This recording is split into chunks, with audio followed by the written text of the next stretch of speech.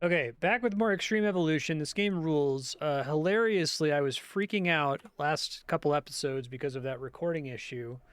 Ended up downloading the VOD from Twitch.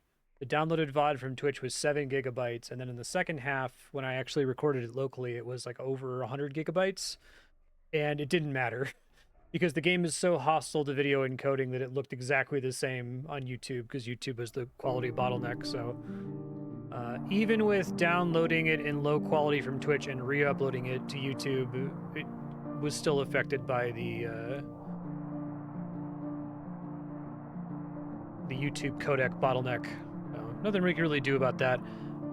Let's go up and straight.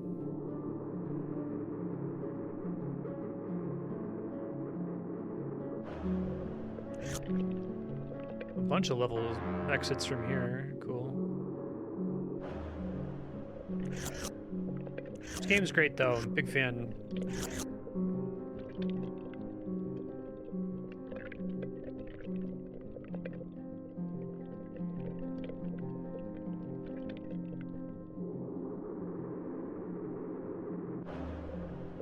Never seen anything like it. Have to clip to get into that.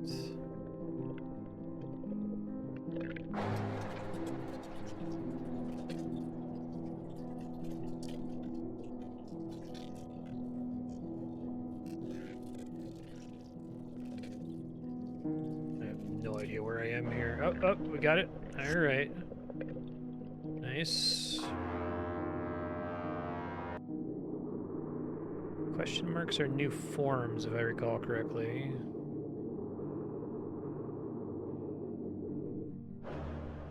Spoot. Nova Spooter. Okay, I can try that in a second.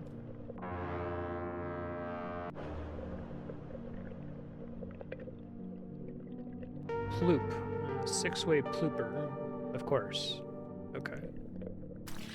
Well, let's respawn and try these out here. Worm. Spoot and ploop. Oh, and I guess I never tried spout. Okay. And try with the back button here. Launches a bunch of cars. Am I all of the cars? It might be. That's pretty funny. Okay. What does Spoot do? Also launches cars in all directions. Okay, sure. And then Ploop shoots balls. Interesting. Let's see.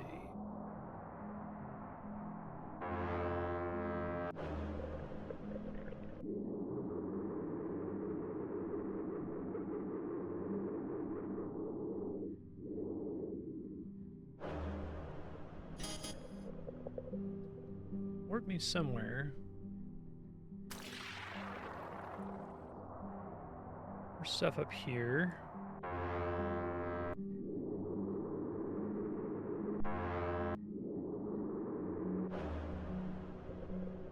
A lot of exits from this area. Stay here.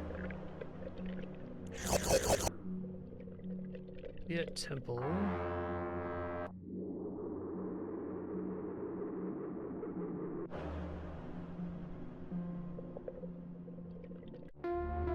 Stay here.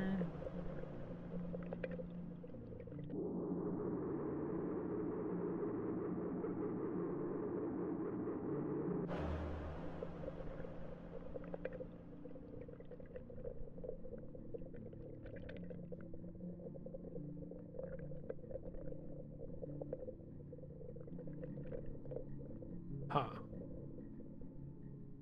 Let's try to polyp in there, maybe?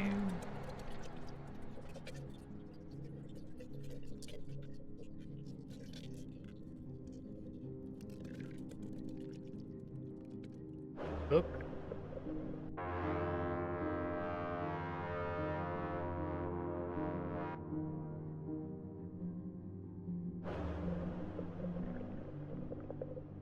know if this orb continues to exist when the lights go out like that.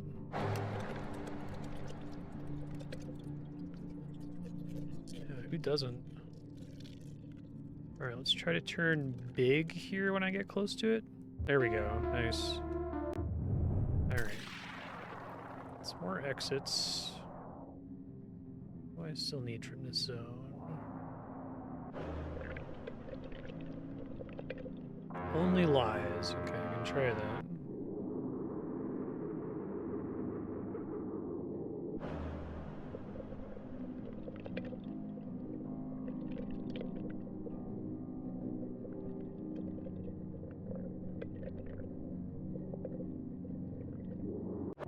Okay. Might be almost done with this zone. All clear. Okay, fantastic.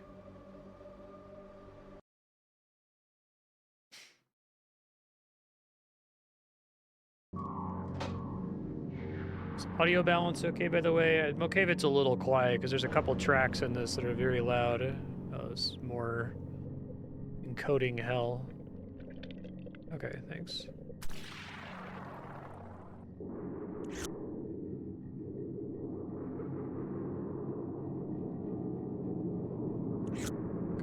Kind of clip through stuff there.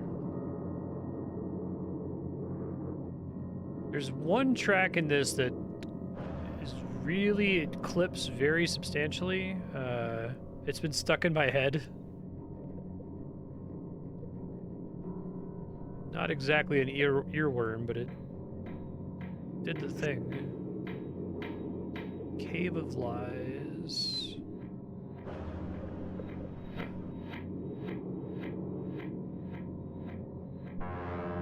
Okay, I have to like clip into there.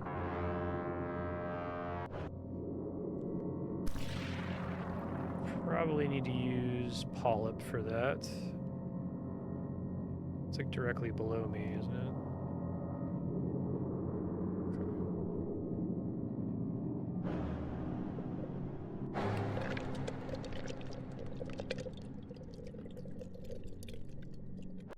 Nice. And restart.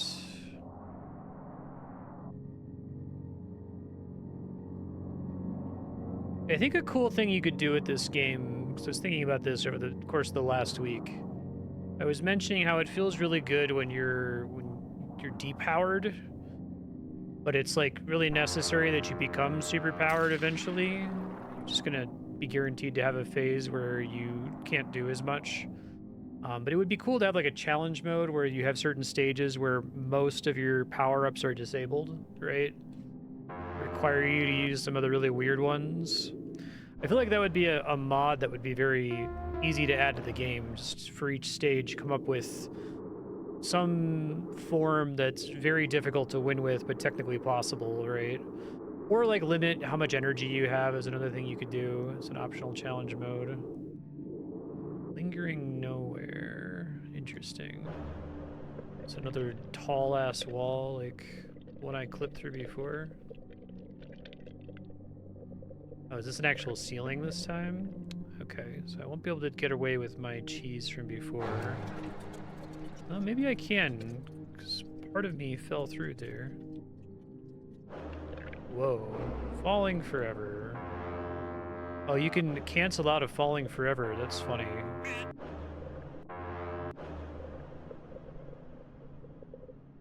Okay, cool. It's cool they'll let me get away with that.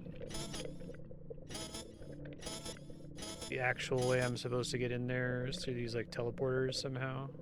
I see. Alright, let's get some of this energy.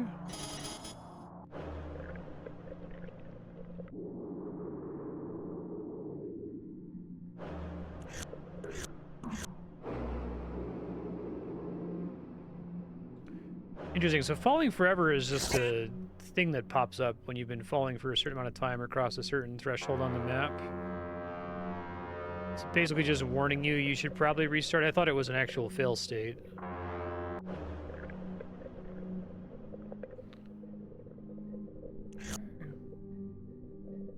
Got both of those. What else we have left here?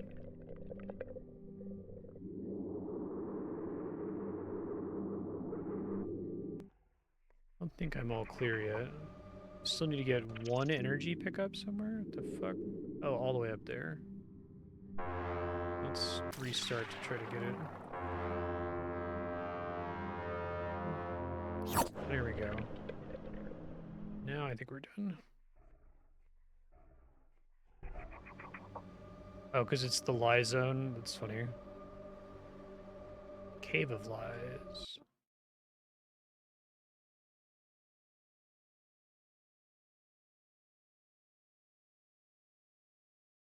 It's the first level where it caused me to even doubt that falling forever was a failure state, because it never occurred to me when I triggered that to just press the button that lets me fly straight upward, right?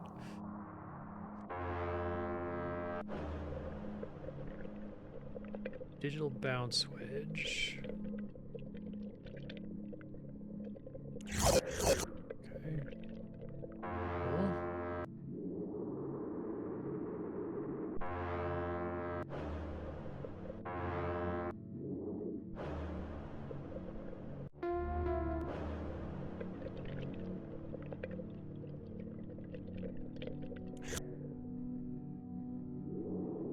Oh.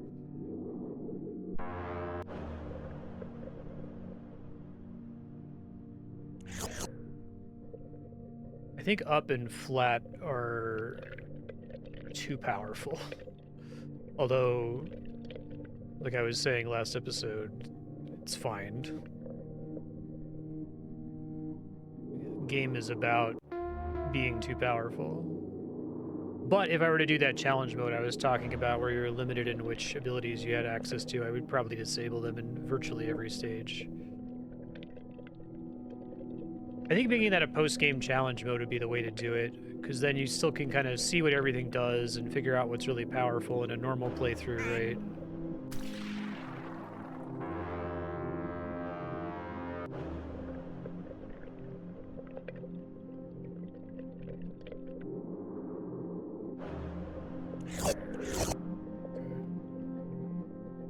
Everything.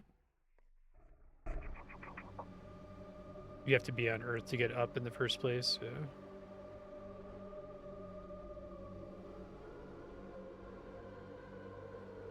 That's fair.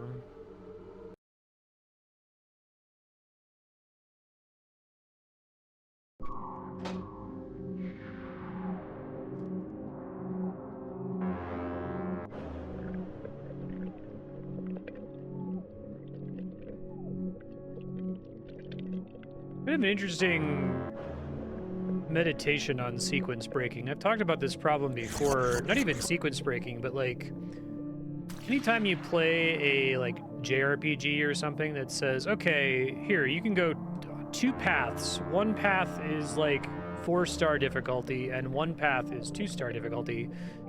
If you choose to do 4 first, it feels amazing to be able to beat it, but it like breaks the rest of the game, right? Because now you have progression upgrades from the 4-star path, and when you go back to the easy path, it's like way the fuck easier now, you know? Did I still have stuff to get here? No, it's quick. Maybe that one they're lying about. It says the door to lies, but I barely did anything. You get flat really early.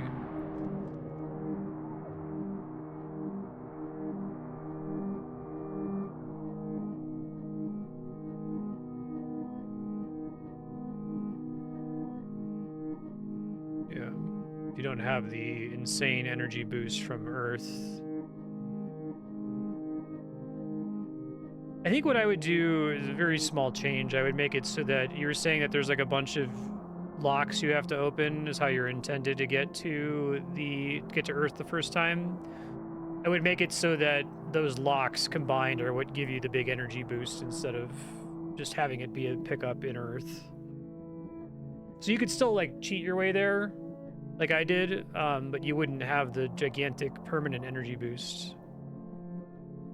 Stage is huge, Jesus. Oh shit, I didn't mean to do that. I was gonna switch to chunk to fall faster, but I don't think there's anything down there right now. what all is in scope for their ability to lie here.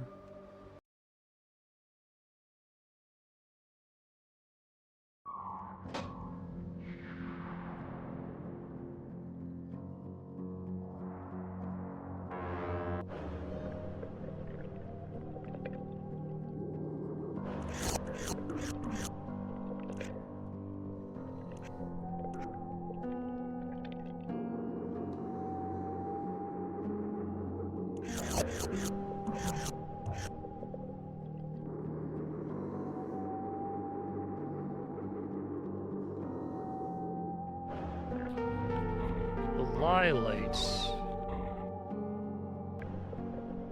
Does that make it so I can see in here? Is that the idea?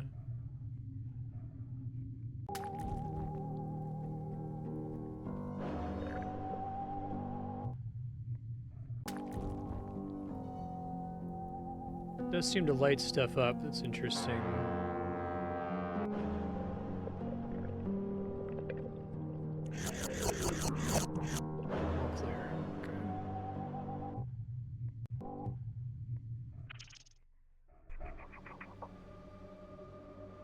Railway of lies.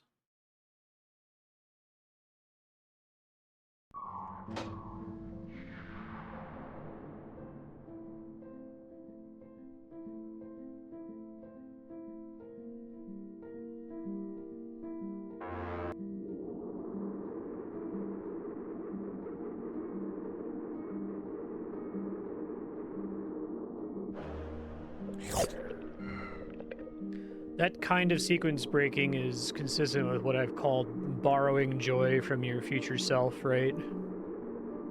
Even the basic JRPG version of, like, you get a branching path, one is intended to be harder than the other. If you do the hard one first, you make the easier one less good later, but you get extra joy when you do the hard one early, right?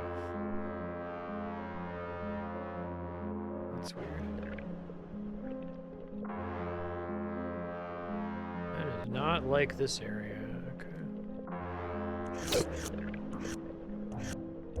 Okay.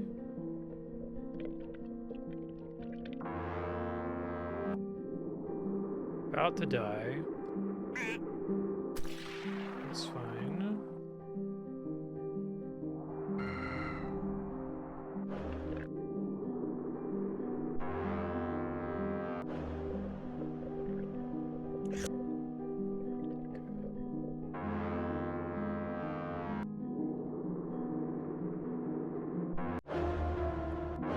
All clear after hitting that. That's nice.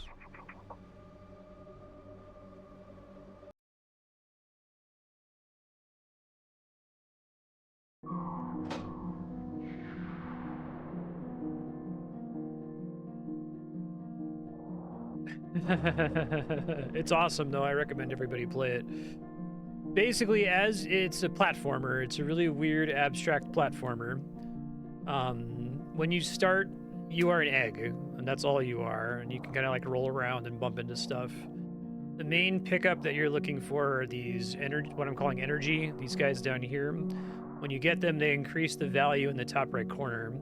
Secondary pickup are forms. Do I have an easy way to get through here? See if Polyp can fit in there. No. So when you get a form, you permanently can access it from this menu, and you can put them on the bottom row as like shortcuts, but I can do all of these. I just have certain shortcuts that are enabled here. And the idea is that each of these forms has weird physical properties. So like I can turn into a ball and the ball can climb on things, or I can turn into a thing that can fly up but not side to side, or a thing that can fly side to side but not up. Or I can do, like, this has been a staple for me for most of the game, tire. Let me demonstrate how that works. Try doing it somewhere else where you can more clearly see it. Yeah, so if I do tire, right, I turn into this weird thing that's stuck in the air that if I then transform again out of tire, it launches me in the direction the arrow is pointing. Right, so early in the game, you have pretty limited forms, and everything costs energy to... It always costs energy to transform, and frequently also has an energy upkeep cost while you're transformed into something else. So the game is kind of like structured almost like Breath of the Wild, where it's like, here, use these tools. We have some like theoretical intended ways to solve a lot of this stuff. But what's your solution strategy for each map? And the order in which you play the game, the order in which you pick up the upgrades really affects what your capabilities are. I apparently did some kind of wacky sequence break early in the game that gave me access to a lot more powers than most players would otherwise have.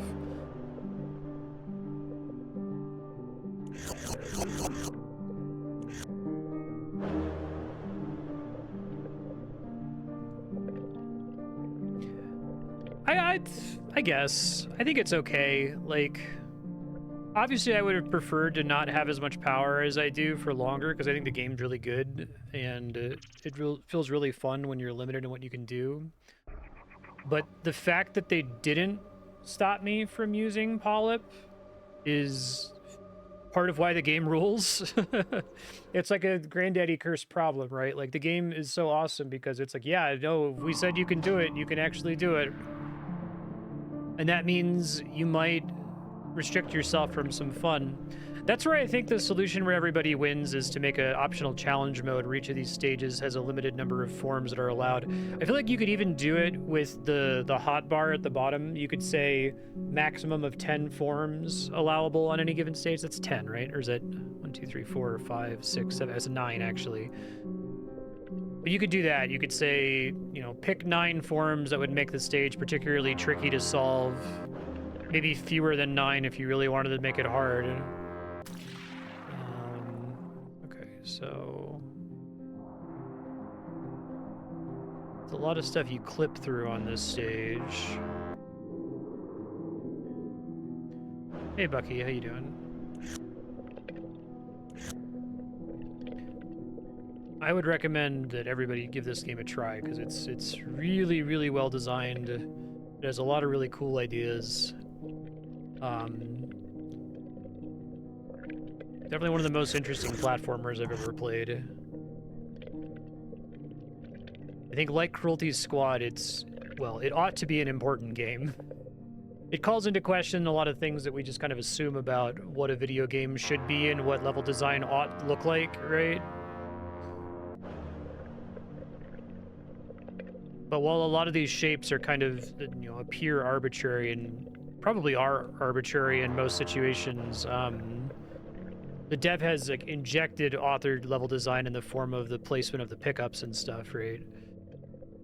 Okay, so like the very powerful thing that I figured out how to do is this Polyp ability separates you into like a group of balls, but your center of gravity is in between all of the balls. So you can use it to clip through stuff. I guess they could have made Polyp really expensive, or have like a time cost to activate, right? The longer that it's active or the further the stuff travels from you, the more expensive it gets. That would probably solve most of the issues with it. Okay, we're gonna Polyp into this tank here. So we turn into a bunch of balls. We let them slide off the edges, some of them anyway. And then we transform. Is that the all clear? Oh no, I still have energy left. Hey Bilbo, how you doing? This is what it's supposed to look like. I haven't played anything like it before. It's great. So that's interesting. I see...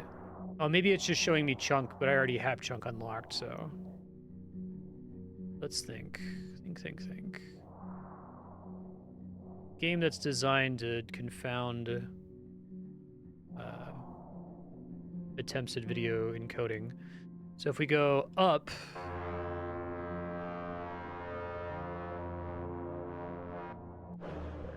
I don't think that's the last energy pickup. Let's see.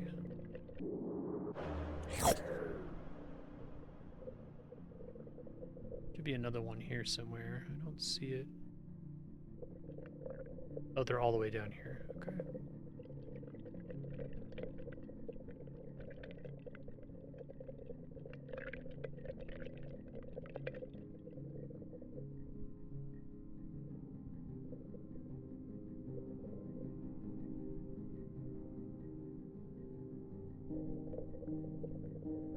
Okay. think I'm falling right now. Oh, I guess I can confirm that I'm falling by looking at my trail, can I? Okay, so I am falling. Come on.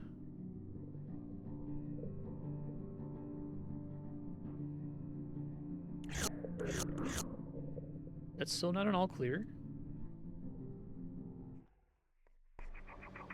No, that isn't all clear. Okay. God of Lies.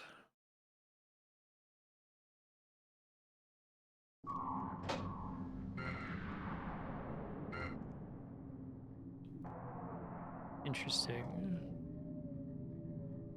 So we got ball or cubes that hit me and knock me around. Is there actually like a pickup on this stage? There's an exit.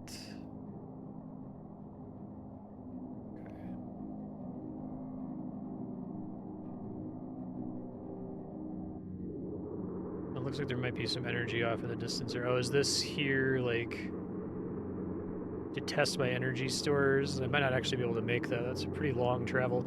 I can probably make it if I use something more energy efficient than flat.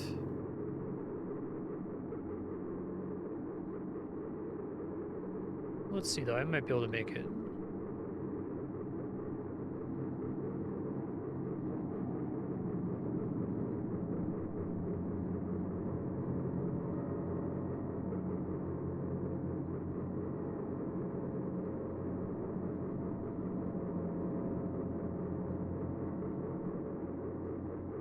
Both an exit and a power up.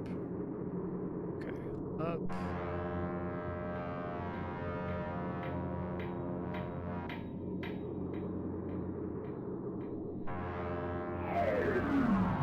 Whoa. Oh, is this another ending? Oh, that's me, isn't it?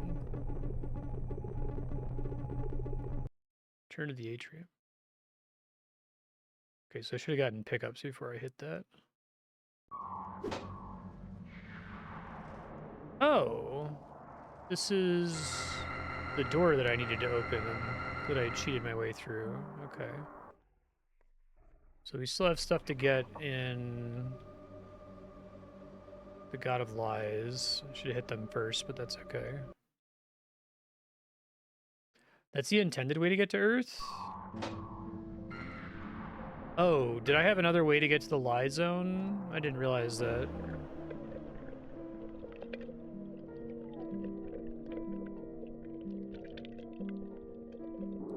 Down.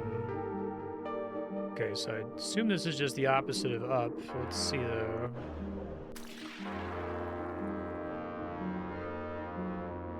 Why would I use that over chunk though, is the question. It is, okay. Oh, I didn't really review what this did. Oh right, that like lights stuff up. It's light.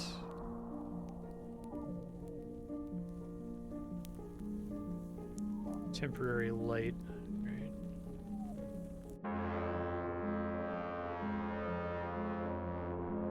I thought I got to these lie zones from post-Earth zones, but maybe it's just like alternate exits to get to them.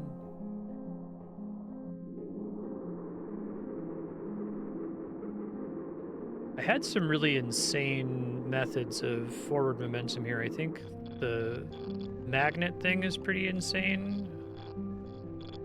It is, yeah. It's quite a bit faster and uses less energy.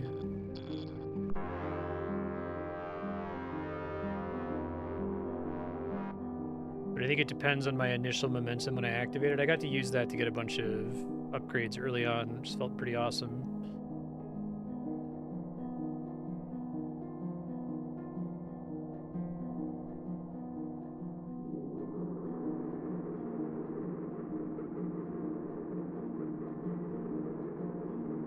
Whoa.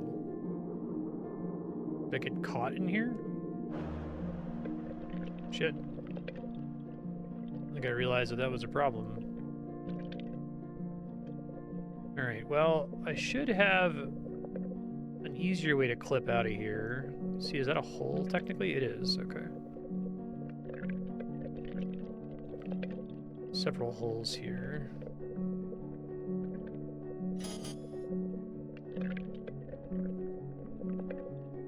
warping all over the place.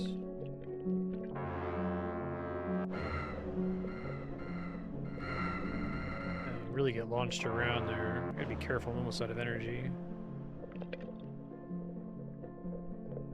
I'm not being careful enough, yeah. Alright, I'm gonna have to come back here. So let's try...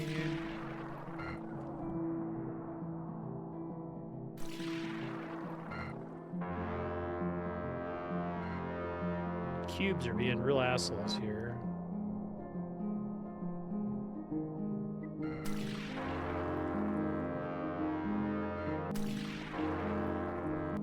Start moving right away to avoid the cubes. Nope, don't get stuck on something though.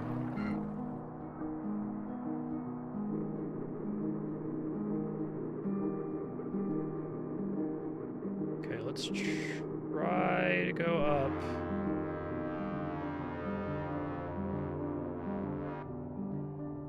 So is there like a launch pad or something that shoots you all the way up there that doesn't require a ton of energy to get here if you're using this path to get to Earth?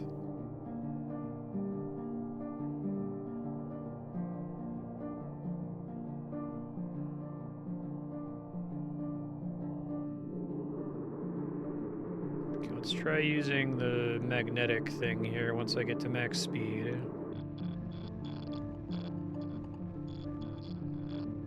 That's what that line is drawing to. Okay.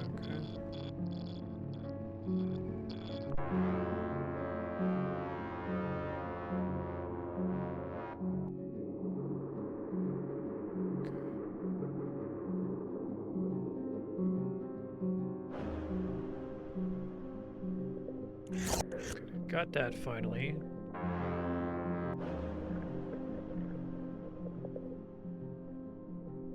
Initial cost of up is pretty high, so I'm gonna be a little careful here. I could maybe do big to get that.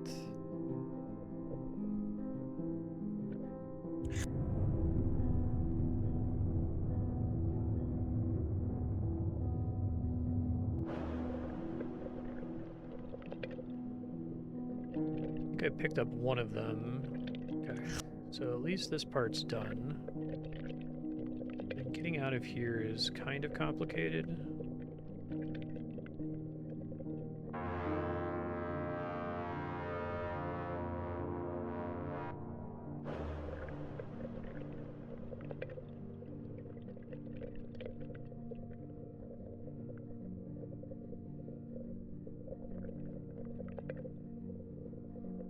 Oh, it's way higher than that than I realized. Okay.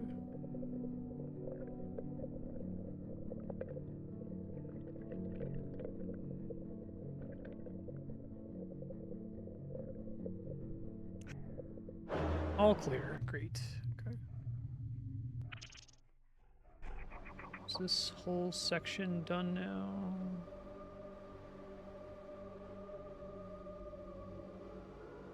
Looks like it. Don't think Beyond Ubiquitous has anything to get.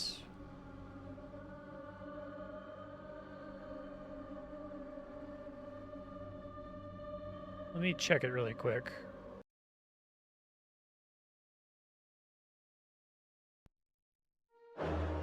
It gives me an all clear there when I load into it. Just doesn't display it on the screen. Okay.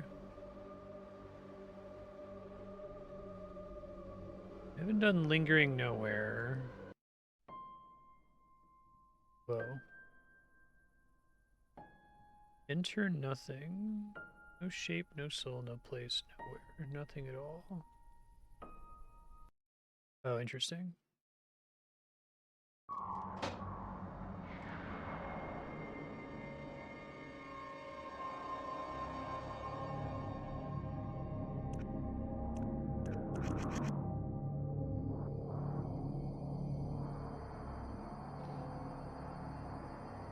It's actually tricky to get. I guess I have to hit all of them simultaneously. I'm going to try to use growth for this.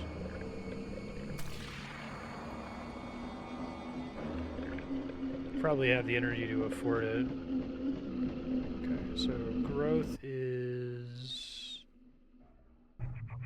Here we go. Got it. Nice.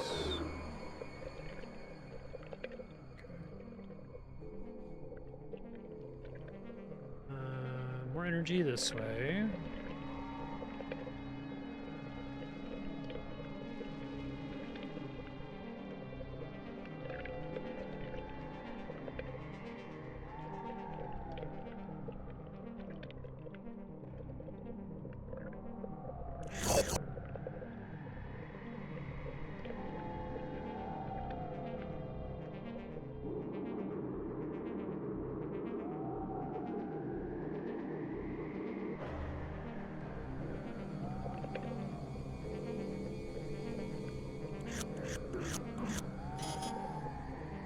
Unknown.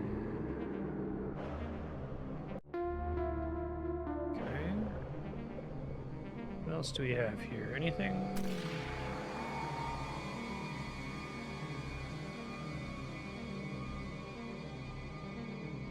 More energy off this way, okay.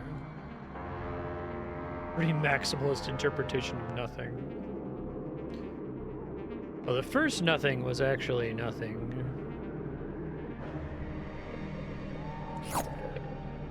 There's all clear, okay. Site. None known.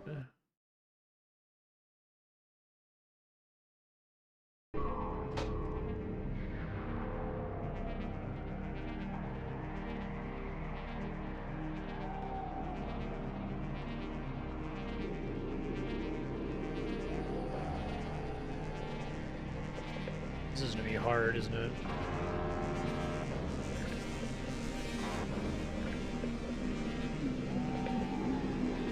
Where's the rest of this? Up? Okay. At least now I know. I'll have to try it again. Probably want to start from the top because it's easier for me to fall than it is for me to climb.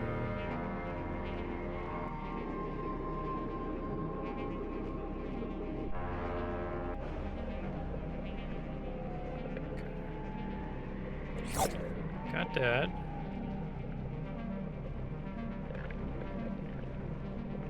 Let me go down.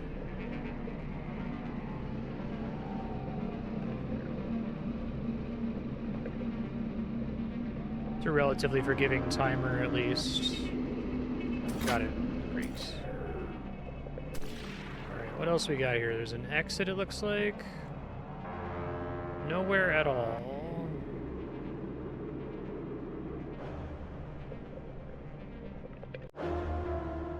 Okay. I may as well go there since I got the all clear.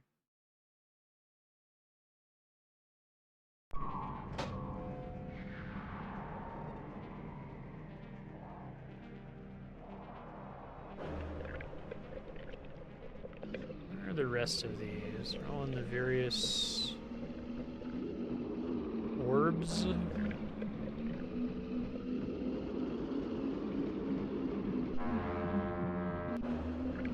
There should be one more.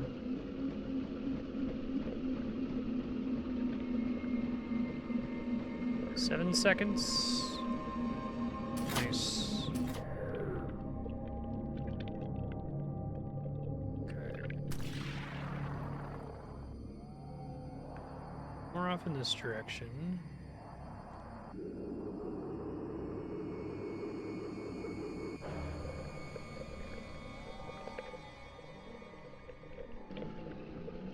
Another set of 4?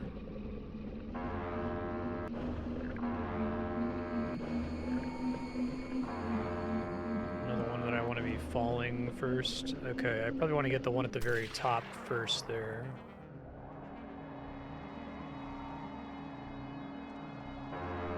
Not if I get stuck in an orb, though.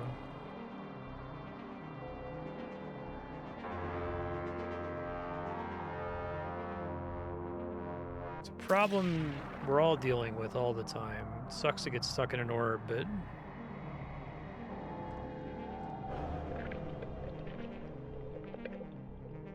Game is a very realistic look at real-world problems.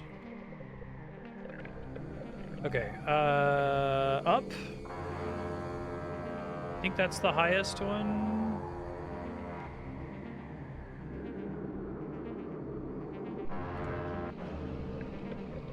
try to go down to hit the other ones here. I might need the fast falling from Chunk later, we'll see. Or I could use down, I guess, as well. Yeah, this feels like I'm not falling fast enough.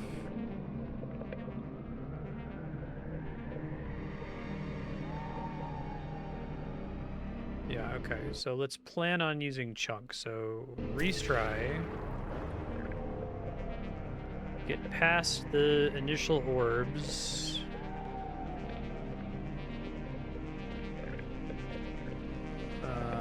Go straight up.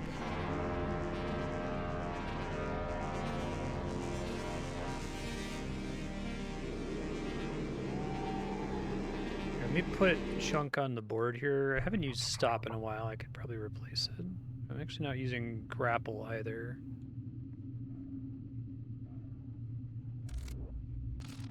Chunk, okay. So immediately we want a Chunk. Press the wrong button there, but it might still be recoverable. Let's see.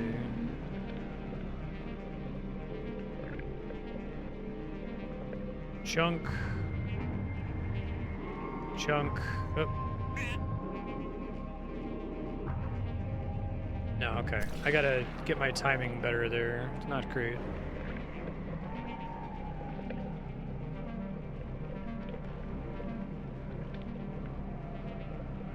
Alright, so we go up. And then we go flat. I overdid it. Just climb up the wall here. Okay, and then Chunk down. Press the right button that time. Oh, I thought I hit it. Okay, that's okay. I might still be able to recover here. Just roll over to it. Nice. Thank you. High gravity. Okay. Got that all clear. Nothingness frontier.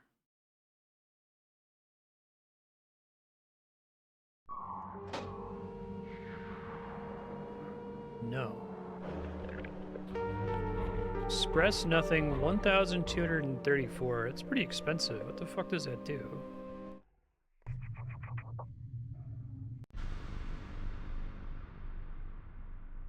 It's a one-time cost?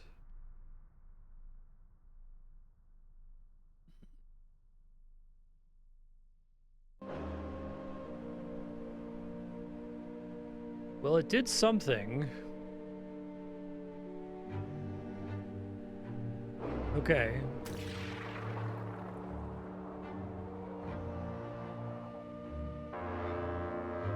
It seems like it was like obliterating all of the obstacles around me. Oh, maybe it's necessary here to be able to get out of the thing that I'm starting in here. Unless if there's a way for me to clip out of it.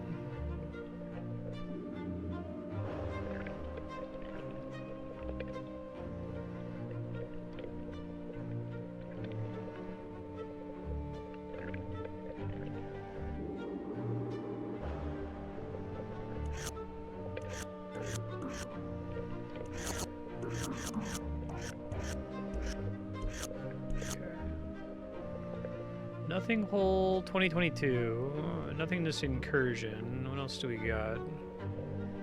Closed system.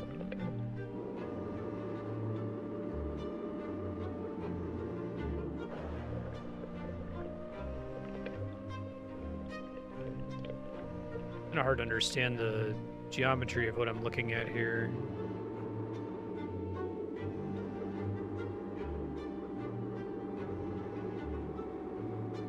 Probably have to clip into this, like, spaceship thing that I'm trying to climb on here. Let's restart. Maybe I can get a better vision of what I'm doing.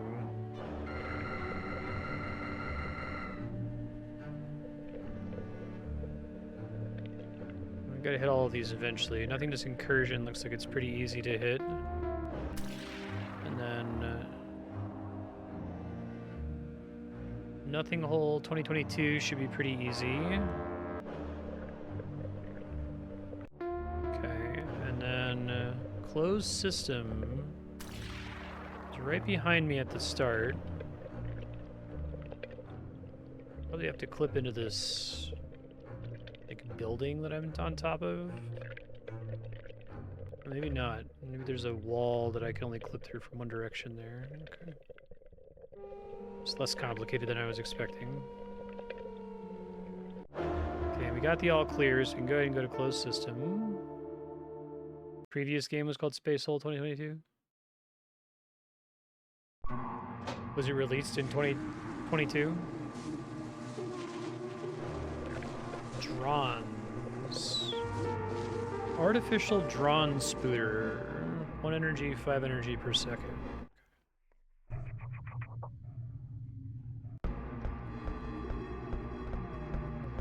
I love to spoot drawns, you know? Oh, maybe these like spooters are the way I'm supposed to deal. We had that level that I couldn't complete this challenge for. Let me see. Let's try doing Gru here. I could make Gru pretty big. But maybe there's like stuff in this room that's designed to prevent me from doing this. Sort of. Got it. Okay. I still have 45 energy to get from this level?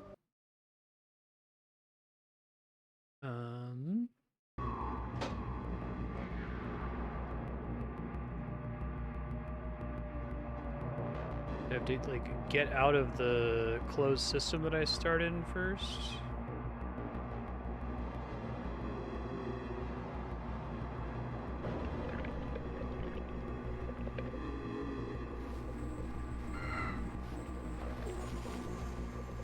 Launching me around doesn't really help me at all. Oh, it looks like there's an exit there.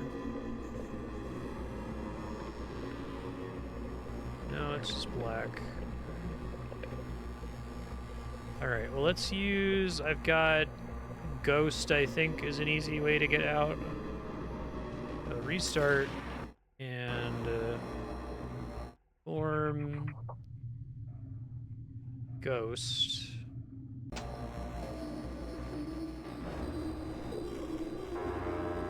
But if I go back here... Okay. They really get a lot of mileage out of that one-way wall. Ghost again, but then let's immediately transform into something that can get me away from the orb. That does seem to be how they intend for me to solve this. These, I hope these aren't the connected energies. I think they are, though.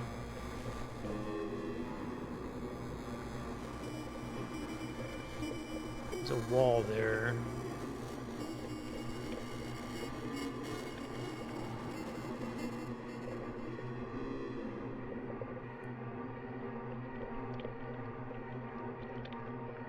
This is a second closed system?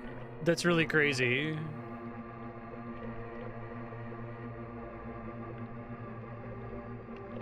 Yeah, I'm in like a second orb, but one that's transparent on the bottom. Alright, so if I ghost again, then I can clip through the floor. Okay. My concern is that I have to somehow hit all of these, which...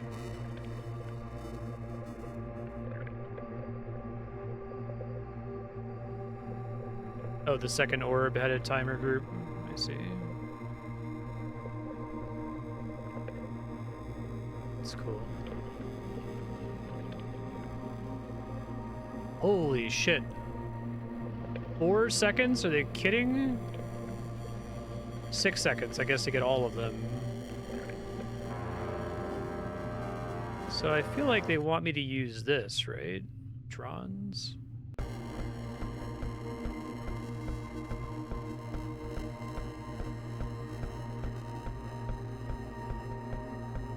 Gonna have to find somewhere more useful to stand, though. What are my other abilities that can spoot? There's spoot itself and ploop.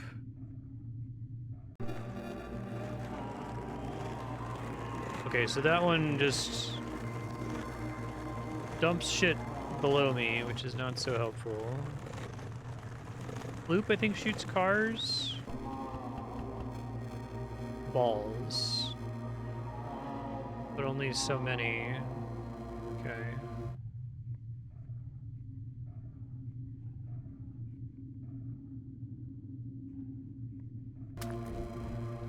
That one's a light. That's not very helpful.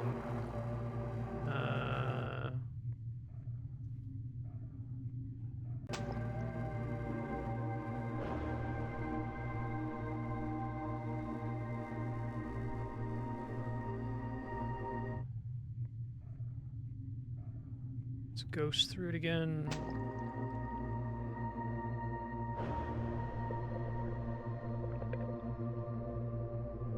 I don't know how I'm possibly gonna be able to hit all of these.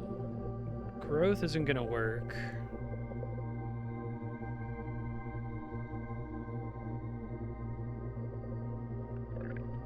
Maybe there's still power-ups remaining for me to get that would make this more doable.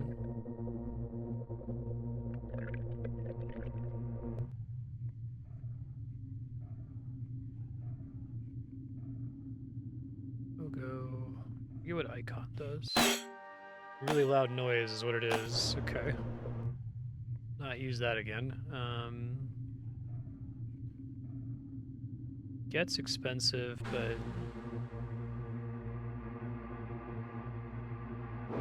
gets really expensive. So it just tries to send out beams to nearby pickups, I guess? Oh, I didn't realize this could trigger an ending.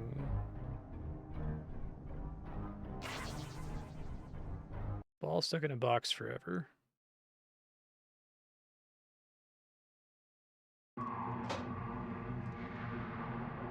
Keep trying other things here.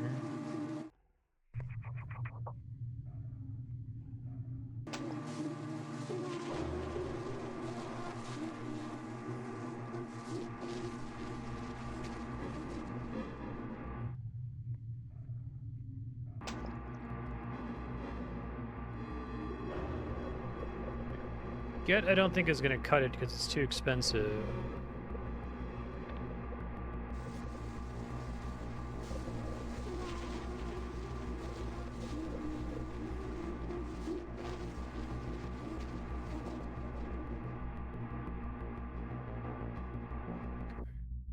Let's see. Not experience nothing.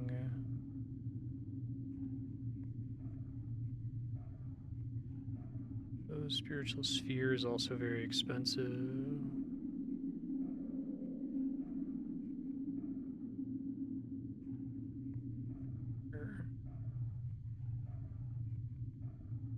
I don't think any of these are gonna solve this one for me. I guess I still only have a few more forms to obtain, so I could come back to it. I could try doing this one, I guess.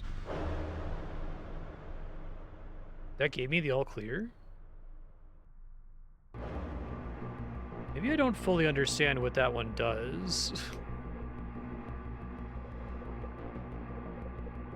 Didn't actually clear it, right? I guess it was considering it all clear because the stuff ceased to exist temporarily, but now it exists again. It does say 1 out of 0. Maybe I can do something with that after all.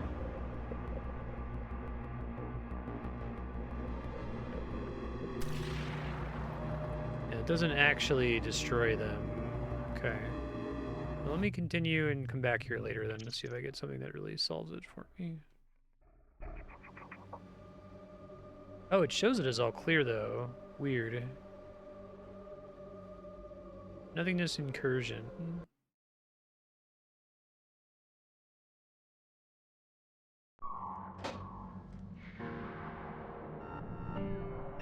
Beautiful stage.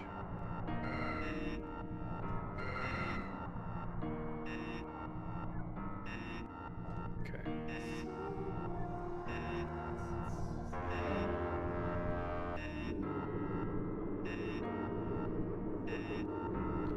I'll try clipping into this thing.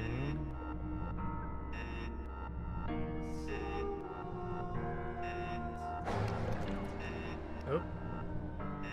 Well, that's not what I was expecting to happen.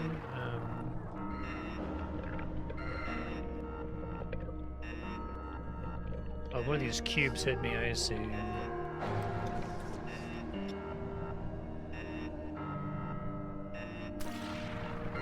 so if we're gonna do Polyp, we gotta be quick about it. I could try doing Ghost as well. Probably faster than Polyp.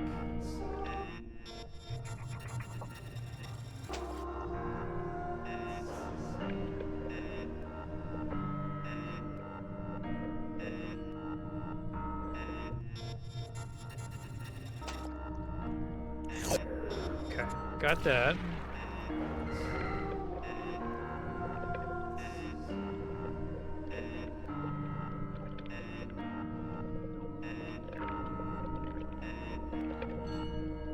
More energy down that way.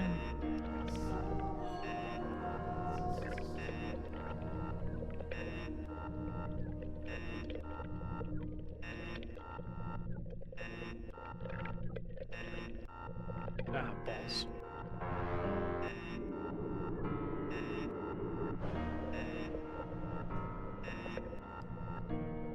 It's inside that cube. Okay, so let's use Ghost again.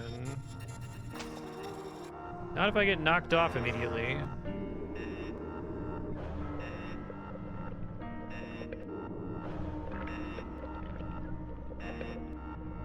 Try that again.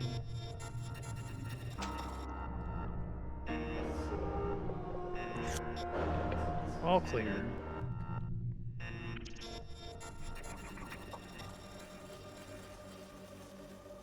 Yes, Frontier, Nothing Hole, 2022.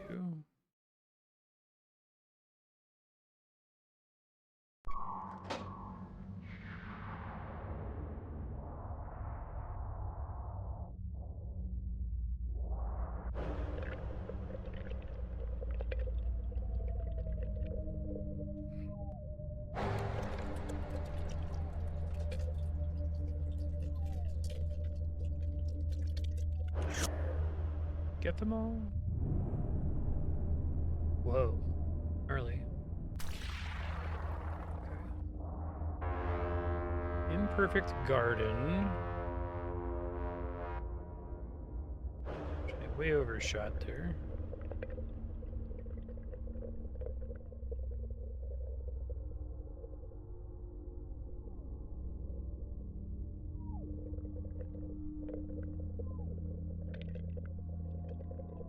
Let me see. Try to Polyp in there, maybe?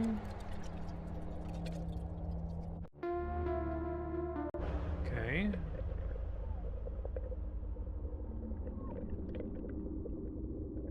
Some kind of weird fucking laser thing.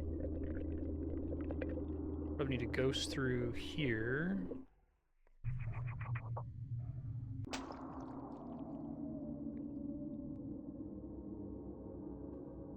Energy cost gets pretty high the longer you go, so I gotta be careful with that.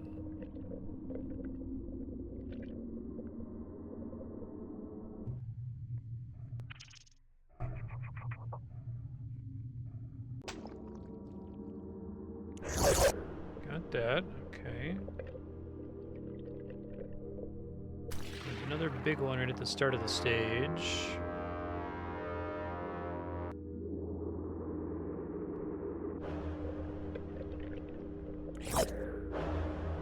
All clear. Outside elbow, Imperfect Garden.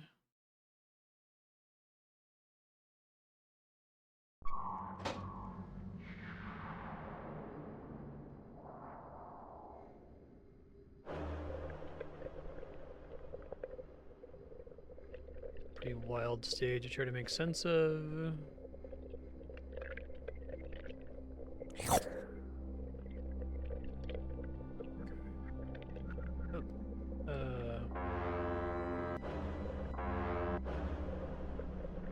polyp in there.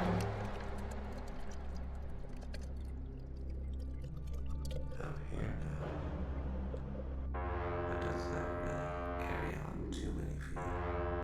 I am, but then there is nothing else. I've tried to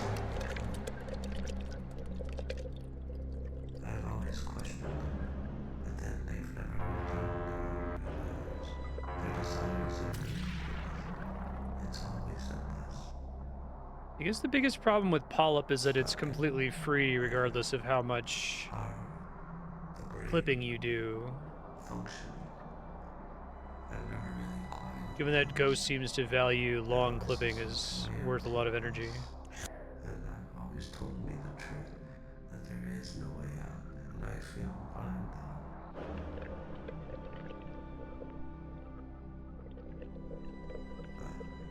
But who am I to say that? It's questionable still.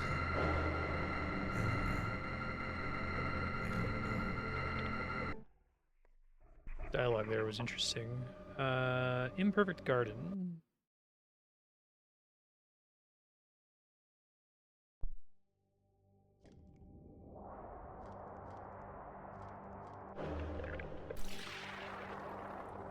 Perfect garden.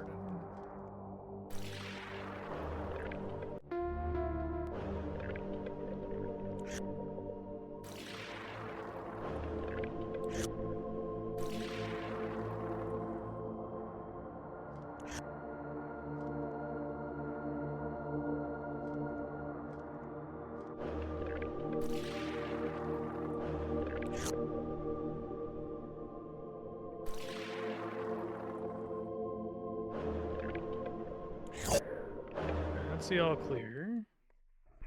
Now we can do perfect garden.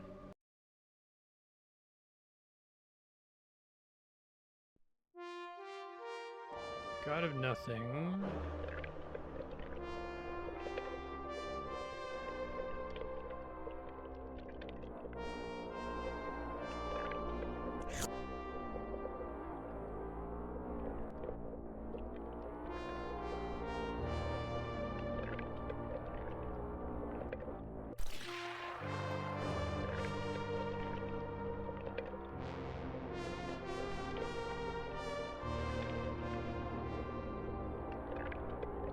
Straight for this.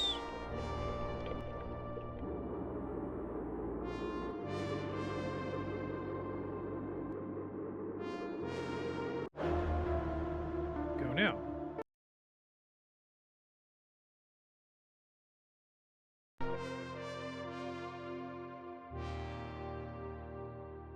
We have a similar stage that was also called God of Nothing. Oh, 3 of 6. So I'm supposed to get 6 of those gates. Each time you get that, it makes the atrium have one of the doors lowered or something like that. I see.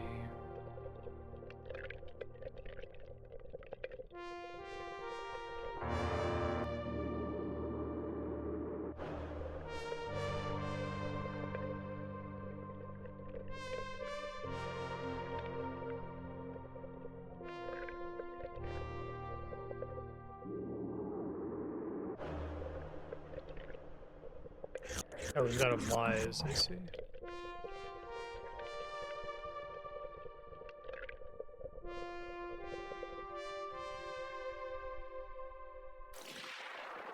Gotcha. Did I find the subjective exit last week?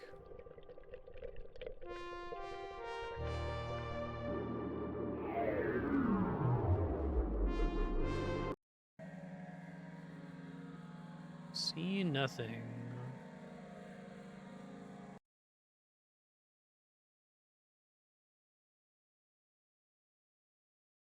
This game's really good at making it seem like it's about to crash, but it's never crashed.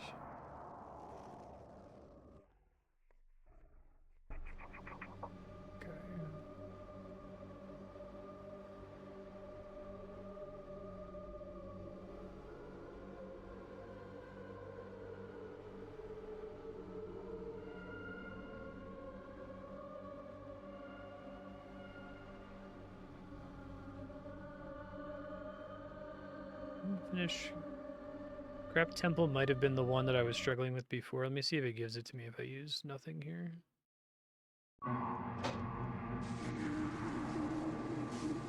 No, this is the one they just want you to use grapple.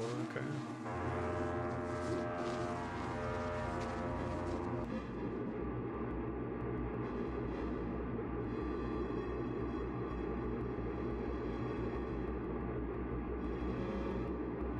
Oh.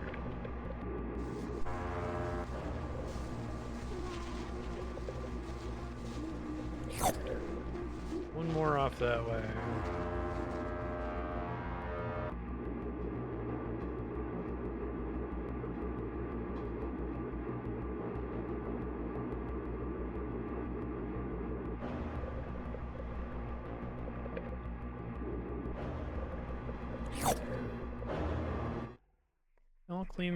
All clear for that. Moderate clinging. Let's make sure I didn't miss anything in the nothing section. I don't think I did.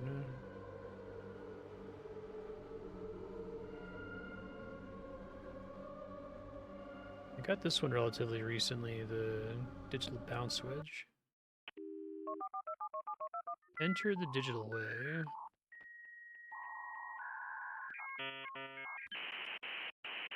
Log in. Oh boy.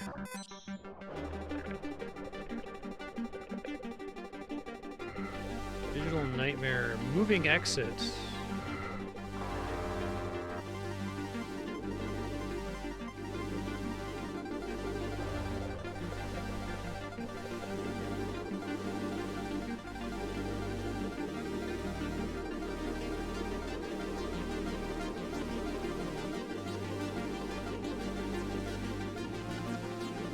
See if it crosses my own path anywhere. Okay, go now.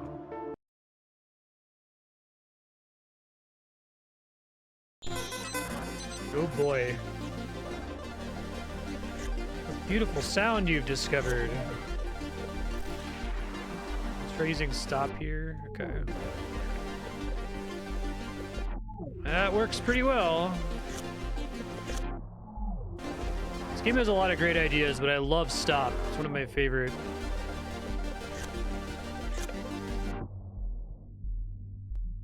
More off that way.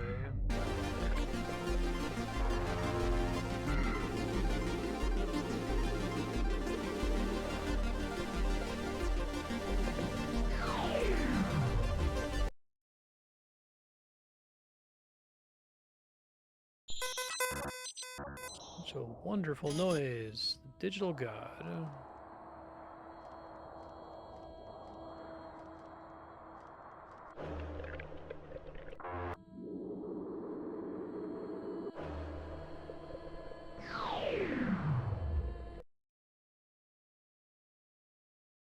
Yeah. 2 of 6. Okay. I see. I guess you still do get a lot of extra energy from these stages. 75 is still a lot early in the game when you're going for entrance to the atrium.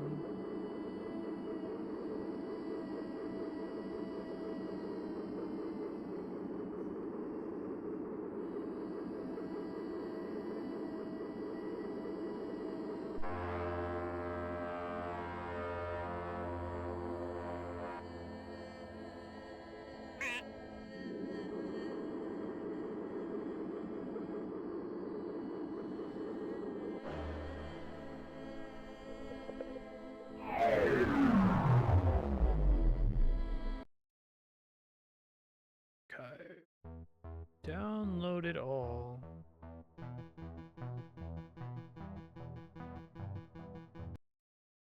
Yeah.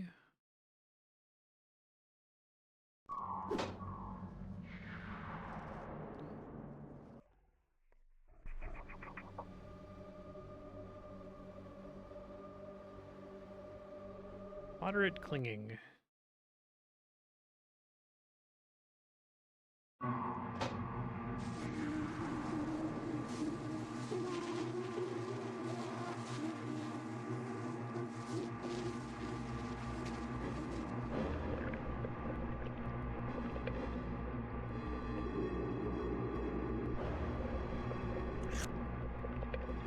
Trapped inside an egg.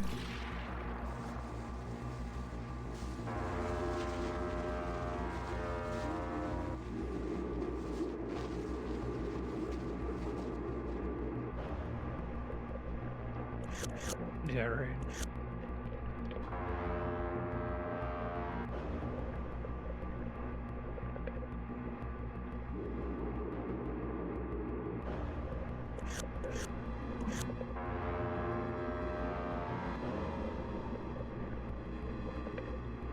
Cosmic Sin Temple, okay.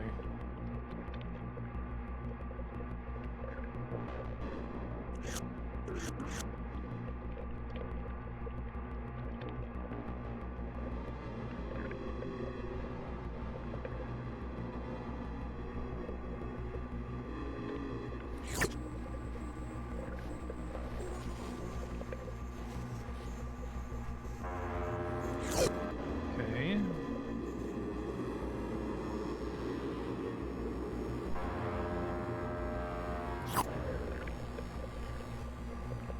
Still some energy in this map.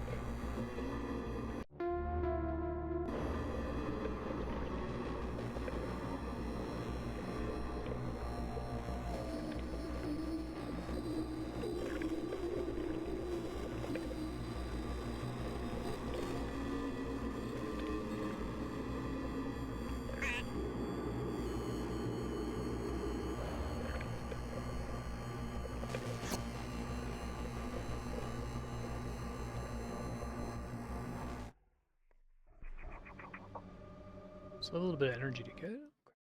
I can figure out where.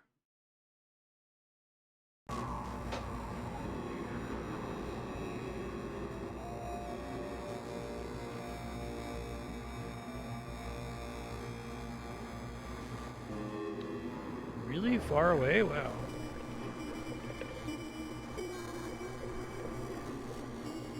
I want to get off the egg here.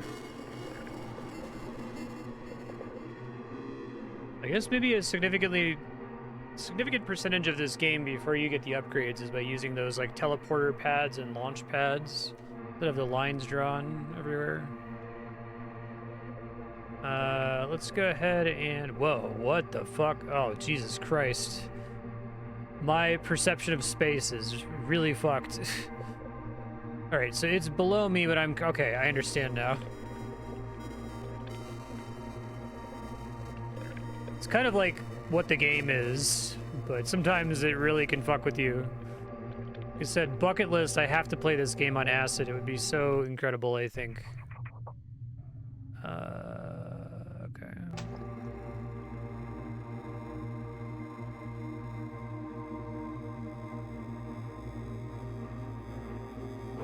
Oh, right. The longer I'm a ghost. Okay. Yeah. I should just transform into a ball as soon as I clip through the floor.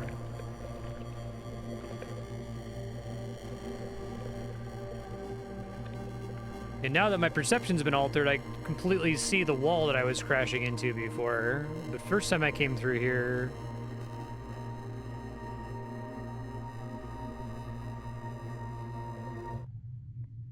Oh, ghost.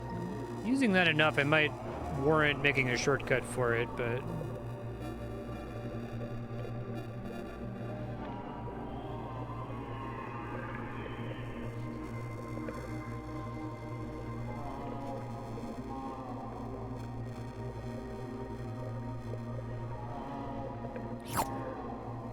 That's the all clear. Okay. Cosmic Sin Temple.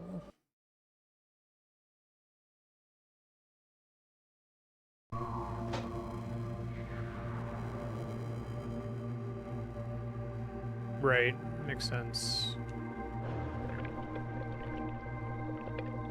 New shape, Sin. Destructive blocks.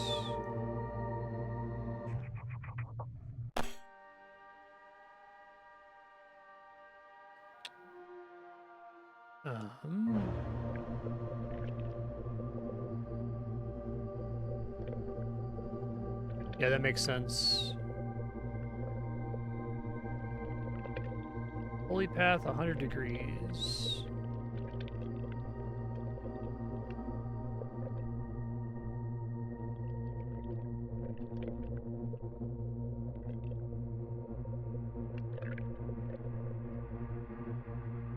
See if I can understand what this is actually doing.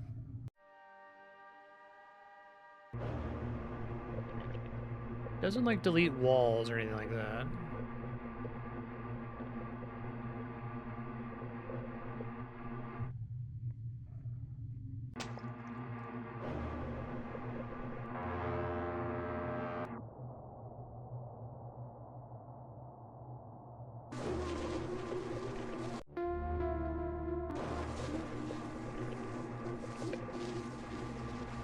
I love that there's a bunch of forums that just straight up don't do anything. The one that's like deity, you can only use it once and it doesn't do anything. Fucking chef's kiss. This game rules. Okay,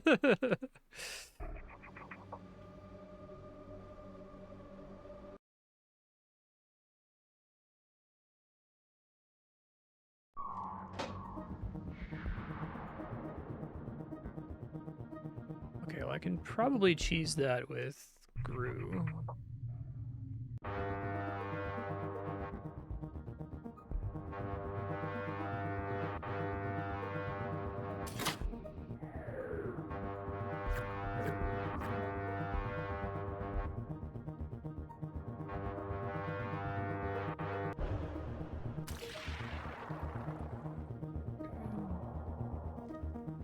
DD is the only form that fully shuts off the music.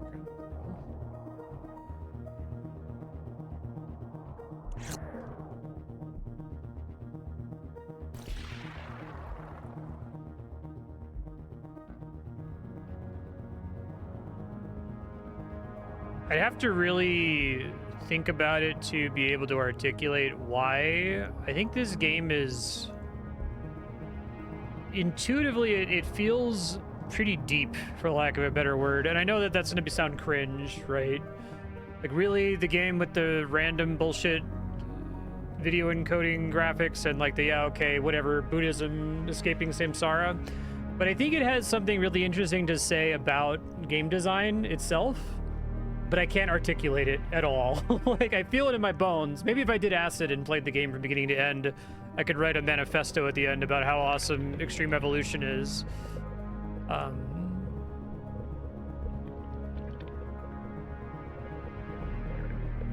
think even just the idea of you unlocking the forums, like it's almost like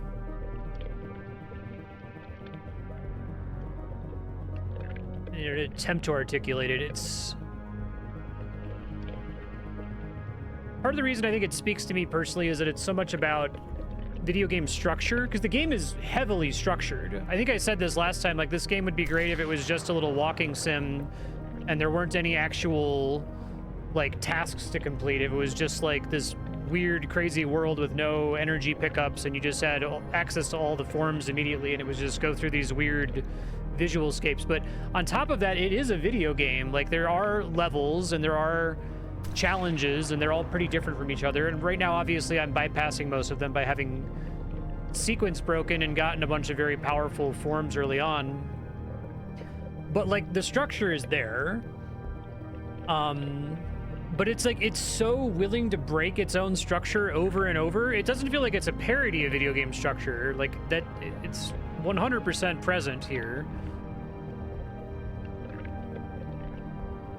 It's like it's a dismantling of the concept of video game structure, is maybe how I would put it.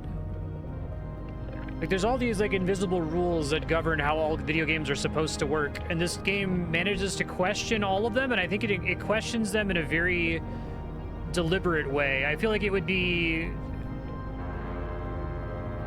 It's very possible to play this game and just say, this is just random garbage, right? And I don't think that's true. I think the developer is really putting in a lot of deliberate effort here to make the game exactly the way they envision it to be. And I like it. It's very possible, in fact, almost certain that a lot of these levels begin as random garbage, right? But I feel like that's what's so interesting about it to me. Like, this game has more, like, game essence in the tip of its pinky finger than so many games that are heavily dependent on, like, procedural generation, but, really don't have a lot of substance to back any of that up. It is essentially a big-ass open-world game, but it has more essence than every open-world game that I've played. Sort of like a very small handful that I've talked about before. Yes, the game avoids having keys where it's like you turn into this thing because you saw an instance of the keyhole. And that would be like the most tempting thing conceivable to do with this. It sort of at the beginning of the game suggests that that is in fact going to be the structure, because it'll give you a form, and then frequently there'll be an immediate use case for that form, like right in front of where you picked it up. And it's kind of traditional, you know, video game Metroidvania ability conveyance. Lock you in the room with the new ability until you understand what its purpose is. But that's not globally true.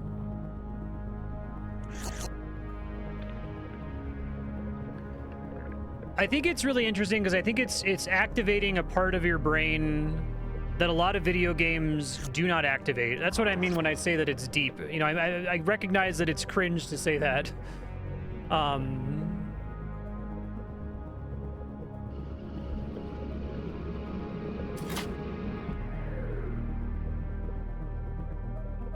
feel like a lot of video games are kind of like pathologically afraid of relying 100% on player intuition, right? Which is why we have so many rules of game design about conveyance and things that you're supposed to do or not supposed to do to make sure that the player doesn't get confused. But this game is awesome because I think it is 100% dependent on player intuition to make any sense of it, right? And what's awesome about it is it's not that complicated. Like, let's see if this just lets me hit these things. Oops.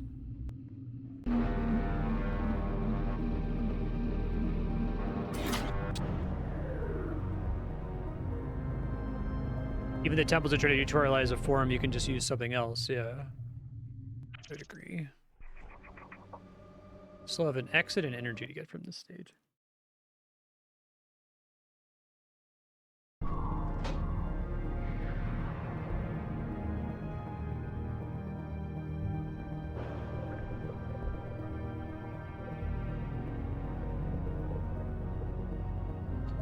It would be very challenging for me to try to put into words the feeling, because I played a lot of games where it feels like the developer is entirely disinterested in talking to me as the player, right? Like a lot of game design to me is about the developer-player dialogue, for lack of a better word. When you're playing the game, the dev is talking to you in all sorts of different cool ways, depending on what game you're playing.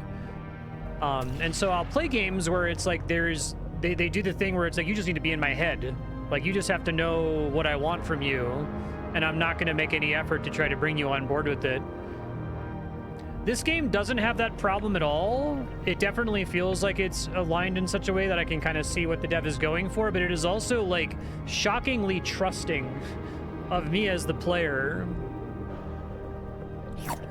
I think even just, like, the way the game looks is trusting.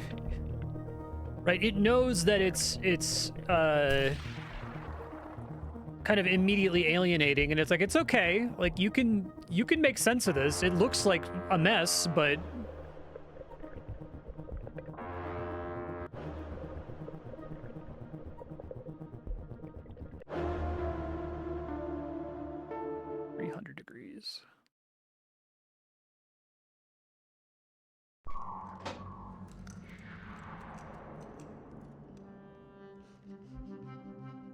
Godur soteriology.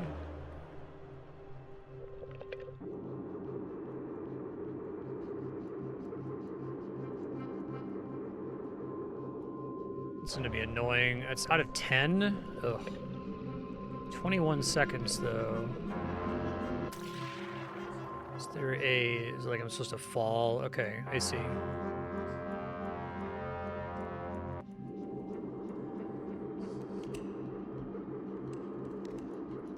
Jake.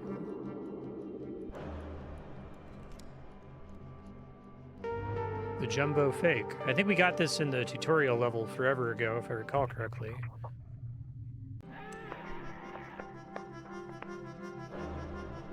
Whenever I'm a humanoid form, I instinctively think I have a normal jump button.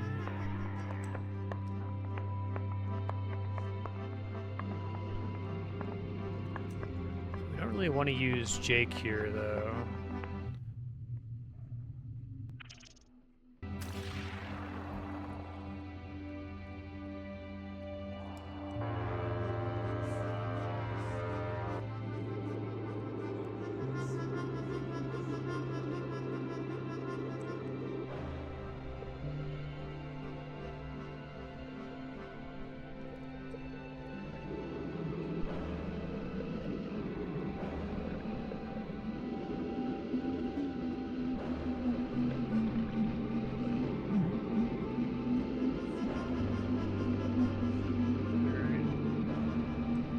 Have to do better next time.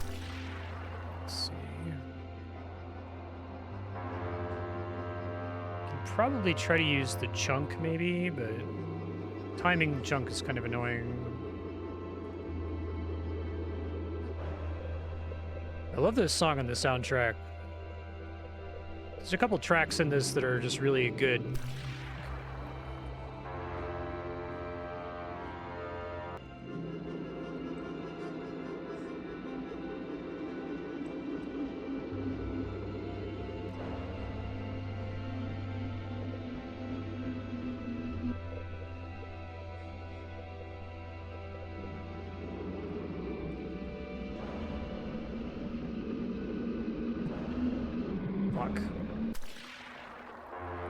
Get a lot of momentum when launching forward like that. I gotta be more careful.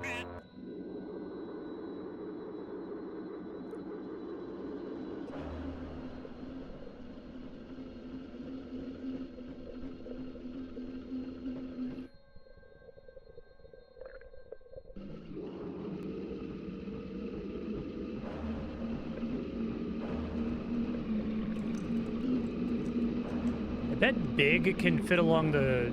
Let's try to do that. Just occurred to me.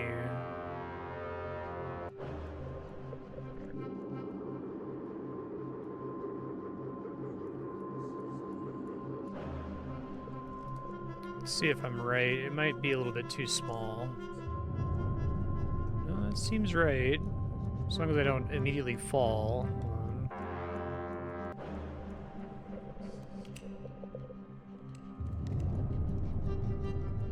Oh, cool.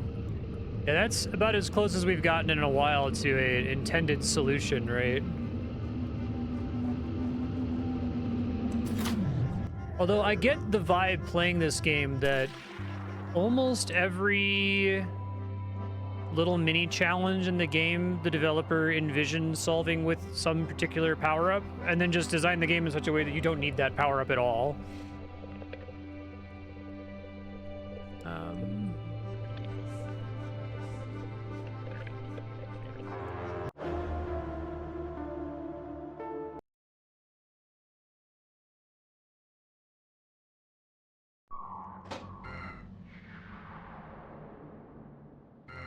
Yeah. Picking stuff up. Launch points here. There's some energy on the stage.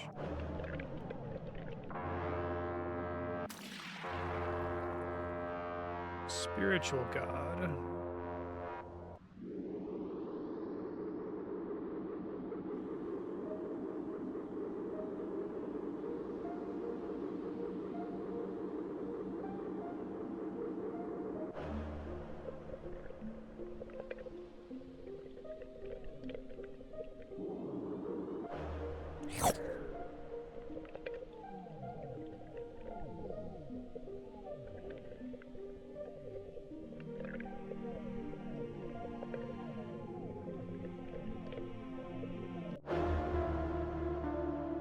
Spiritual God.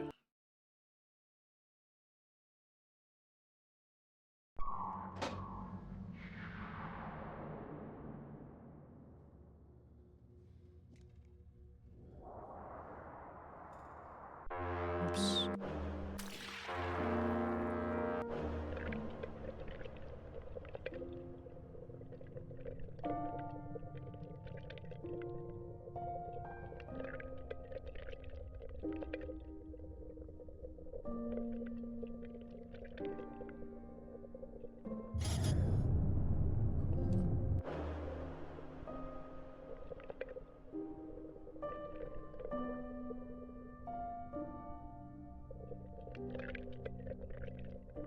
trying to think if I've ever played any other games that are so driven by, like, I feel like it's designed based on human intuition and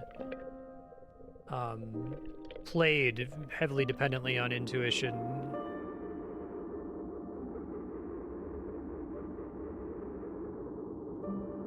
I haven't really ever played anything like it. It's really good.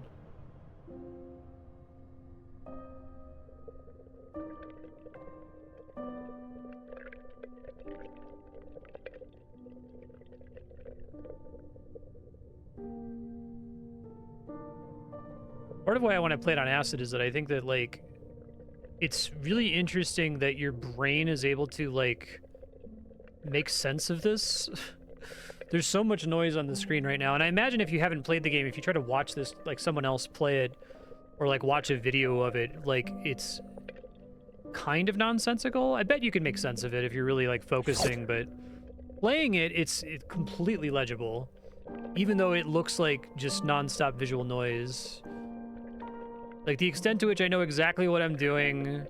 When something happens, I know exactly what happened. It shouldn't be that way, right? It should just be noise.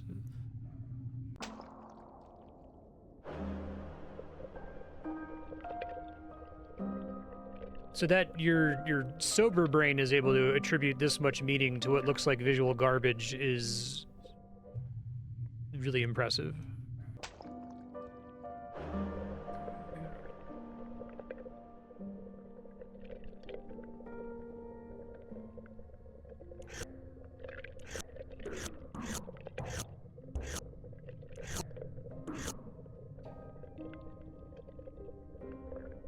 The only real aids the game provides you are the text for the pickups, which you can see in the distance, which gets bigger the closer to it you get, and the trail behind you. But the trail's not, like, insanely helpful or even mandatory.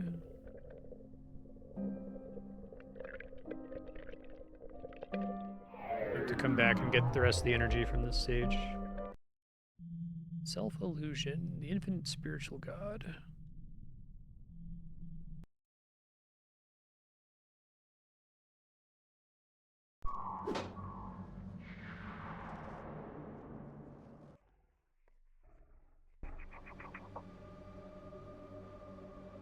We're over here, right? Oh, I didn't finish Digital Nightmare. We gotta hear that beautiful music again. Get her out of the way.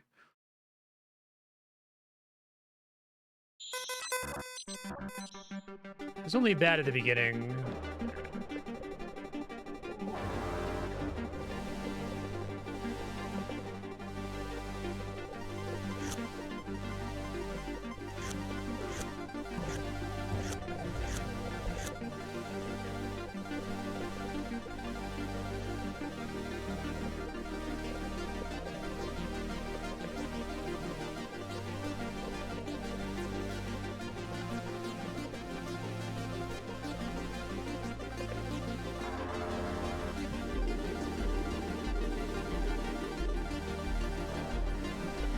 Even here, it's like kind of hard to understand that what there's these cubes that are raising, right, and then rolling me out of the way when I touch them.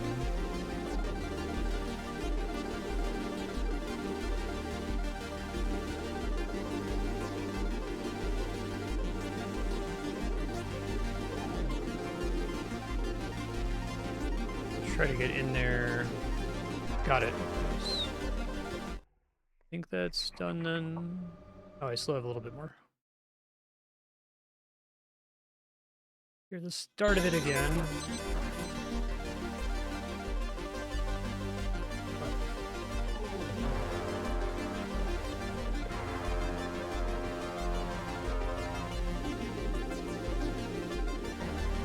There we go. All clear. I really like that you have these, like, sections for the different levels, but they don't always get completely filled.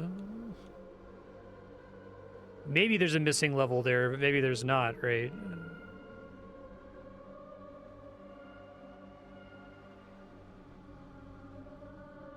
Soul enclosure. Also need energy from the spiritual god.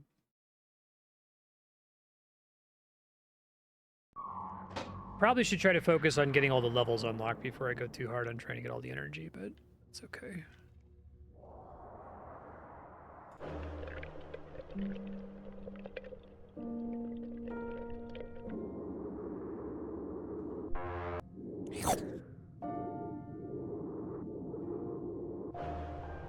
Now, there's like a rotating broken sphere in this stage, right? It's like I can intuit the shape of the stage that I'm in just kind of based on my stuff that's in my peripheral vision, right? The way the patterns are moving in relationship to each other. Like, the fact that I know roughly what that shape looks like is fucking crazy.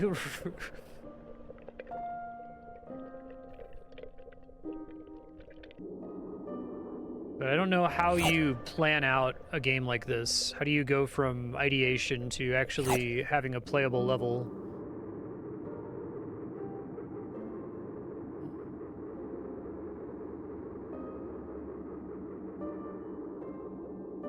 Okay, let's go straight up, because it looks like there's something way, way up here.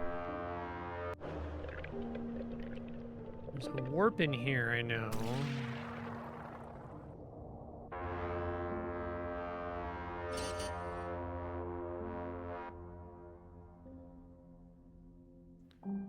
Still super far from...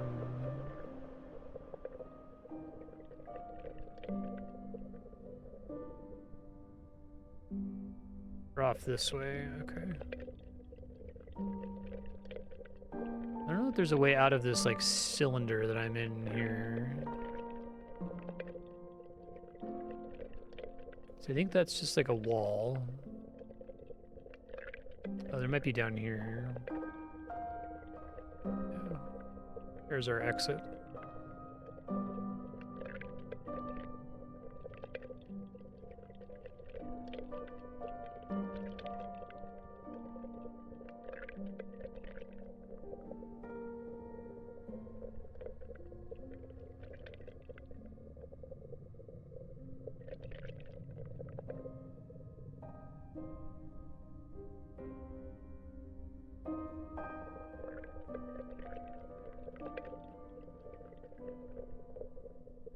Alright, so I might need to clip through the floor here.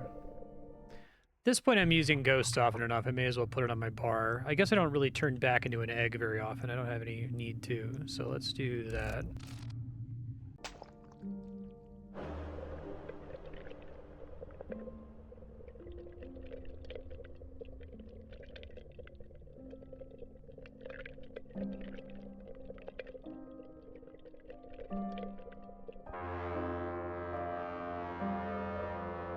I guess the downside with Ghost is I can only clip downward.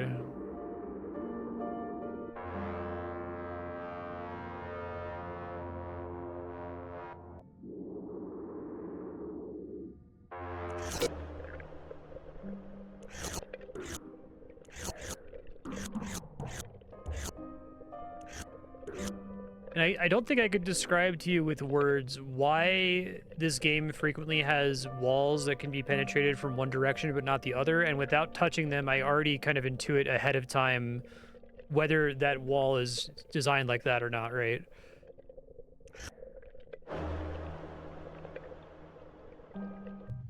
There's tons of those all throughout the game, and you can almost always tell, oh, I bet if I, fly into that sphere that I can fly through the sphere but then can't get back out of it the way I came. Like, why do I know that? I don't fucking know. The game has trained me.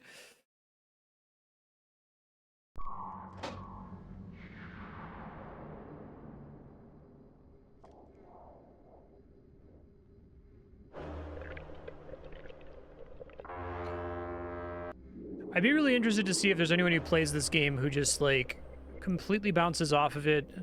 Like, they're fine with the visuals or whatever, but they just don't understand the level design at all. Maybe it's just a weird coincidence that it happens to work on me and it wouldn't work on everybody, but... Does that carry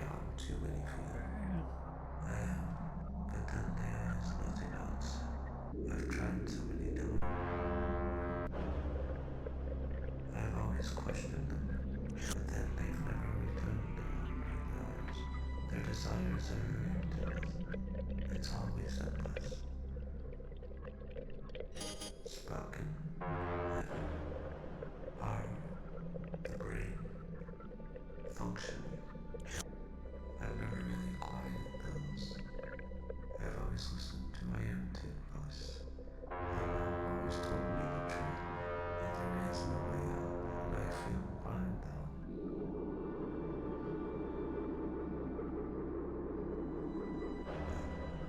Who am I to say that? It's questionable still. In the I see. I don't know. I don't know. I don't know. I don't know who this thing's on. I suppose I'll just keep going though. It's far, farther than I can possibly imagine. Into a darkness, into a place where no one can ever see. In or out, guarded by the mind. You get up late. There's basically nothing you can do with up. You can't do it 12 tires. Yeah, I guess it's just saving me time. It's pretty satisfying to use tires successfully.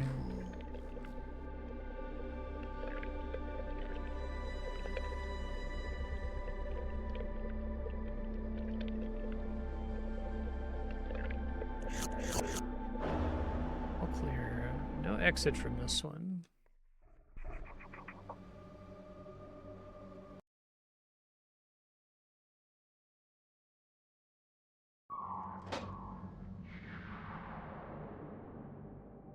Spiritual jump.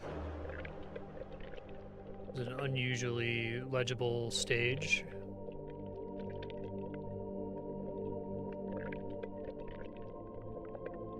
Okay, so that's the one that I probably want to be the little guy and fit in there.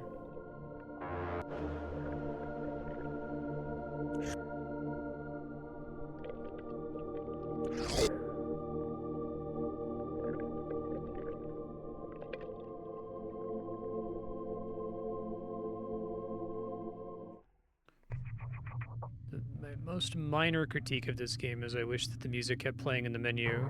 I tend to not want a menu just because I don't want to interrupt the music, because I like it a lot.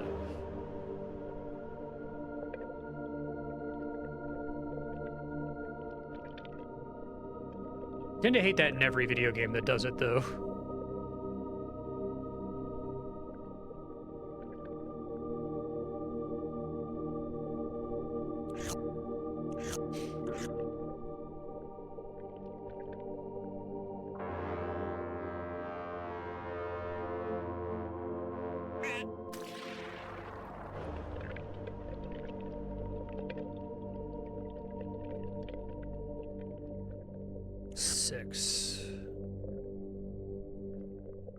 Okay, so there's 3 in that loop-de-loop, and then there's another loop-de-loop here. I see. How aggressive are they with it? Pretty aggressive. 6 seconds to hit all of them is pretty tough. I can probably cheese it with Grow. So what was the thing I got that lets me shoot cars? Was it this one? I thought this was cars the first time I made it. Maybe it's a different one.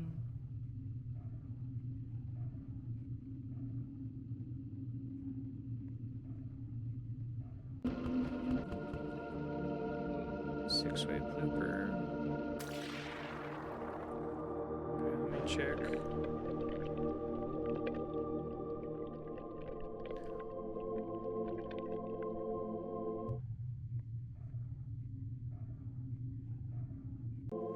Yeah, you're right.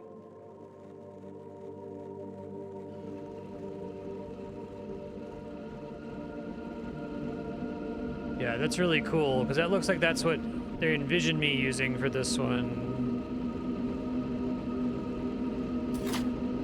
Hell yeah. Yeah, my suspicion is that every single energy thing in the game, the developer, probably just as a creative scaffolding, like picked a power-up and was like, let me make a thing that is designed around using this power-up to get it. But then the game is structured in such a way that basically never need to do that, right? But that would just make sense because I'd like trying to wrap my head around how you plan a game like this and how you make the levels stresses me out. Like what even is your creative scaffold? But I feel like if you do something like that, okay, I've got this thing that I came up with that shoots out cars. Like what would be a cool challenge that requires the car shooting ability? Or doesn't require it, but could be solved with the car shooting ability. And I think I've only detected the intended form on like less than 1% of the puzzles. Yeah, how do you make this game shaders? Buy a circuit board. Let's just ghost through there really quick.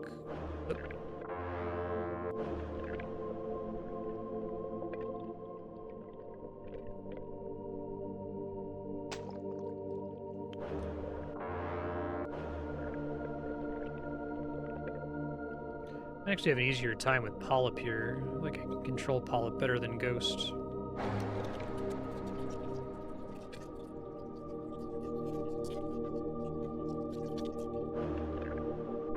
That's tough.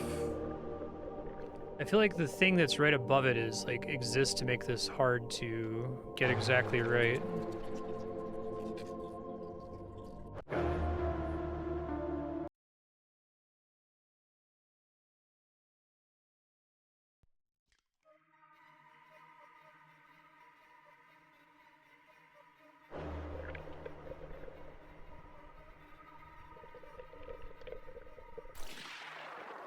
Love to see more developers try to like exploit intuition the way this game does, because you can get a lot of like surreal movies that try to tap into the audience's intuition, but the nice thing about a movie is like the movie keeps going whether you're vibing with it or not, whether you like get it or not, right? A video game, you still have to be able to like interface with it and play it and make sense of it. Something that I think this game is remarkably good at doing. Did work.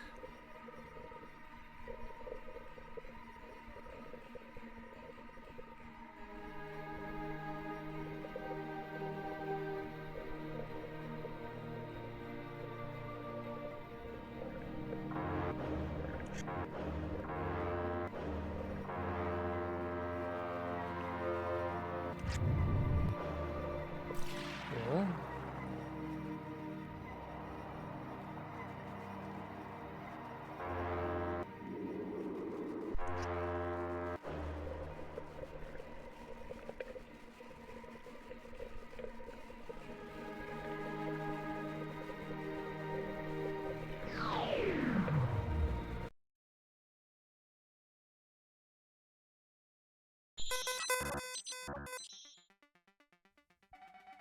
Oh, Cultivation 1.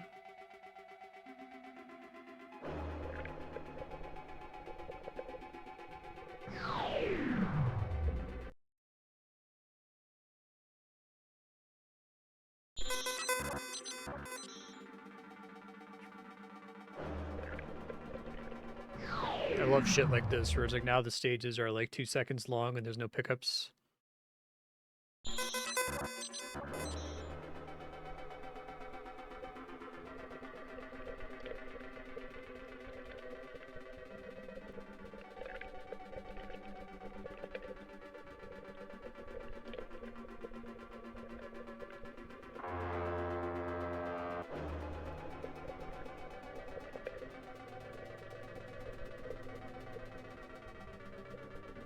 The YTMD hits the painful frequency of square wave. Yeah. I actually like the track, it's not that sound when you load in, but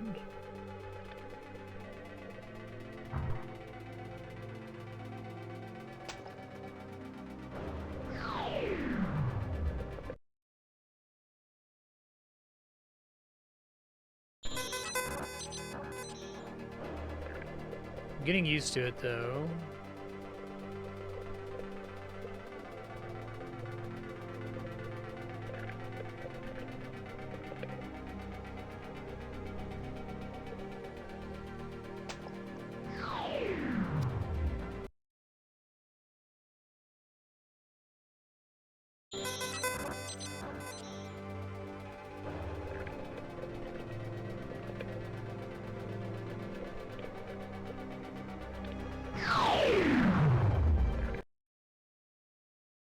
getting louder and clippier every time I get to an exit.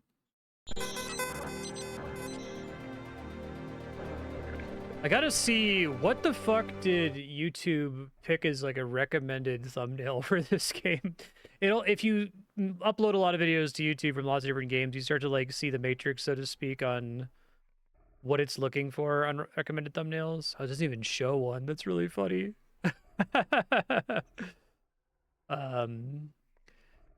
Like it tries to get shots of faces or really clear shots of text, right? What the fuck would it even latch onto with this game?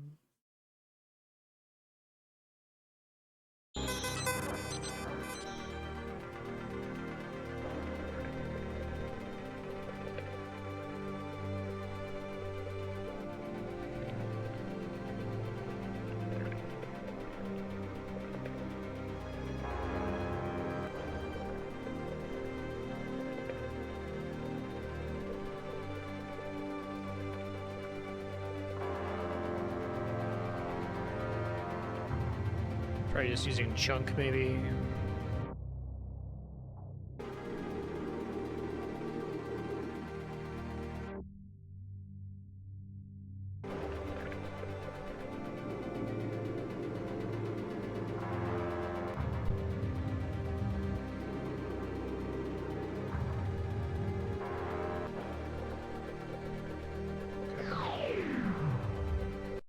Yeah, exactly.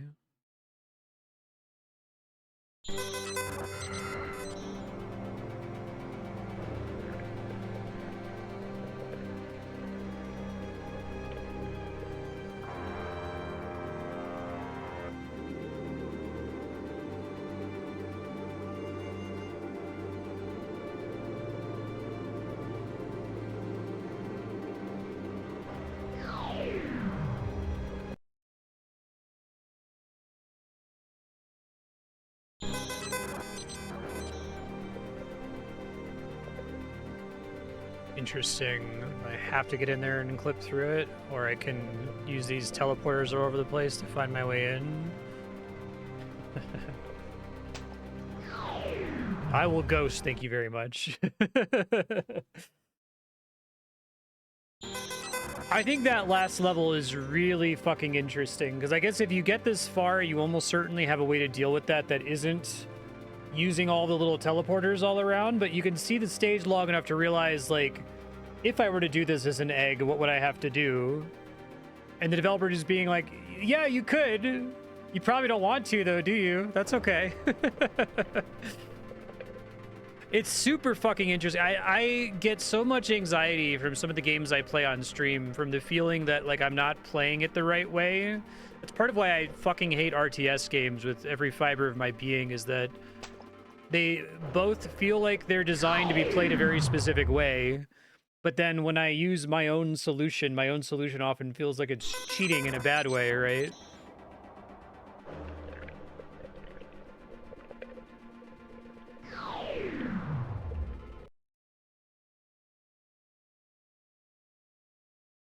It's not necessarily completely unique to this game. I've talked about that with like Breath of the Wild before, where Breath of the Wild kind of has the developer humility to let you flip the puzzle upside down, right? To do the crazy shit that just completely breaks whatever they intended you to do. But they've signaled to you constantly, like, we expect you to break it in this way. And you should feel excited when you pull that off, you know? Yeah, the part of Undertale with the colored tiles that you can win if you play perfectly. This game has endless gags, and gags are my favorite thing about game design.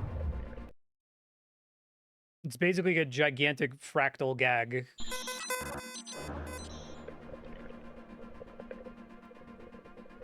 Okay, so close to hard requiring blip here.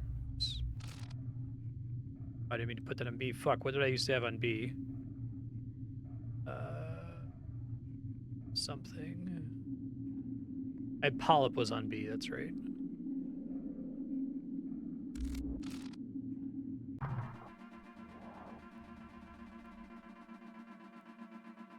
I guess I also could have just ghosted my way through that or done something else that was relatively small, like Twin. I think I like Twin better than Blip. Um,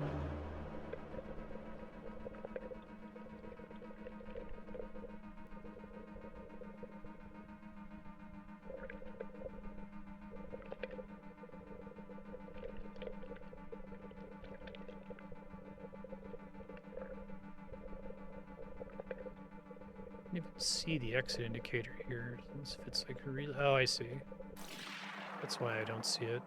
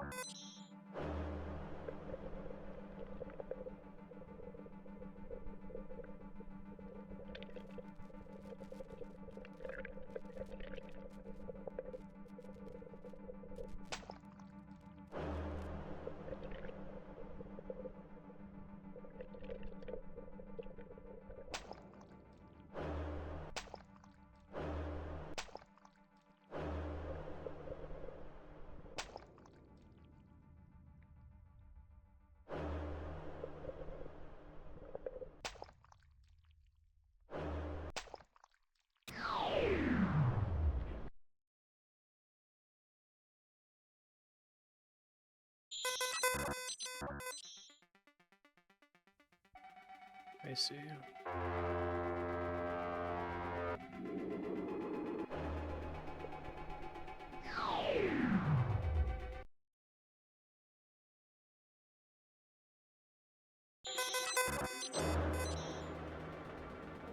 All clear already. Okay, that's interesting. Just get here and immediately load into an all clear. Oh, but there is an exit there. It's unmarked. Rightfully was suspicious of the all clear given how many things I had to traverse through. But it's not a real exit. That's fucking interesting.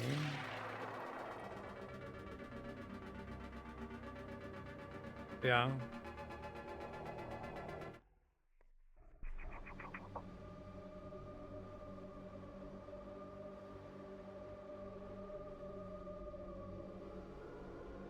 Did I get to the digital anti-god? I must have gotten that via an alternate exit forever ago, right? Is there a digital cultivation 20? I guess if there is, it's not accessible from the paths I've already taken. Okay. Excite. Only balling up. Hey, that's exactly what I was hoping for.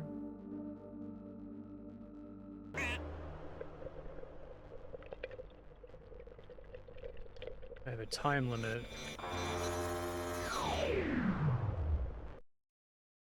I see. Fuck yeah, this is exciting. Tyne and truck only.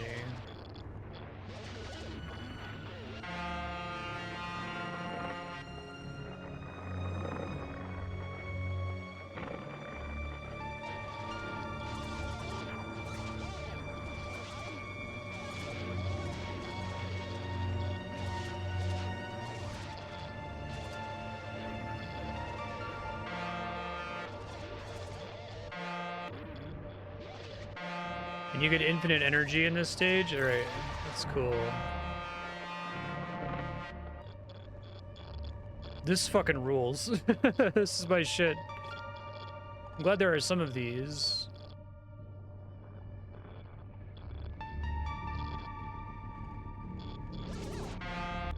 Ah, balls. I want to get knocked down like that. Okay.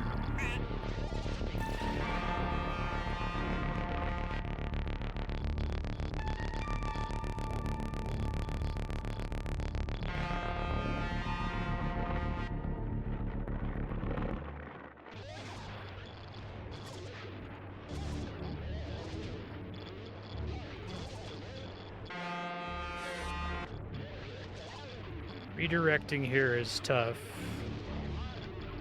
Yeah, for crazy levels like this.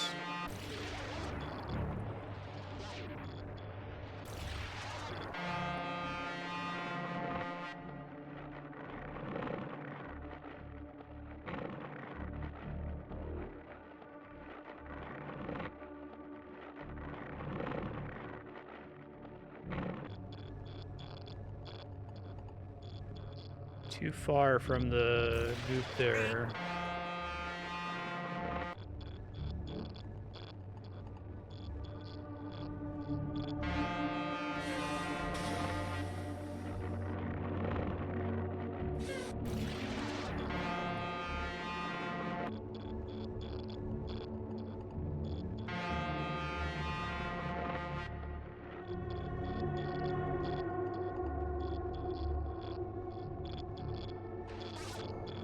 I came through it at a bad angle. Alright, I just don't think I can make it anymore, but let's see.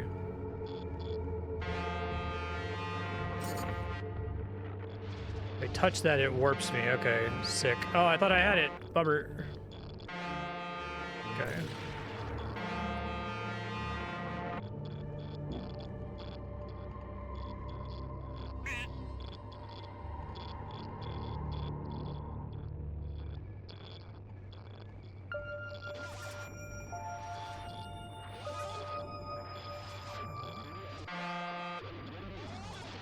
You're orbiting around the little metal sheets sticking out of those things.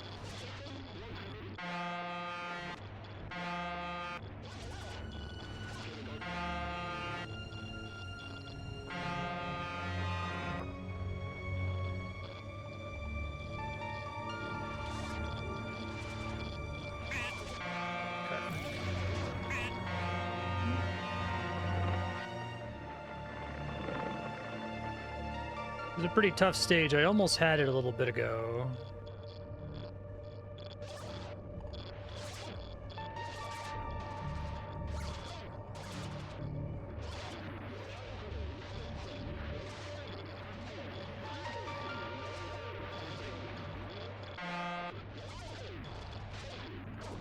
I want to go the other way here.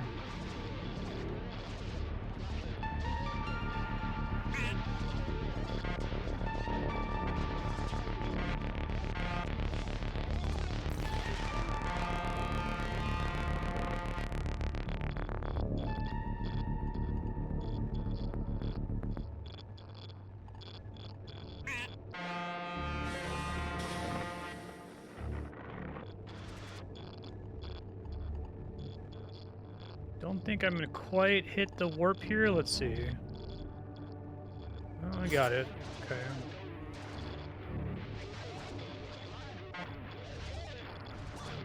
Don't like getting turned around. Okay.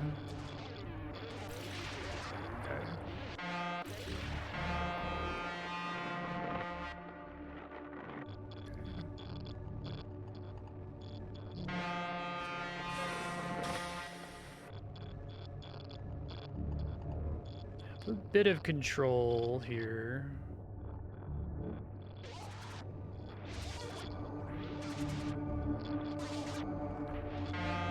I need to like change the orbit, I guess, because it's like the magnet is orbiting around this like metal thing in the center.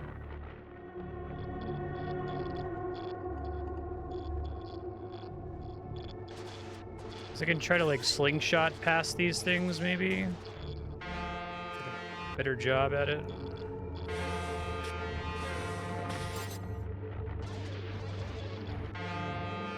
Yeah, I think it's slingshotting is kind of my objective here. Come on, cube! Hey, first try. That was pretty tough. Sweet, though. Only Bomp and Chunk. Bomp is the bump, the Super Ball? Okay. 100 seconds is tough.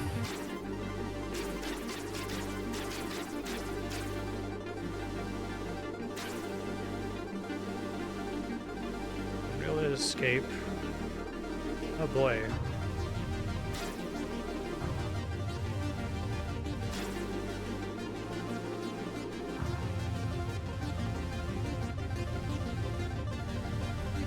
Is there even a wall down here? I guess I'm gonna find out. Interesting. Fallen past forever, all clear. So that's because I fell too far in that stage? Oh, it's kind of cool that it's just like in the center, so if you fall too far, that happens. Okay. But I didn't get... I'm gonna have to redo some of these, aren't I?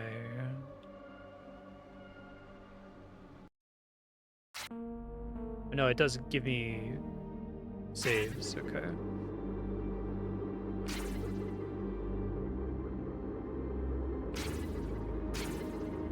That seems pretty hard to get to safely.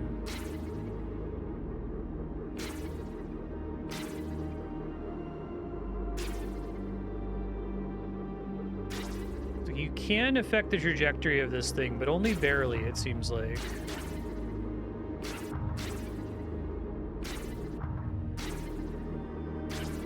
This level's gonna be... This will take me forever.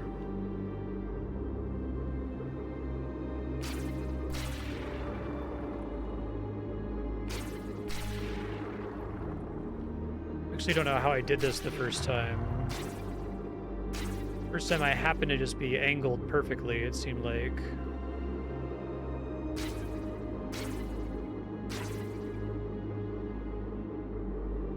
Camera direction matters here, it seems like, which is weird.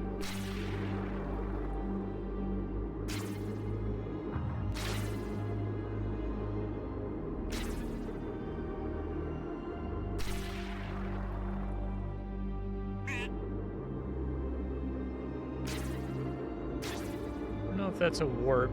It might be.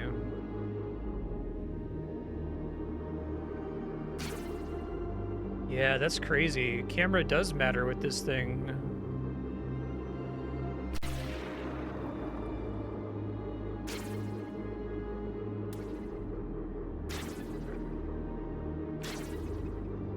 I need to like launch it a specific way to make sure I get to where I'm going though.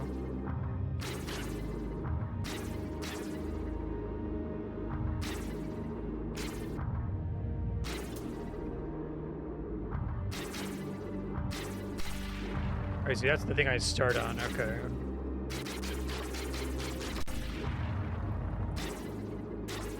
See if I can get a consistent opening here to get out of this room.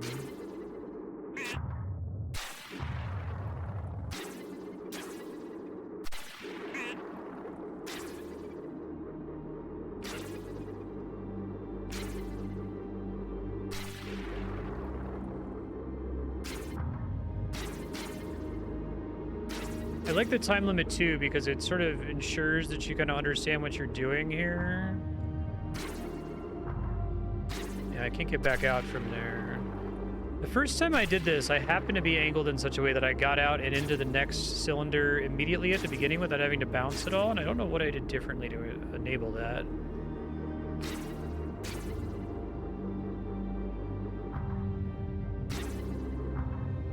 It's undesirable. Okay.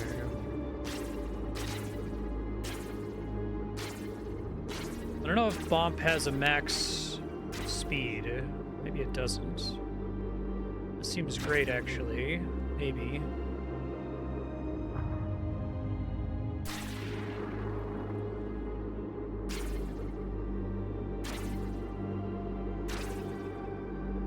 No.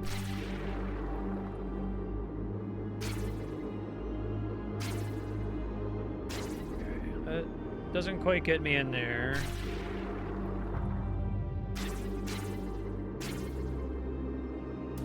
Imagine a lot of these can help you just see some combos you can do with these.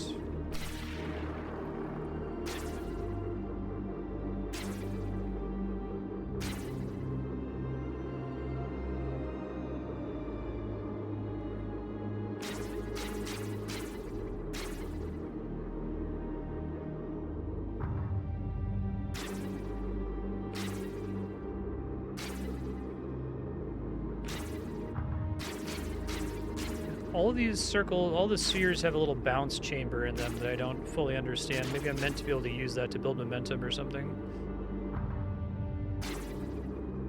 The time limit on this one is like forgiving, but also kind of brutal.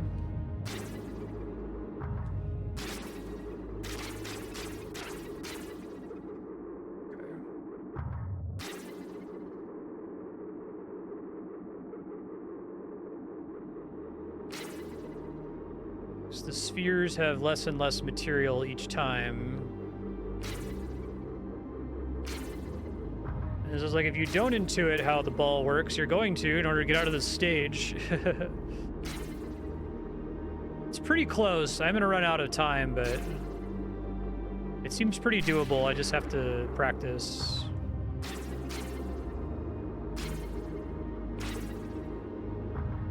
Not like that. Not like this.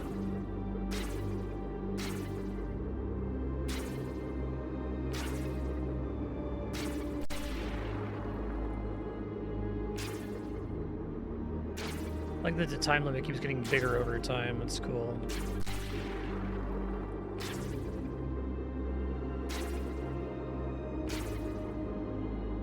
Ah, I hit the ceiling. Not optimal.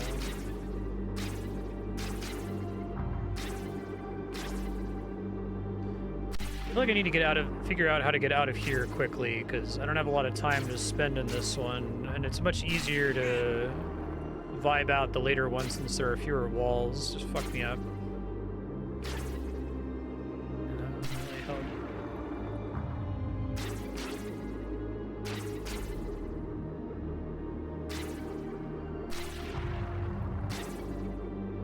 I wonder if there's an angle I can hit back here with Chunk that gets me out.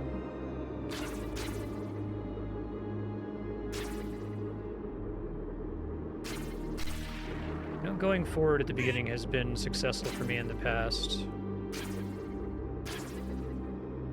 That can work. Let's try to make that work. So I have decent speed going through the second one, then I just have to keep an eye on the camera angle.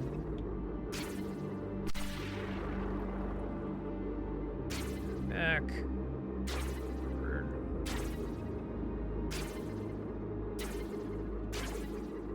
Should see how many of these there are, so I can figure out how much time I should be spending on each one.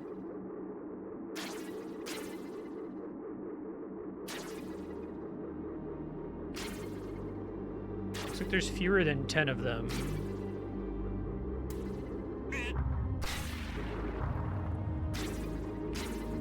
That seems good. Okay, let's try to do that.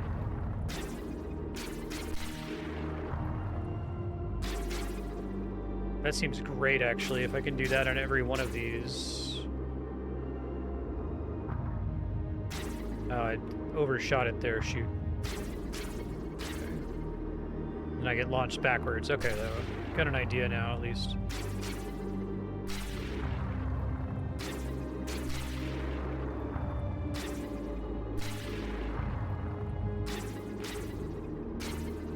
It's a way I can probably get out of here in like a couple bounces if I can practice it and get it just right here.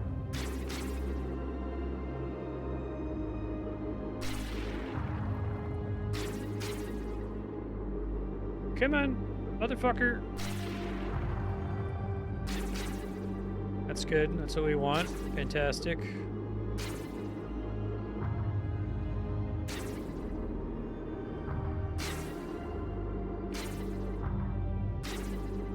Accidentally get bounced out of here. Okay.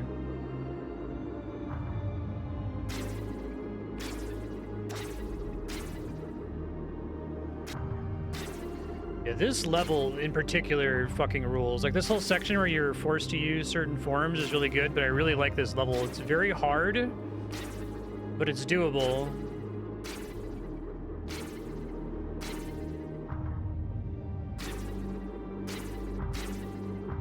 That sucks. Okay.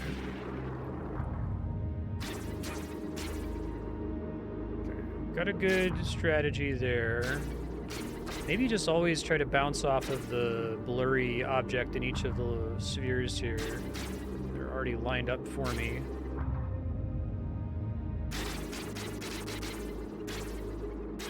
Okay. I guess every sphere doesn't have one of those. Can't really adjust my trajectory enough here, although I kind of can, actually, if I wait long enough. I haven't been doing that. I've been kind of assuming that if I launch too far afield that it's unrecoverable, but it is kind of recoverable.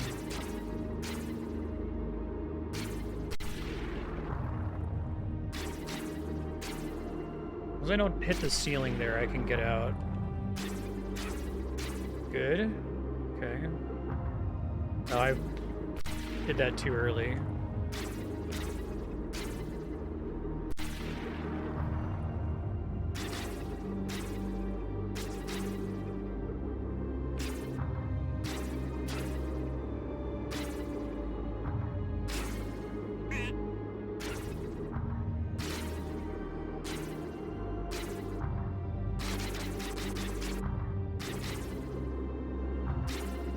Lost all my momentum here. I feel like I need to keep some of it.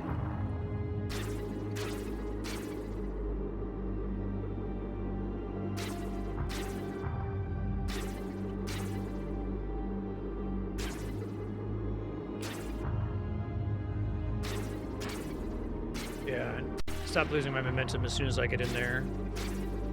Oops. Not the best angle, but doable.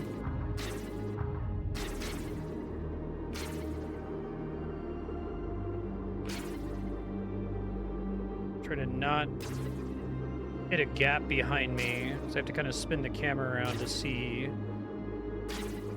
I've spent too much time in this one, but I'm just trying to learn here what I want my next strategy to be. Okay, good.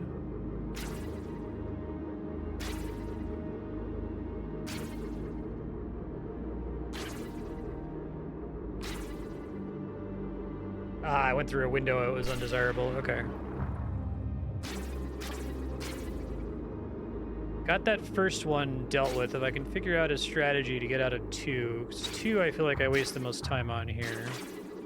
'Cause there's still a lot of walls. Ah, shit.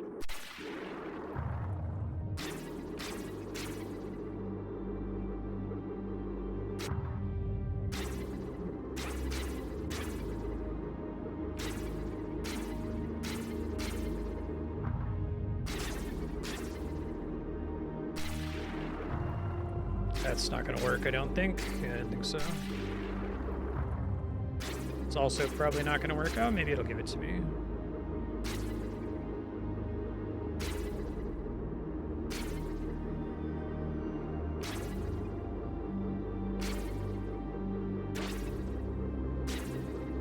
This is gonna be so satisfying when I finally nail it. Sure, I'm still going the right way here.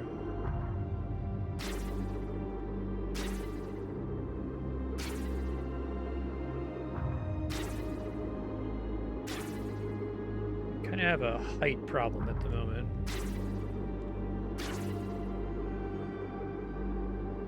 Not having a bunch of walls to bounce on. I don't think I get the momentum transfer from Chunk. Maybe I do, actually. Dream? The dream? Okay.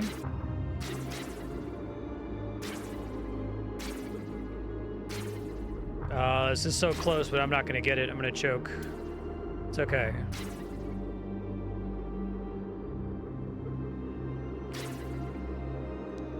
Just don't have a good angle. Okay.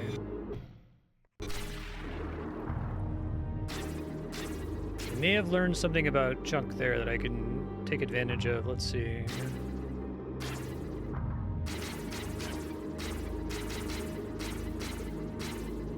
Maybe not. It seemed like last time I was able to get some momentum increases from rolling around the sphere, but I think that was just lucky. Okay, let's try to recover here, because I can adjust the trajectory more than I think I can. Okay.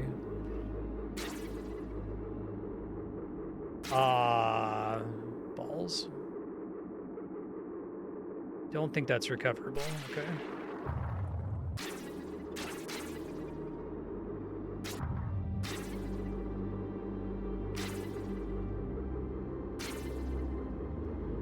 Not great on bounce momentum right now. That's good. Okay.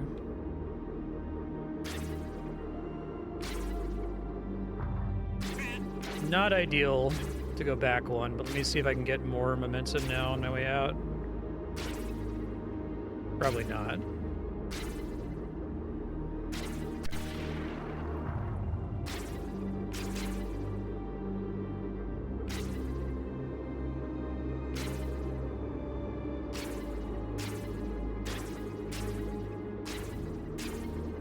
Nope, don't want to go flying back out of there.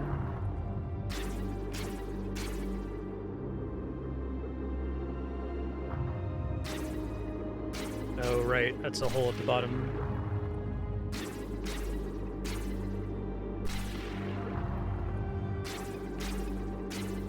No, we go a little bit later on chunk there.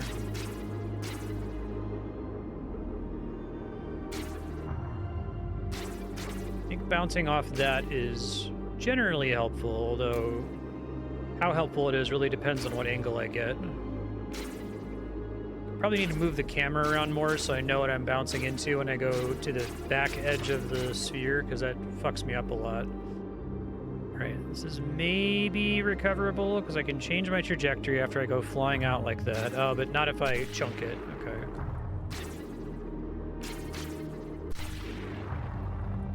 That's not going anywhere, I don't think. Nope. Nope.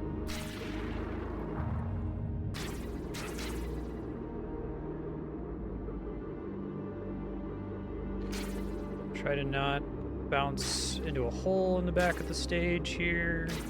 I thought I could get out there, but not quite. I might just always have to do another chunk in that second one, just to have more control. This is the hardest one because there's so many walls. I need to have a better plan, I feel like.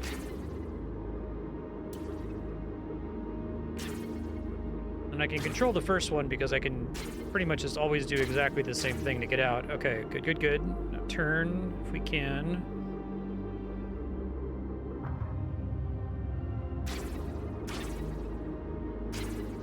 Try not to launch out of the thing. Shit.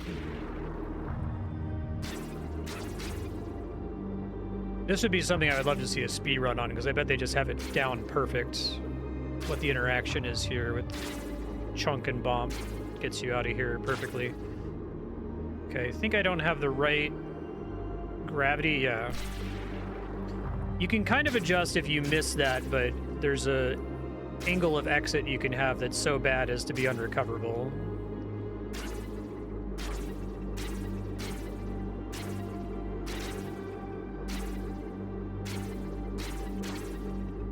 Yeah, I think I gotta get used to figure out some way to use chunk in this sphere that doesn't have me bouncing around in it for 30 seconds, right? I just don't have the time to be fucking around like that.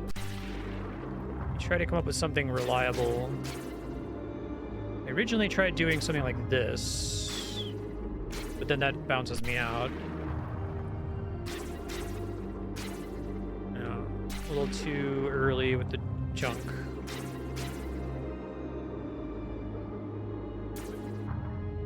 I think bouncing on that is okay, but not amazing.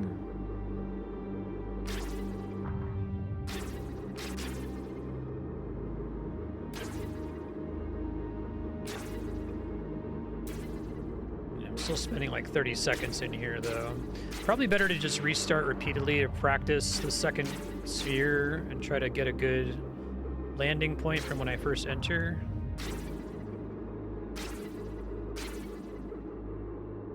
No, that's not ideal.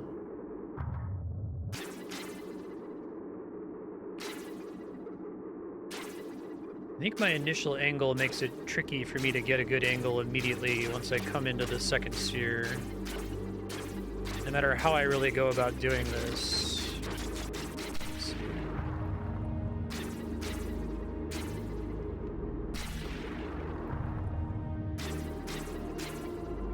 Let's see. If I try to angle it more over like this way, perhaps.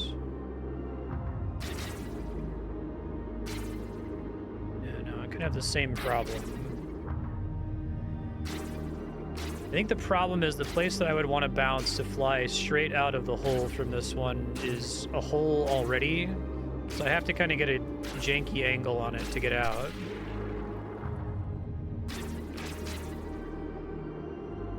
Or I could just fly and just skip the second one. That's fucking great. Can I do that again? Let's try to do that in the future.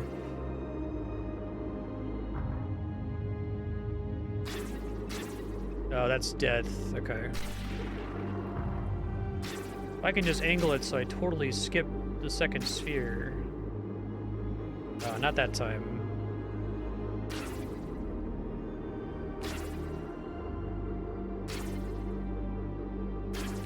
I could just try to keep resetting until I successfully skip the second sphere. I'll give more practice at trying to do something very specific, you know? It's like I get a bounce when I cross through the wall, the one-way wall there, which is interesting. I think I'm still gonna make this. Okay. This is going okay. I'm happy with my general trajectory. Not so much at the end there, obviously. That time I didn't get... Sometimes you, like, cross through the one-way wall of the sphere, and it gives you a bounce as though you touched the wall that you phased through. I haven't been able to be super consistent with triggering it. Like, there it happened, right?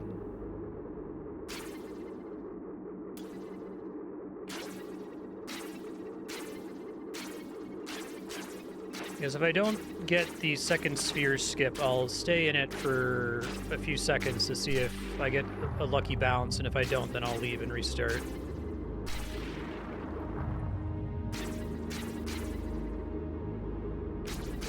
Okay, that looks like a good skip if I can... Ah, balls. Fucking corner. That could be a... No, I don't have enough momentum.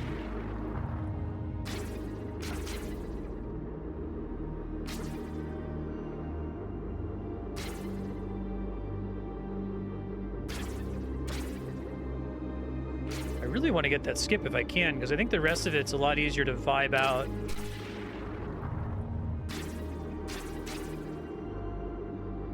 Oh, shouldn't have done that. I should have just tried to sail out. Let's see where it puts me if I bounce a couple times here. Yeah, no.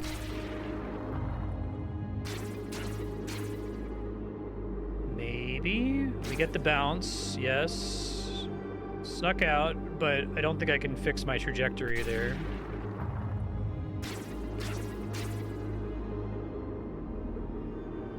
Got the extra bounce. Yeah, I feel like that clipping through the wall bounce is really crucial. If I don't get it at exactly the right angle, it doesn't give me enough momentum to escape. But it's hard to know, like, when it's going to trigger and what direction it's going to send me. That's just going to launch me back out, which is undesirable. Okay. That's bad angle. Bad angle. Come on. I guess I could skip the second sphere like that. I could fix my trajectory and hit the third sphere without having to pass through this one, but maybe that's harder than it sounds.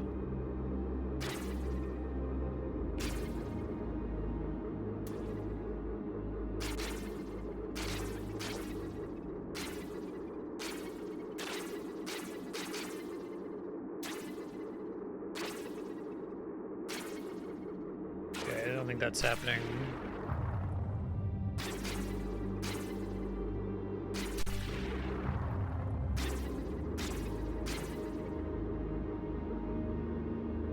Don't have the speed here.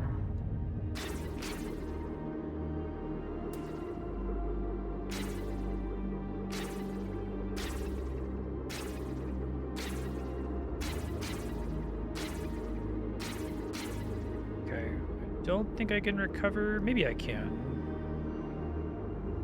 I don't have the best intuition for when I can recover with this thing. Sometimes you can, and I don't really understand why, what changes it makes it possible, you know?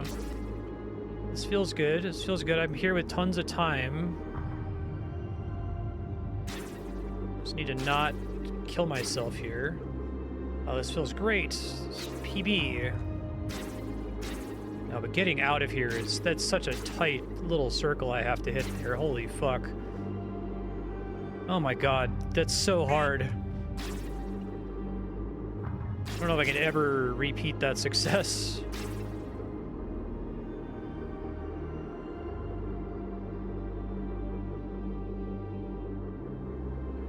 Oh, my heart rate's up. Fuck. Oh my god! Almost had it. That's painful. Okay.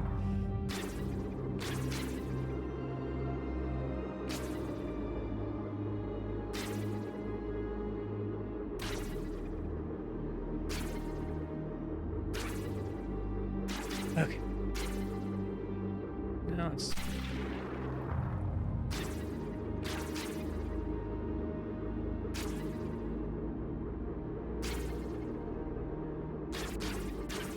Okay, so... Imagine I can fix that, maybe. Yeah, no. It's like, really depends. There's a very specific trajectory I can get where I overshoot the exit there, but then can still get out somehow by turning around in midair. And I can kind of like intuitively feel when I have it and when I don't, but not well enough to be able to intentionally manipulate it every single run.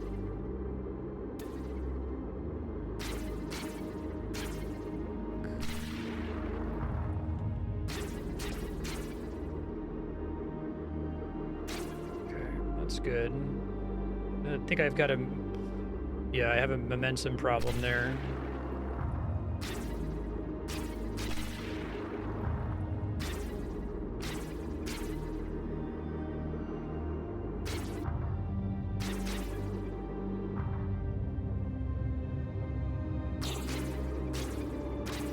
This chunk maybe lets me slide along the edges of the... roll around the sphere in some way. I don't know if that's reliably exploitable. Oops, I was way too early there. Way too late.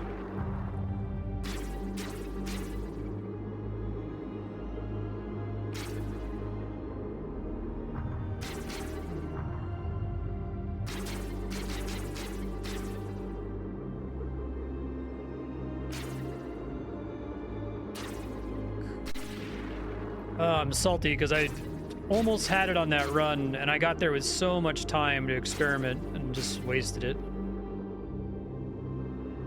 It's pretty close, too.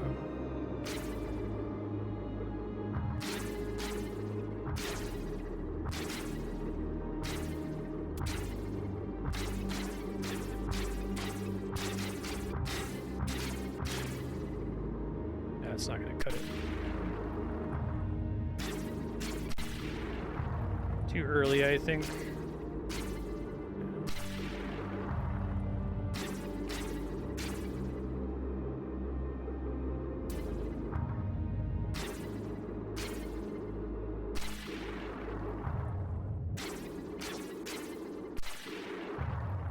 Too early again. Yeah.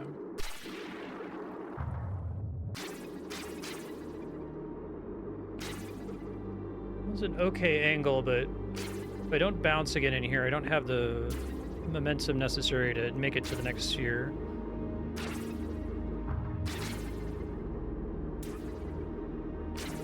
Okay, that's good. I might even be able to skip a sphere. Maybe. That was a mistake.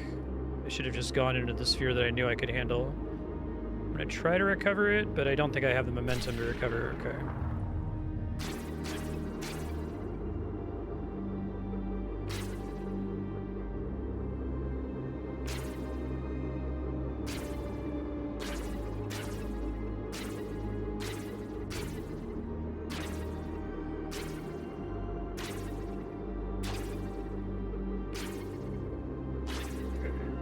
I might be able to fix that. I think I can, yep. I can never tell you why.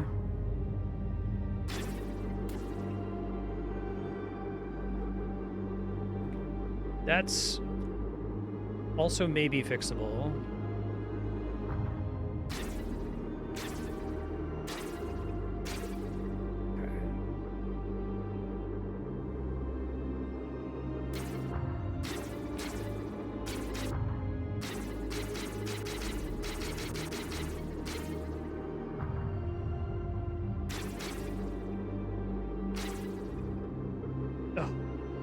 Fuck, man. Well, at least I got there more than once. I was worried that it was going to be that one time that I got lucky enough to make it, but at least says that it can be done again, in theory.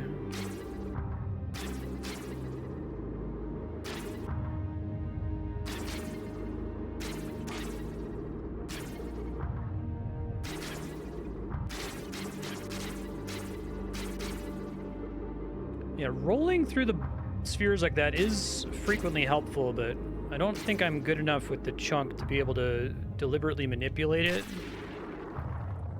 I'm guessing that's what they're trying to get you to do, is to like roll with the chunk in such a way that you're aligned with the sphere and then switch to the super ball at the moment launching you to the next one would be helpful, you know? Don't think I can fix this. Yeah, I didn't think so. Sometimes you like clear the second one, but don't quite have enough momentum to solve it. There's not really anything I can do about it.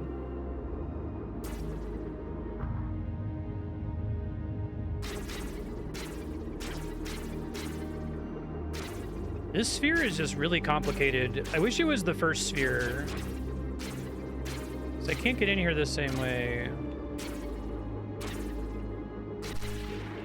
Sure, Swecky.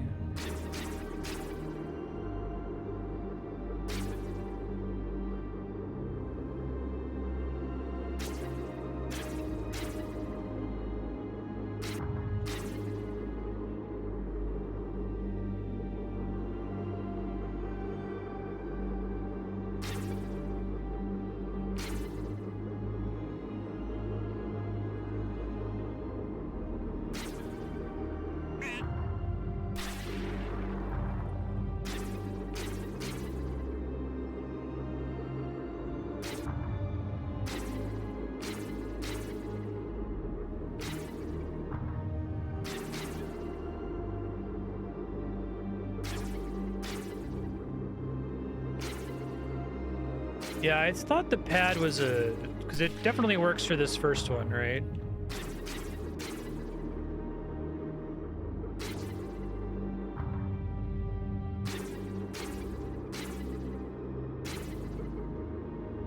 Yeah.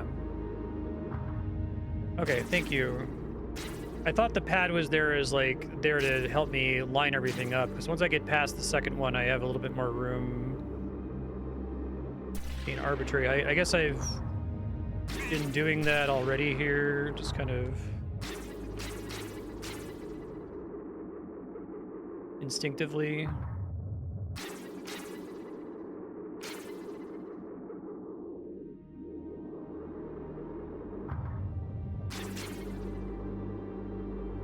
Okay, thanks.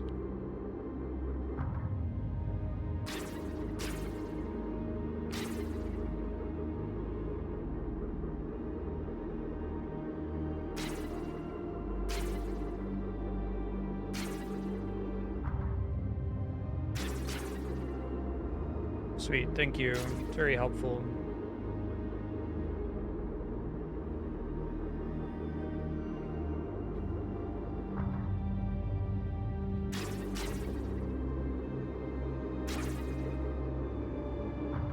Come on, motherfucker!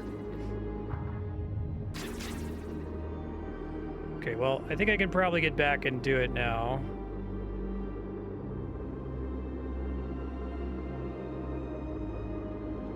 Whew. Yeah, lip and car.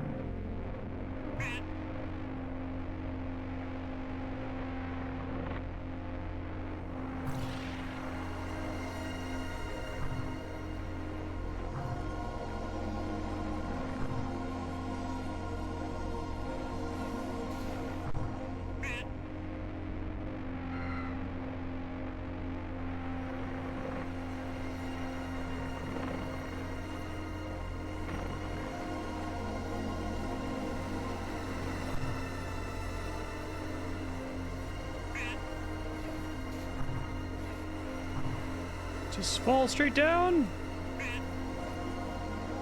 First try. All right. Bacon polyp. If somebody knows how polyp works, it's me.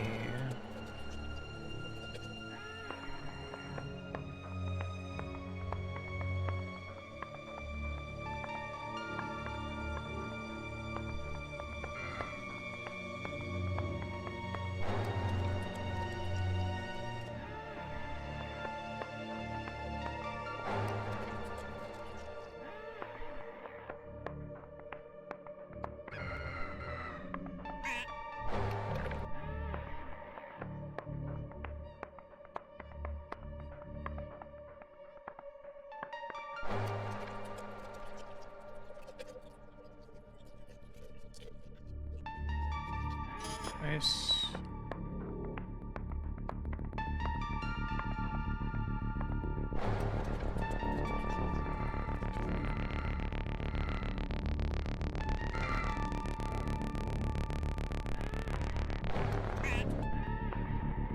Ah, balls. Okay, good start though.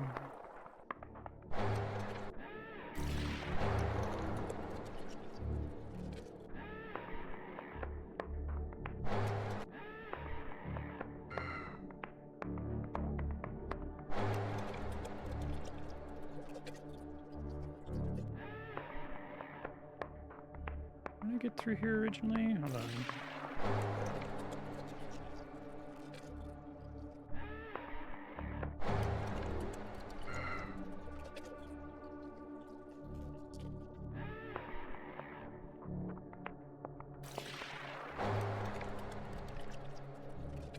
Oh, I see.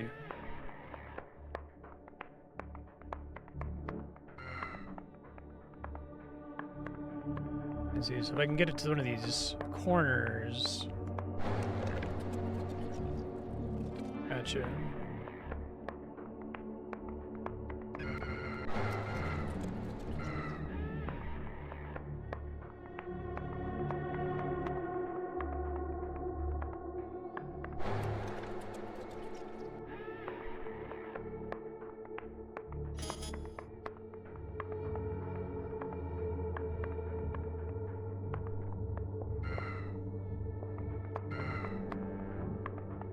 I have to be a polyp for this part? I think I instinctively turned into a polyp there last time. Okay.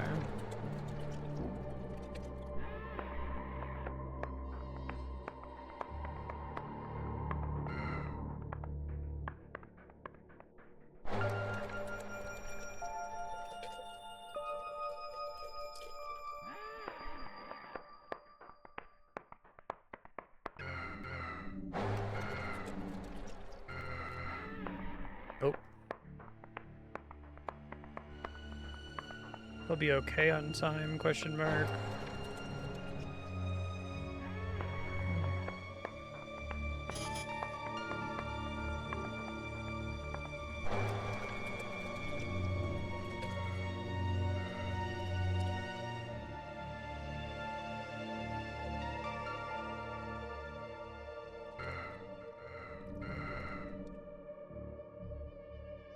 That's tricky. Maybe I don't want to totally be a polyp there. I guess I don't get a lot of time to practice that.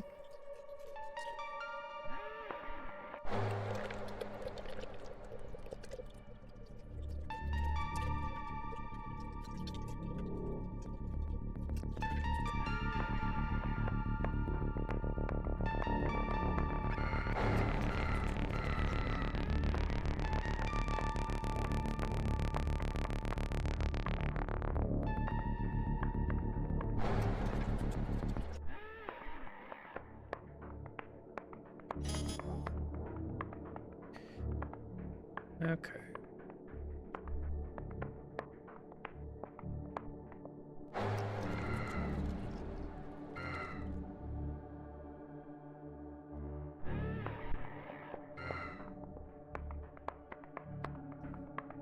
Don't get a big enough launch. Okay.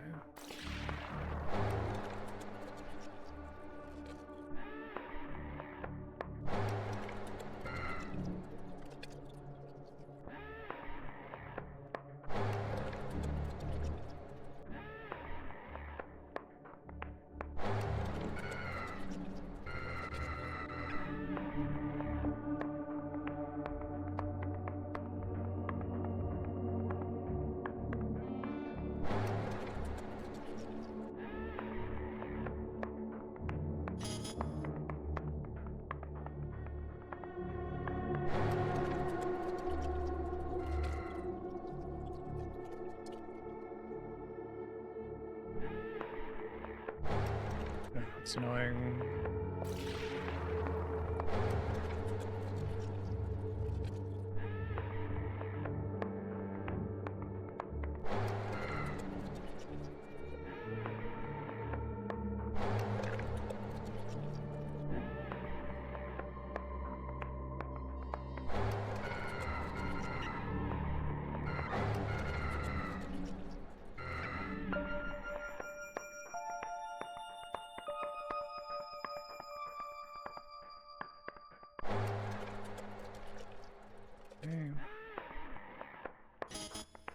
Really hard to line this up. I guess I can try to transform as soon as I fall through the hole. Yeah, that's bad.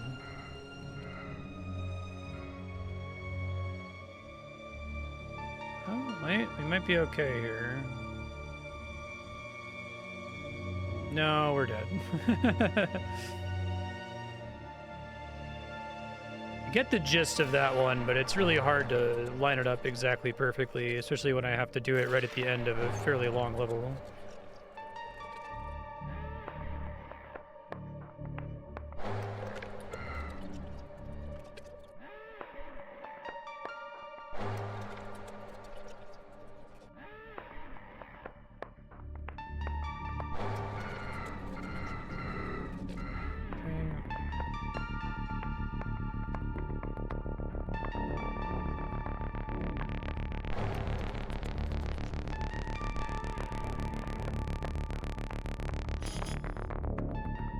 Let's try just doing it here.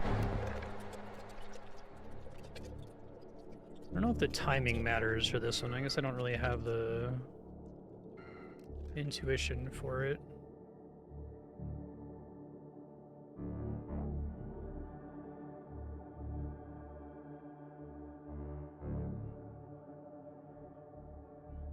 I'm just gonna get looped around repeatedly. Where I can like morph into a person when I'm floating right above it.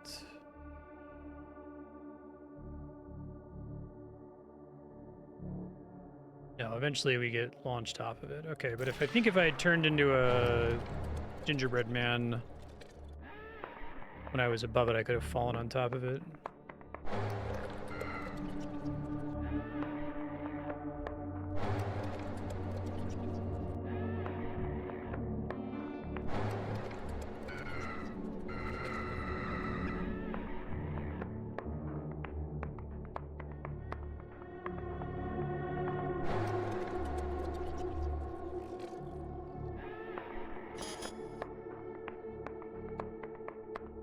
So it seemed like timing didn't really matter there. As long as all the balls eventually fell in. It's weird that that's shaped like a funnel. That tells me that that's what they want me to do. Okay, I just have to do that a little bit later. I think that'll do it for me if I can recreate it every time.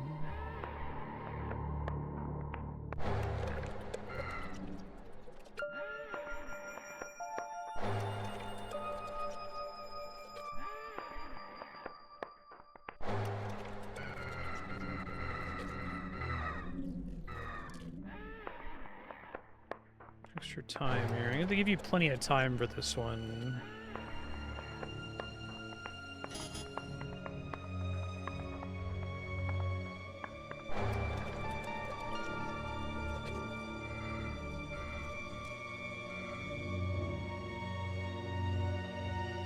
This is a pretty gnarly one. Oh man, I was not directly above it. It's hard to know where I am, I guess, is part of the problem.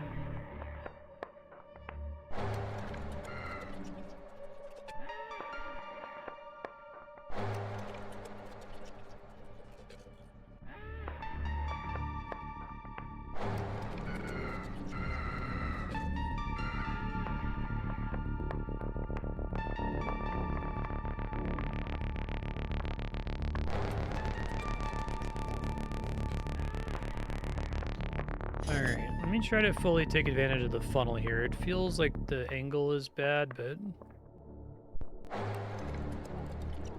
just completely let off the controller.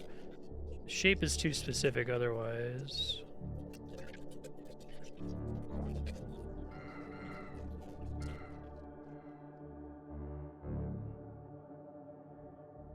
These are my favorite levels in the game. They're really good. They're quite difficult, too. Oh, I might actually...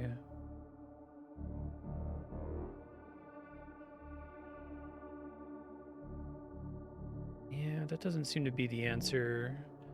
I was wondering if it's like, is the average of all of their positions the dead center, or is it that I have to get above them and then fall onto the exit? And it seems like it's more the second one. I have to get above them. I'll keep trying.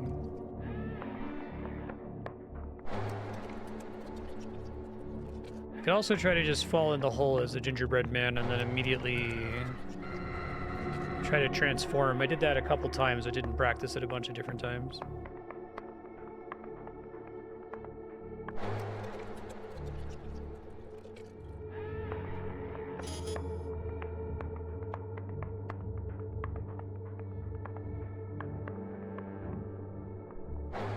Yeah, that's not ideal.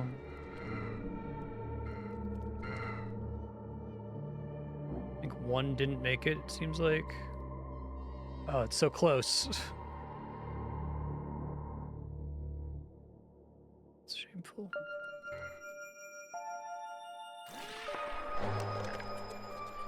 I guess I'll be open for a tip on this one. I'm sure Spike will reach the breaking point, like with the bouncy ball level. Okay.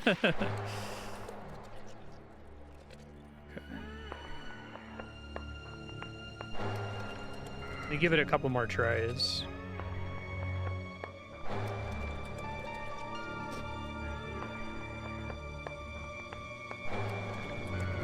I really... So it is drop down as a gingerbread man and turn into the polyp right as you're falling to make sure they all end up in there.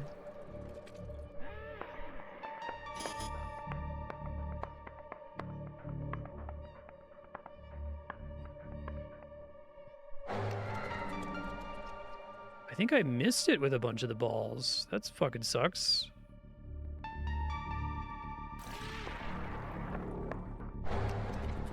I tried to do that, but it seems like most of them don't make it through, or they make it through so staggered that the angle is wrong. Like, I definitely understand the gist of what you're doing here.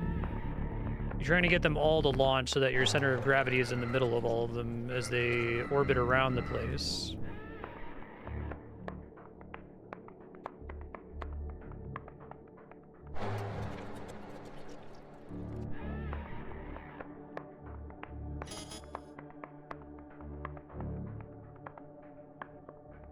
Well, just like going to the edge and then trying to let them fall in on their own accord. Oh shit.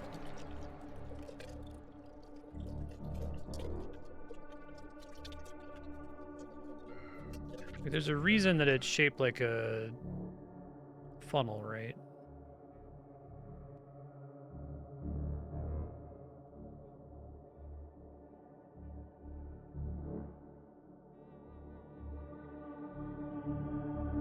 I don't think they just, like, launch around repeatedly. Maybe they do. I tried to do this earlier. Something in their orbit got broken.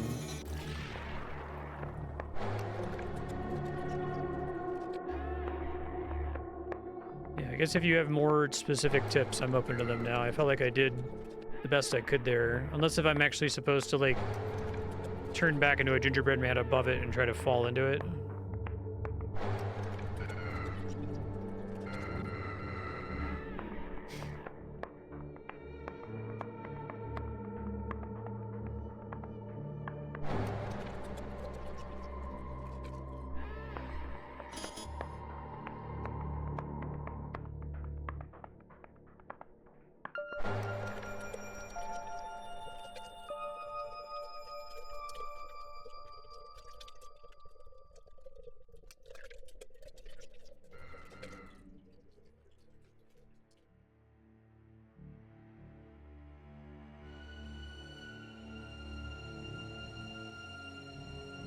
It requires knowing where you are, which is easier said than done.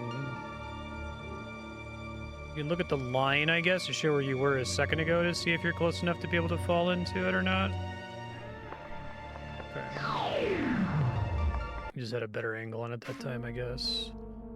Ball and spider. Let's see that they give you look as an option on the screen. I still don't know what spider does.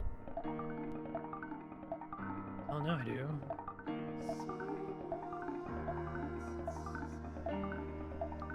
The advantage of spider is that it can go upside down. Okay.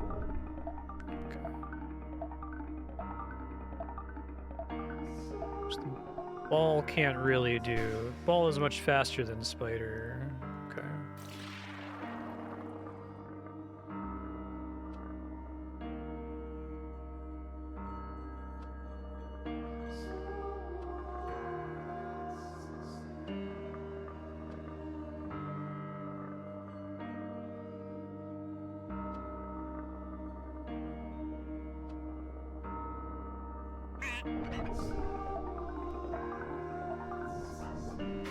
Ah, so close. There we go. Okay.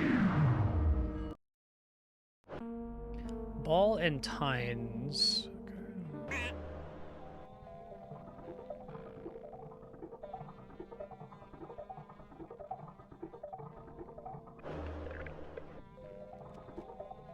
Oh, this one's pretty fast. Okay.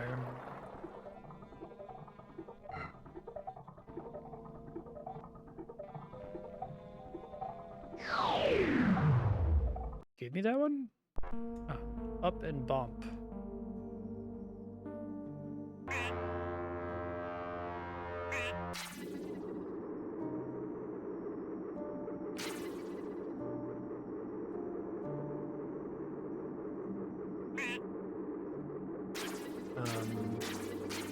Tried to go to up there to try to bounce straight down. Oh. A is up, I see.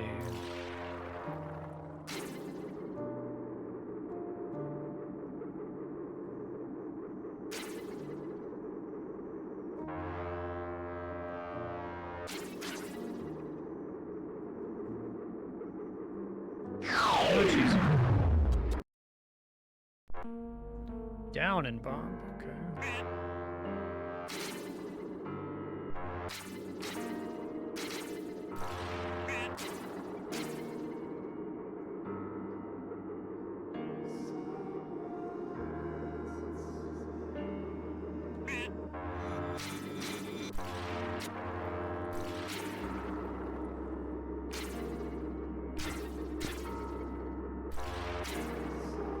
I think hitting those is actually undesirable here.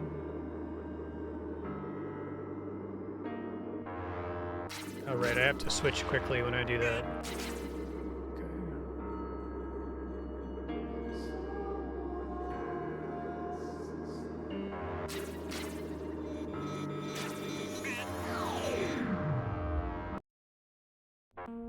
Down in soul. I don't really know what soul is. Is it the one that tends toward floating upwards? Okay.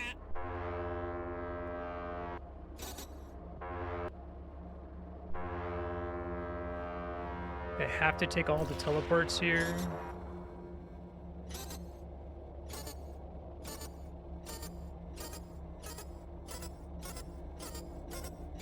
Keep working me back to the same location. Okay, I see. So this is about momentum. It's about getting out through one of these windows down here while having momentum from... That's clever. Because soul trends upward, but if you have a bunch of momentum from going down...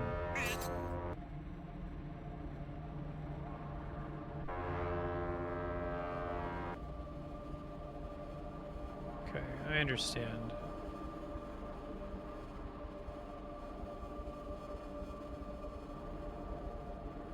I have to be able to just barely sneak out is the problem.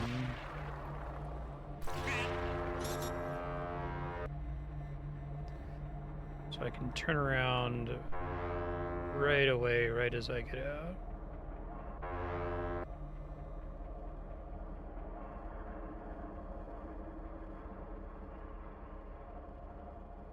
That's tough.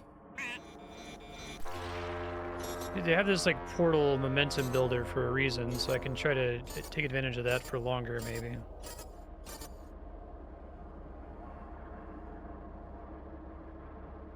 Ah. I think that's the basic idea we want to do, though.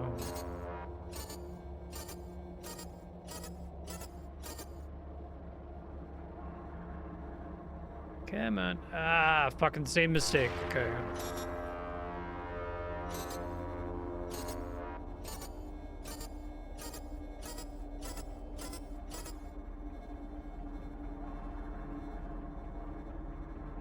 Great. I don't know if it rises up quickly enough after that, though. No, it doesn't.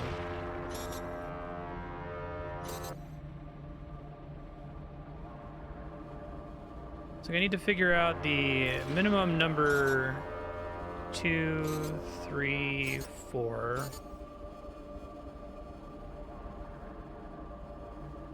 Where I can just barely eke out the window. 1, 2, 3, 4, 5. Last one may have been too many. Let's see. No.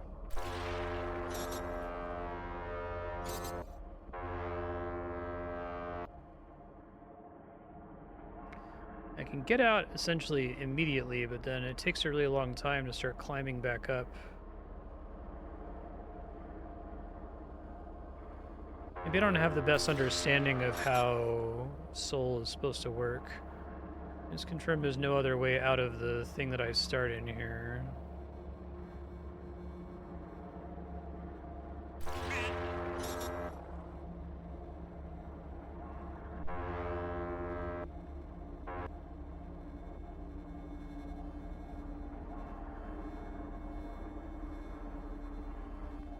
Making sure quickly toggling between them. No, that's just always adding more downward momentum, which is not ideal.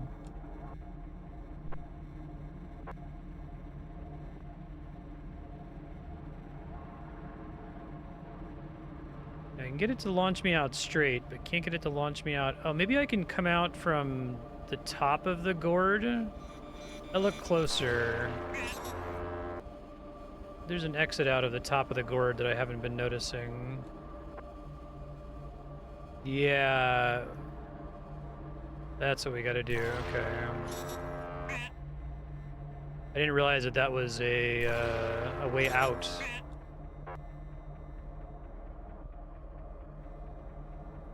Okay. I might still need to adjust a bit to be able to rise high enough here.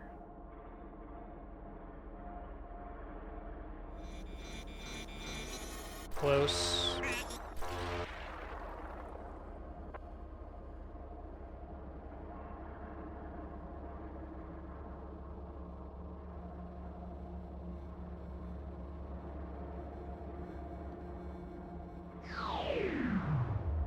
Okay. Big and fire. Okay, so fire is super tire, if I recall correctly.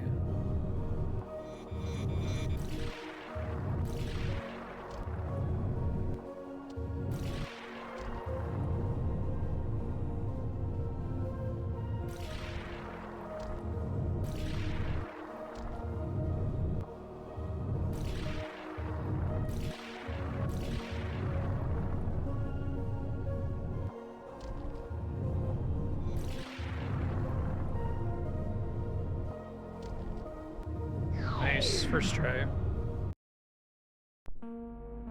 Soul is bizarrely overcosted. Yeah, I thought it was really weird. It's like it doesn't even float up very efficiently. Pump and spout.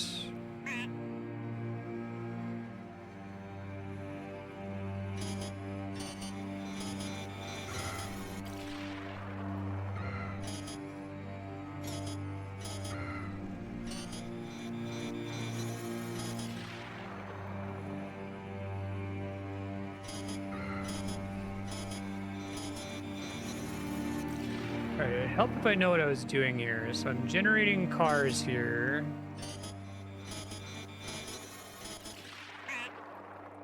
Started out as a spout, which is utterly useless. And I probably have to become a pump for some reason.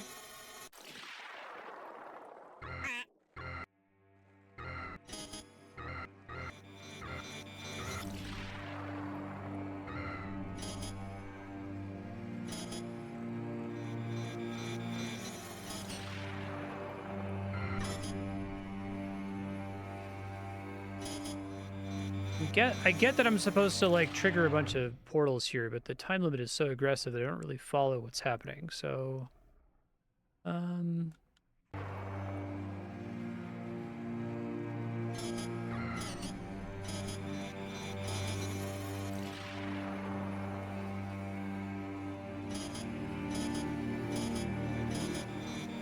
maybe it's that I only want one car. It's like re-teleporting me every time I have another car.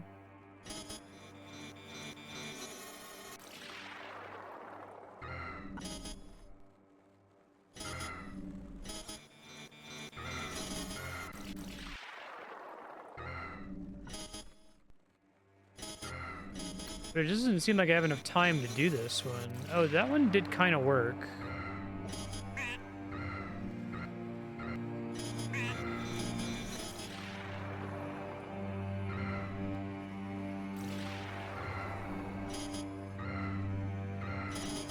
Okay, I see. I don't really understand why this is happening, but I think I get what it wants me to do. Is like pump recalling all things that I've sent out? Something like that?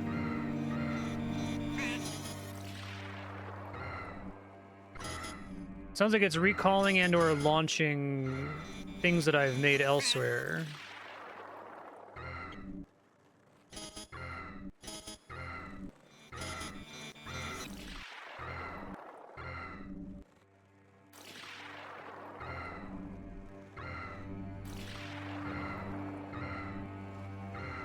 Okay.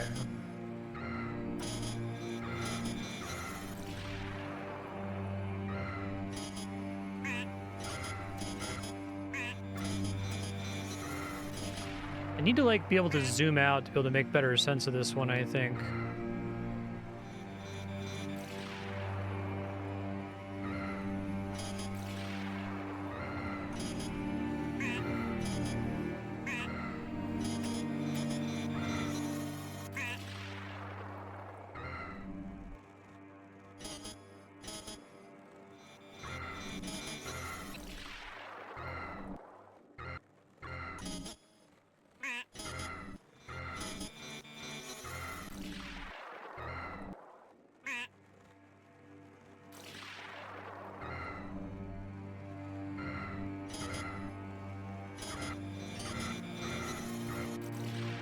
Like boosting them very quickly to the teleporters, basically.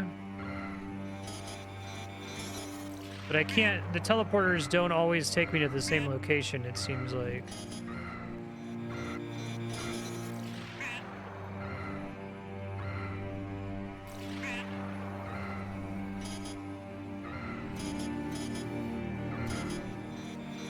If I can get the timing right, maybe. I need more than 10 seconds to be able to figure out how this is working, is kind of my problem.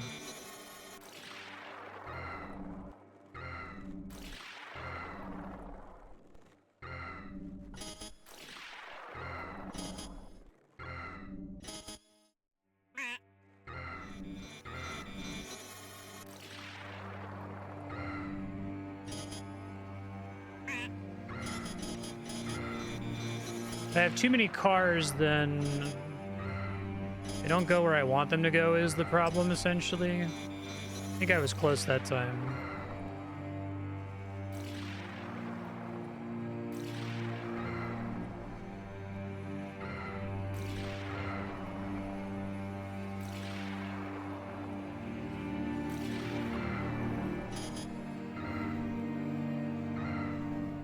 Yeah, it's like I have to press the buttons somewhat quick, but not too quick.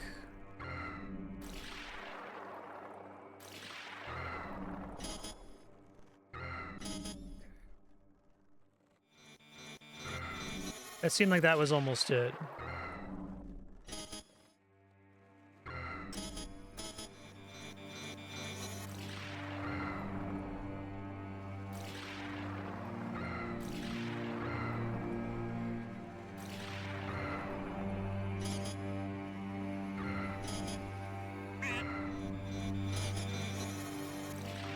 You can even launch the cars like up at an angle. It looks like I can go to this planet, and then maybe I need to try to get to the planet up and to the left of that one.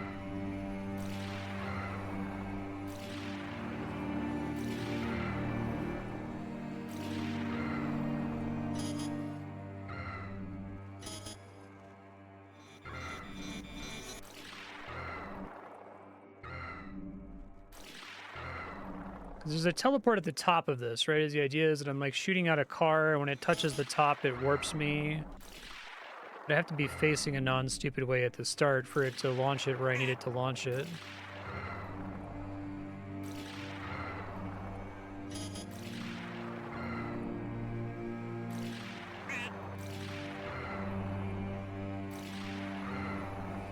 Sometimes it launches it exactly the way I want it to, and sometimes it doesn't, and I'm not pressing anything other than the buttons here. I guess I have to move the camera around to adjust my aim afterward, right? Is it just using the right stick to aim the camera here, or does the left stick do anything?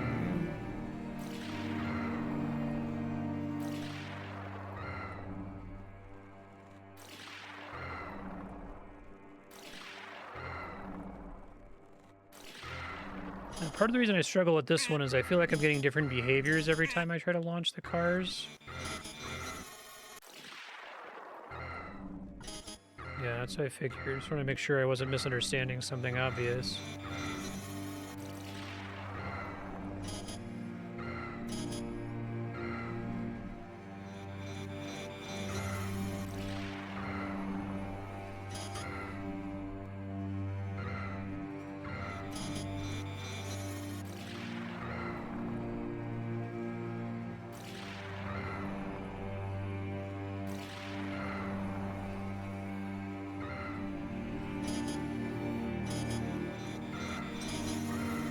Like that was close again.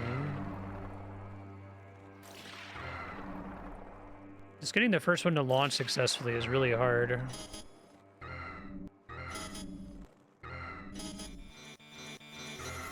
Can I, so from that planet I keep getting to, can I launch up and hit the exit, or do I have to do it from the planet above it because the car has to like fly off and fly into it?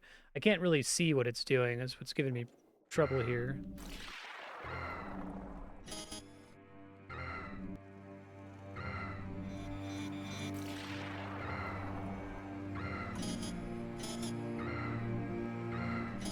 Oh, first try. Okay.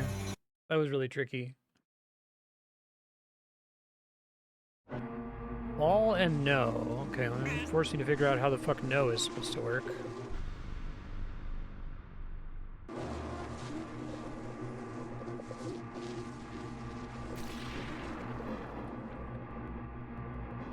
don't actually know where I'm going with this one. I see.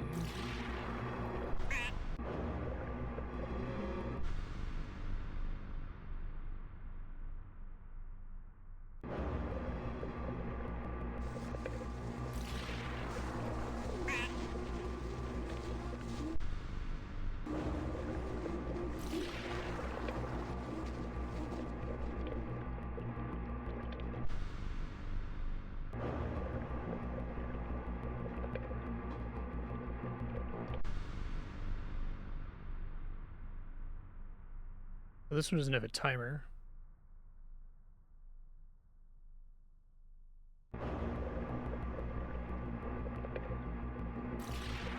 Oh, no, the no destroys the timer. I see. That's cute.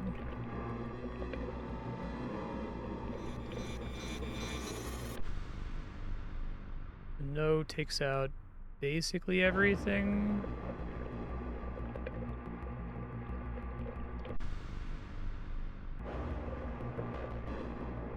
I need to be somewhere where I can fall into it.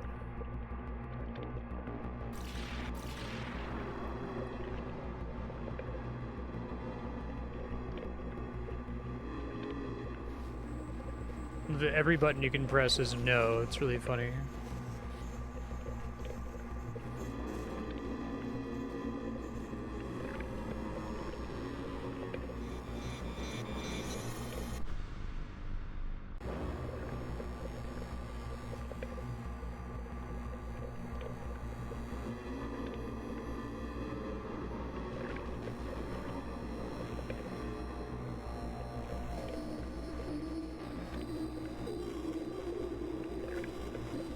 So close! I'm gonna clip it! Okay, I really just have to do no as late as possible, I see. That's mean.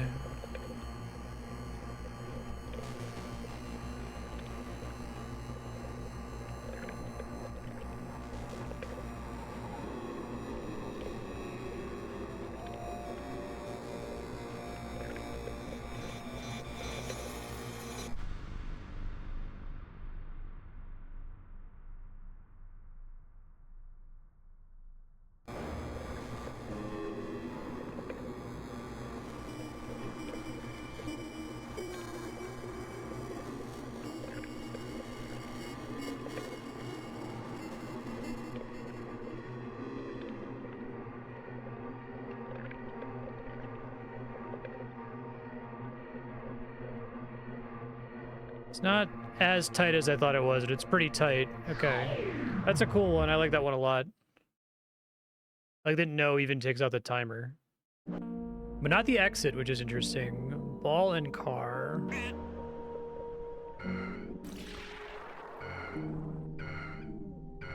Those seem undesirable. Let's see. This is a mean level.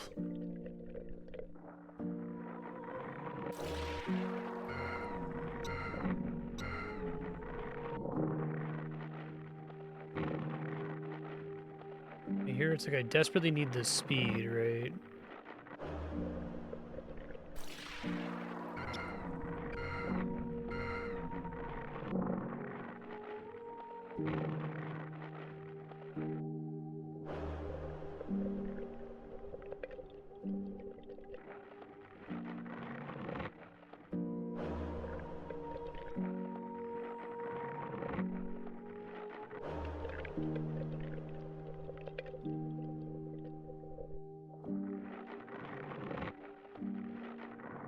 Come on! Fuck! I didn't have a good angle on it.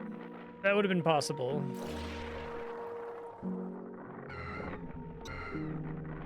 Oh, that's interesting. That's cool.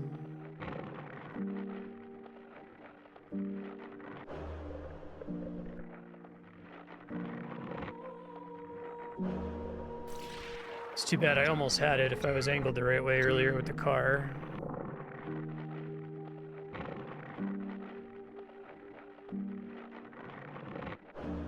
That's not gonna make it.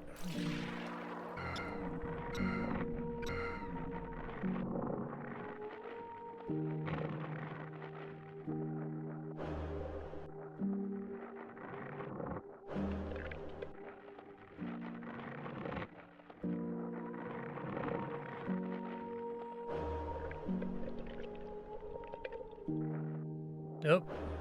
Fuck. No, I need to have full speed there, I think.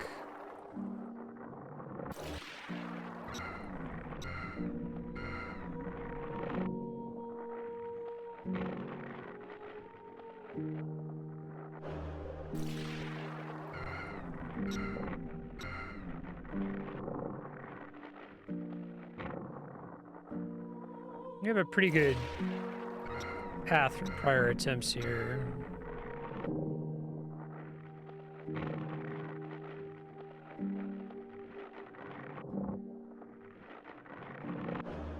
That's gonna be death.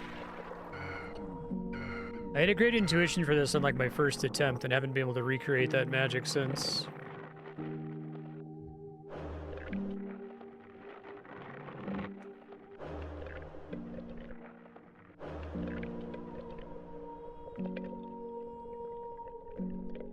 Things were looking okay and I fucked him up. Okay.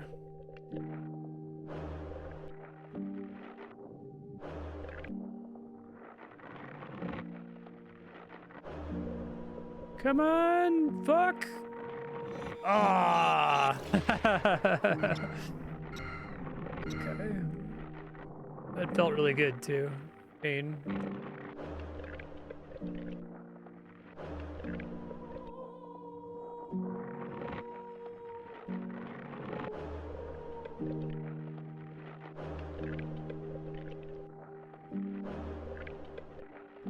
Another one of those levels where it's like wild that I can even make visual sense of this soup.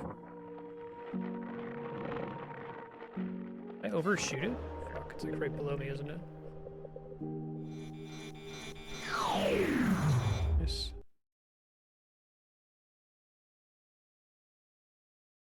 Thought that there was a gag about can't use no. That's funny. Oh.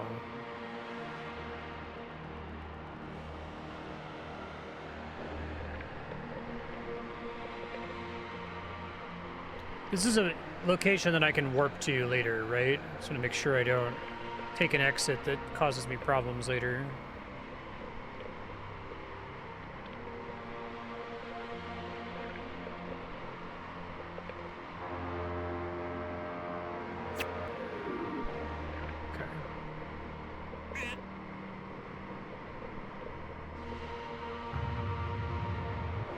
A really cool sequence, though.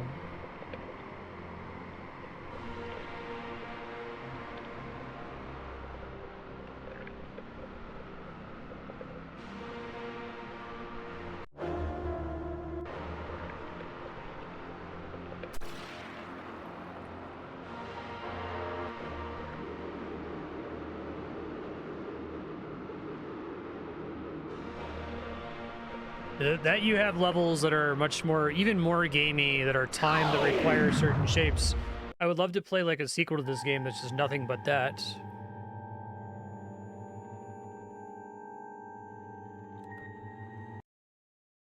Double-minded heralds of divine upheaval. I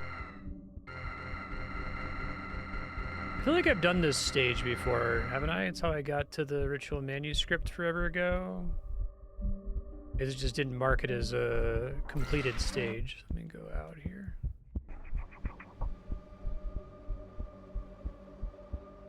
We gotta try to find where the fuck.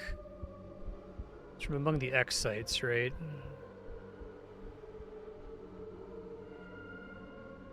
X site real empty.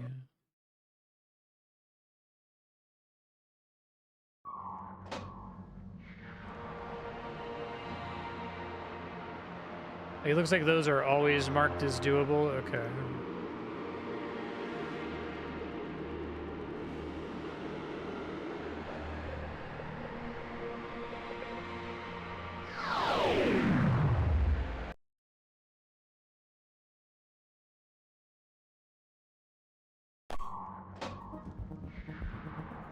Oh, this is back at the very beginning, isn't it?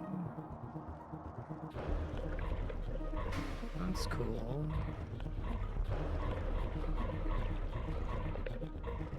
Well, now this is a significantly more sensical stage now.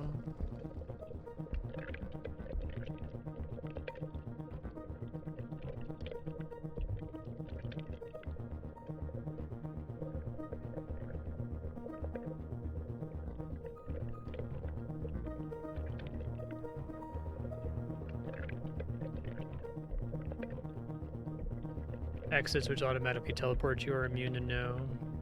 This is a really cool tutorial.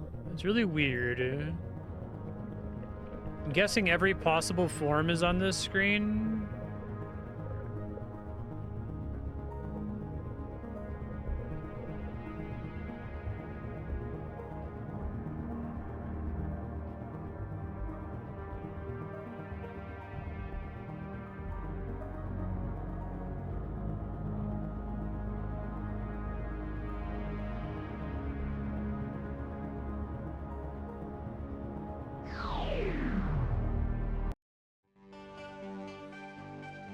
Rodell, Plisky Usurper. Yeah, exactly. We've already been there. Okay, so just a way to return to that stage. That's pretty cool, though. 100 energy I haven't picked up on this stage.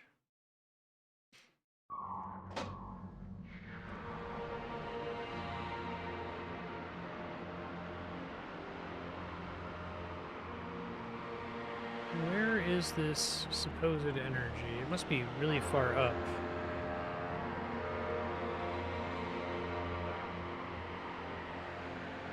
Or really far down, but I don't see...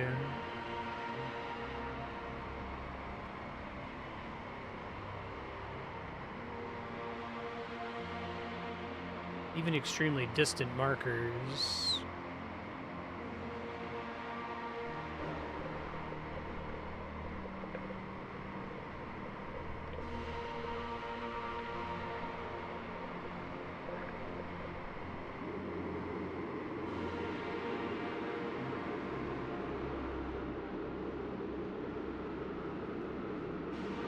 I'm gonna get somewhere. Oh, I see markers off that way, maybe? That's pretty fucking far.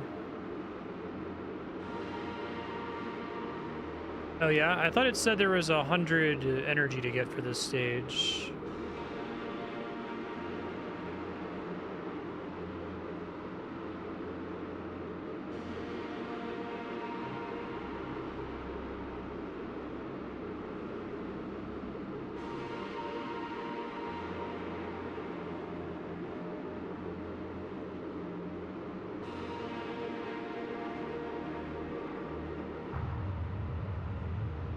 Those are just those crosses.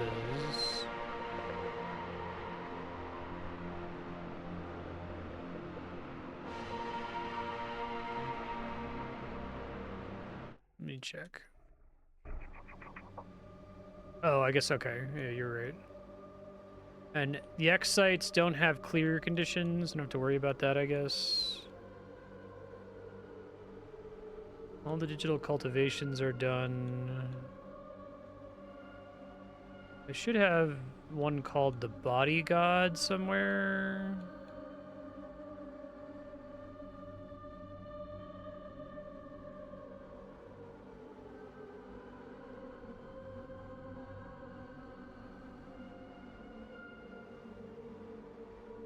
Bottom center.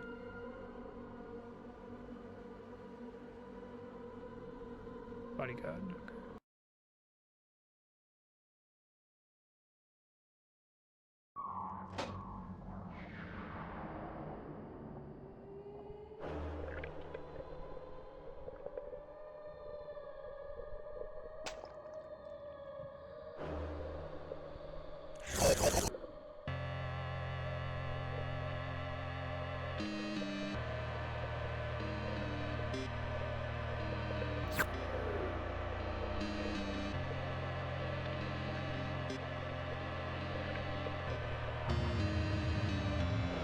Oop.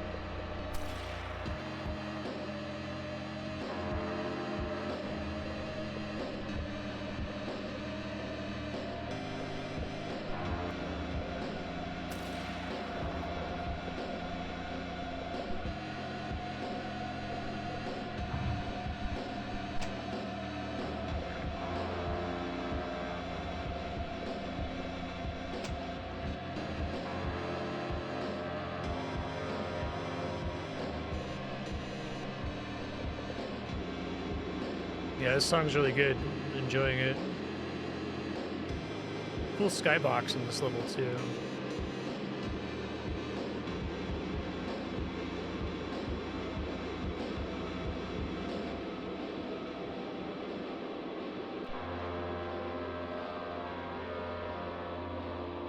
This game's soundtrack is really incredible.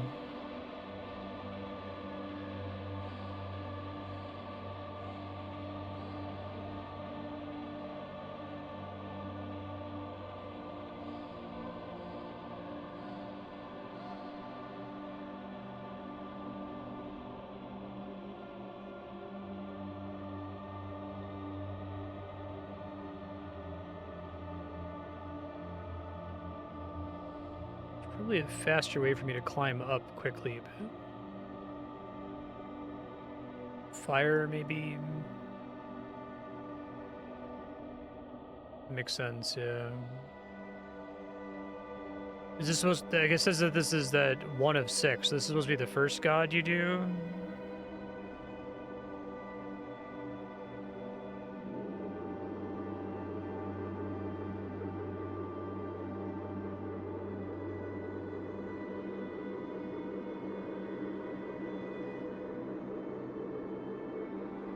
I see. All the different body parts like the thyroid and so on.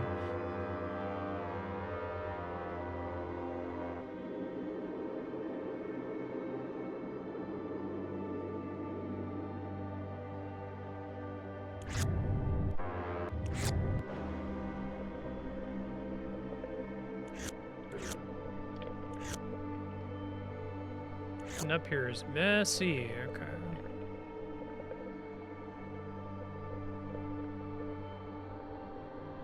This place is really cool looking though. Big fan.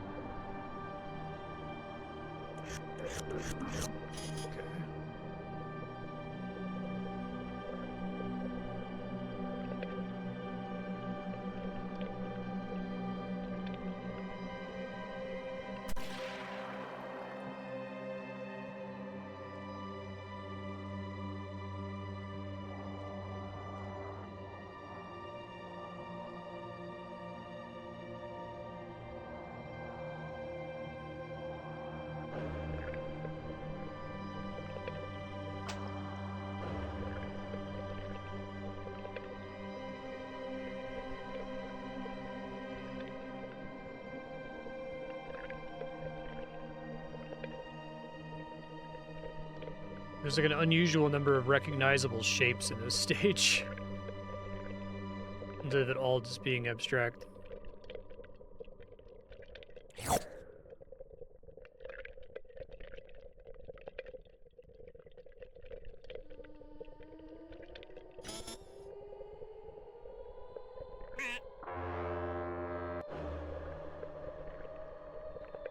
Now I guess we know that these are good for Tyne, I suppose. Yeah, that's interesting. Tyne is always attracted to those. So it's maybe the main way you get around this stage when you first visit it, I guess.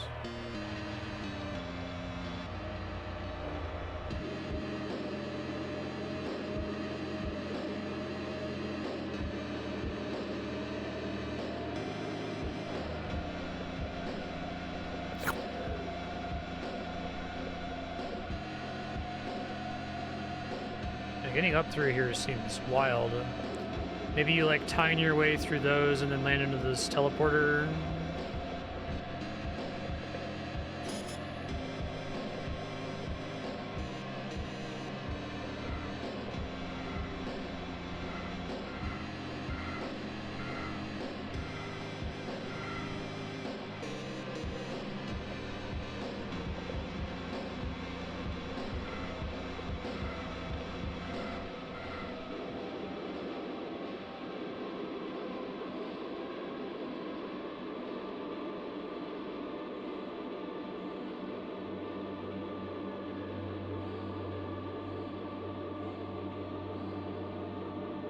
Yeah, this would be crazy to try to solve without all these endgame abilities. I bet it's pretty doable. Bigger thing I think is the energy problem. You just wouldn't have enough energy to do it efficiently.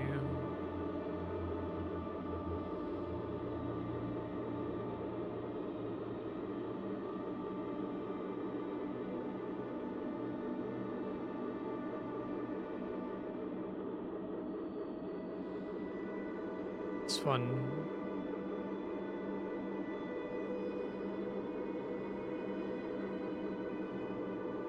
So you want to hit the second one to go up, I think. According to the line being drawn from it there.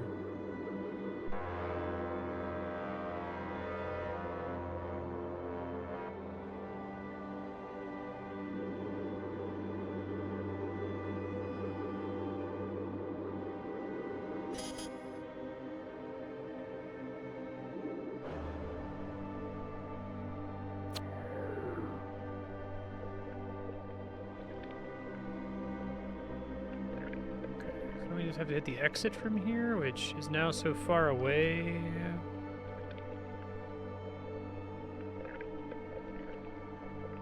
Can no longer see the text for it. Hold on.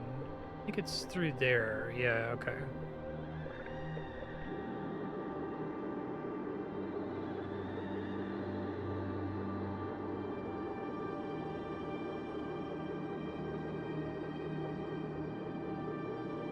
This level rules. I love the music. I love how huge it feels.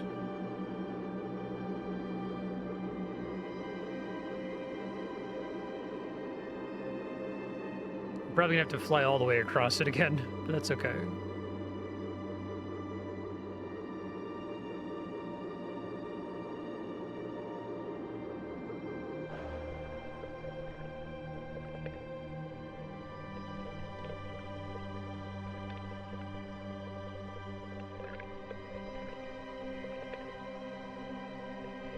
This game is able to have, like, insane scale.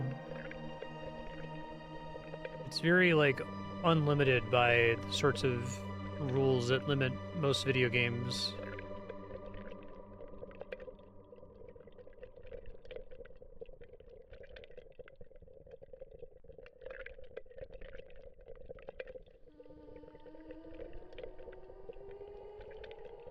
Yeah, it's cool.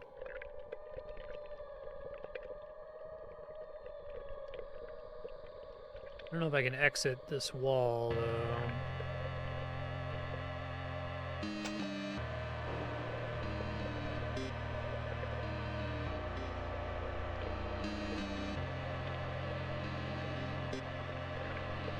Yeah.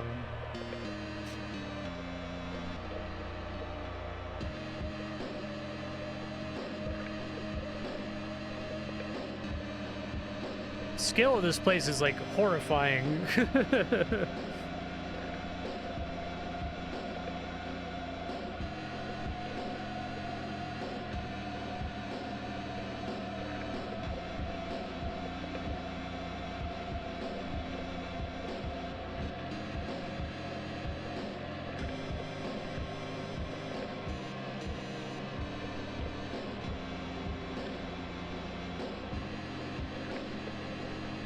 Yeah, it's really cool.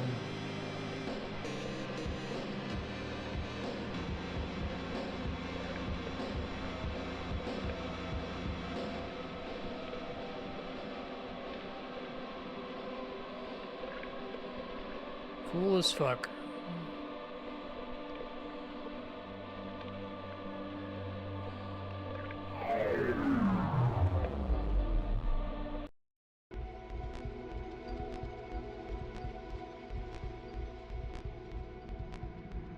I don't know how many gods I've done so far. I think it's less than 6.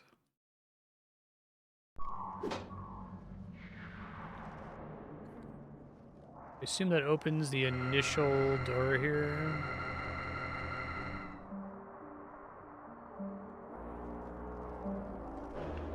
Oh, that one's not open yet. Okay.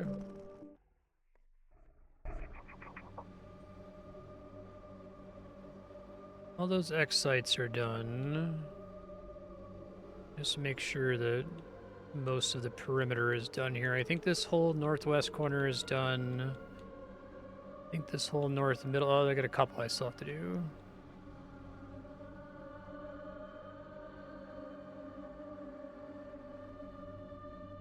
.6 energy. One of the crosses turns into a chair. That's cool.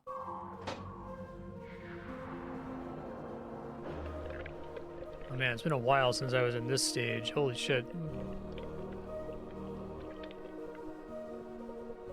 This track's really good too. The whole soundtrack is great.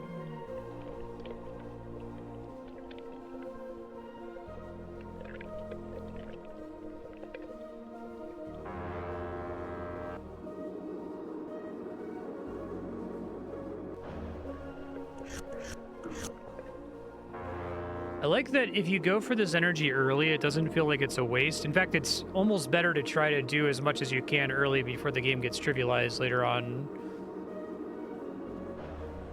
Because the energy is more impactful the less you have, right? Remember, this is the one I couldn't get to because I like had to like... When I was first in this stage, I was using the tine to get around. It was really crazy, and I barely got into that tube. Now I can just like trivialize it. It's wild. I really like that aspect of it too. It's like the apparent size of the game itself is like the apparent structure of the game is constantly changing. Okay, let's see.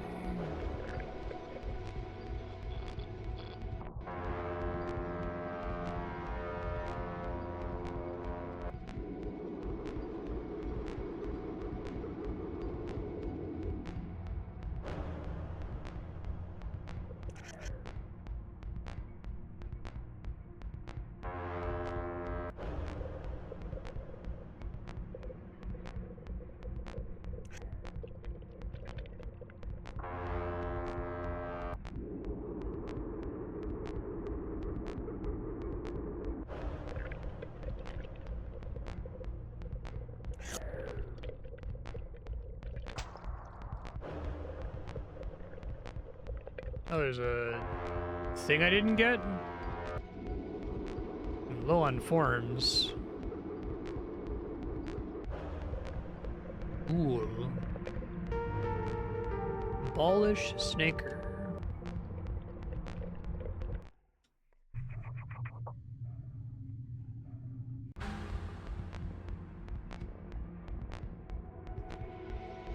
That's interesting. So it's like Ball, but it leaves behind a trail that can pick things up?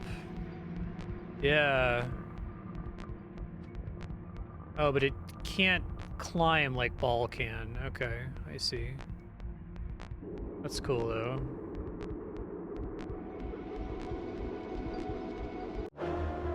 All clear.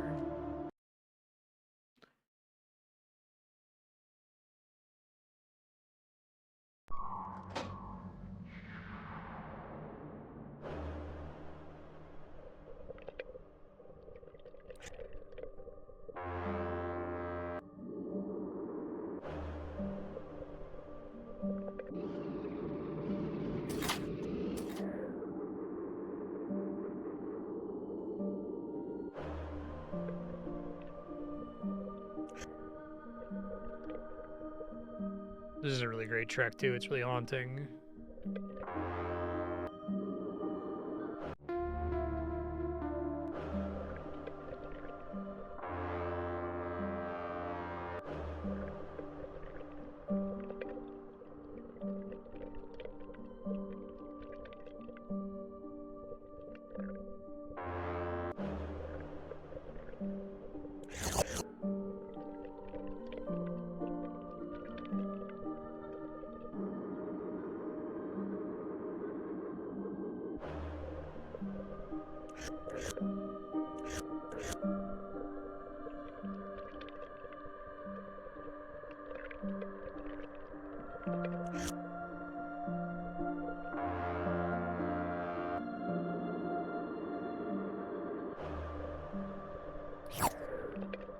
It's a lot of energy for this stage of the game.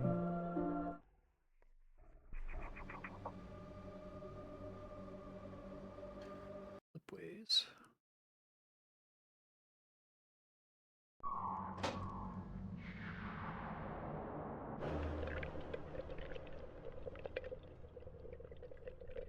Let's go.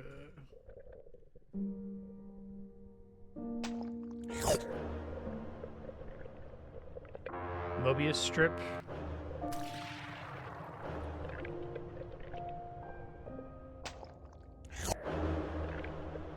Interesting. So that one, to clear it, you need to have some way to clip through stuff. Apparatus, gapparatus.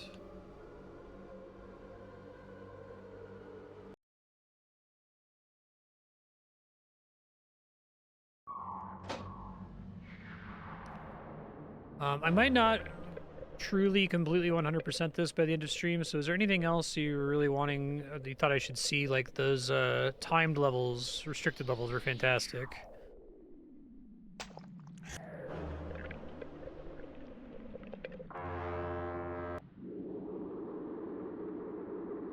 It would be nice to see all the gods, I guess, all the god levels.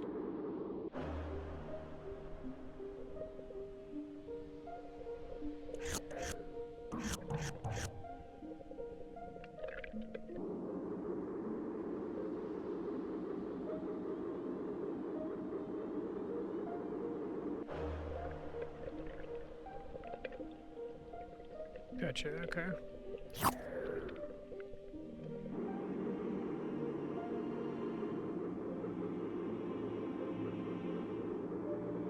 I have like 1 or 2 walls left, I think.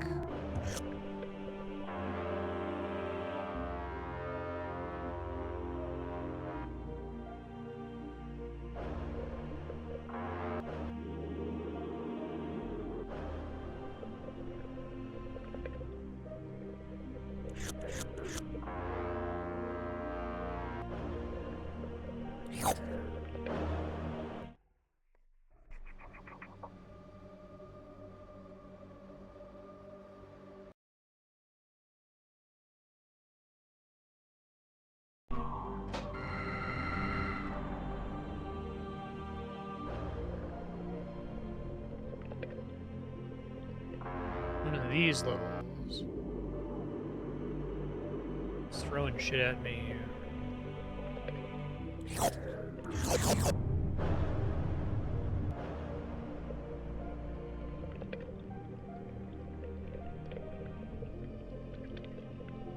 Or did you not get an all clear on every stage? Okay. Do a quick sanity check.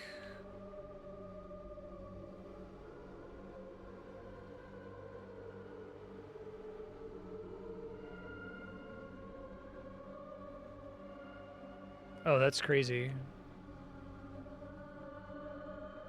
Yeah, it would be nice if the all clear was a little bit less buggy. It's not like a deal breaker for the game, but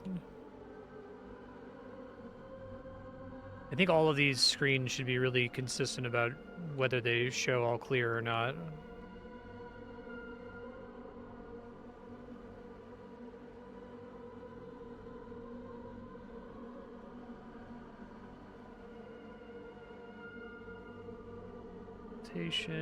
I think everything on the outside is done. Just confirm that, so I gotta do stuff down here.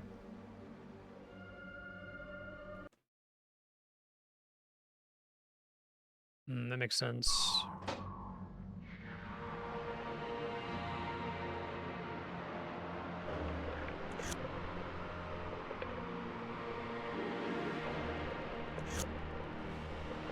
This is a cool stage.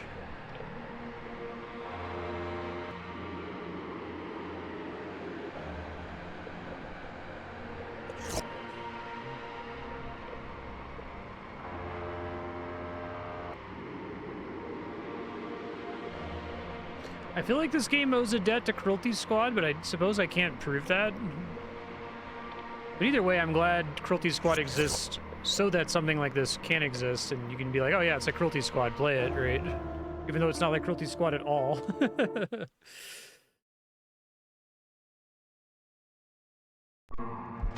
This is one of the most compelling arguments for games as art I've ever seen, and maybe one of the best things I've ever played on stream in 11 years, which is saying a lot. I've played some really incredible games.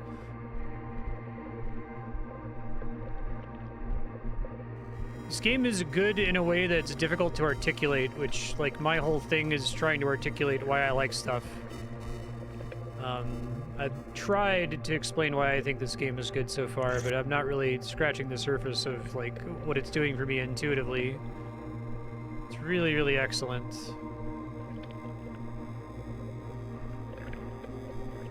I think anyone interested in game design, games in general, should play it, even if it's... seems like it might be off-putting. It's really, really incredible.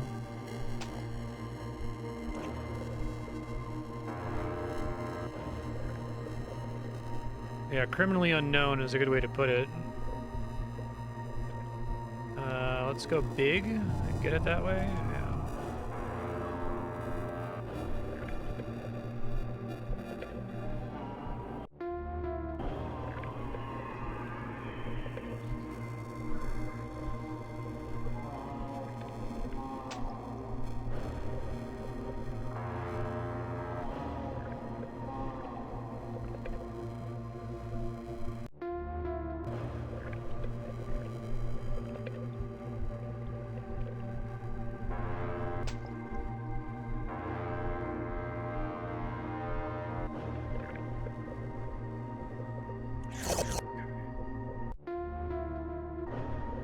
I'll make sure I review it, and I'll tell more people about it, because it's really special.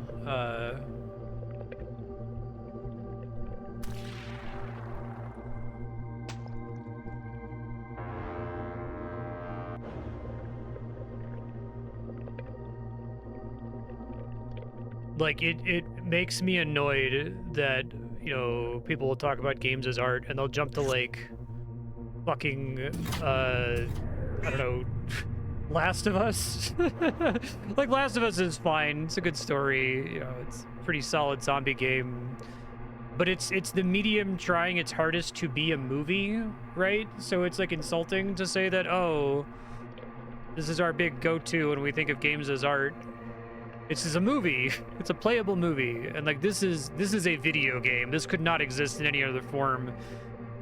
There is nothing you can take out of it other than its gameplay, and the gameplay is really, really good. It's really interesting. It's really different.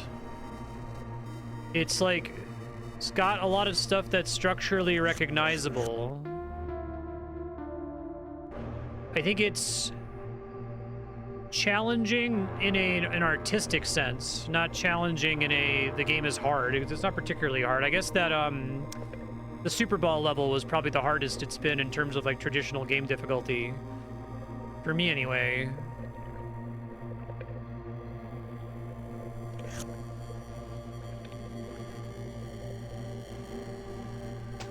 I'd love to try to think about this game more and try to say more about it. I feel like I'm underserving it with what I'm saying about it so far, because it's really brilliant. Okay, Wedge.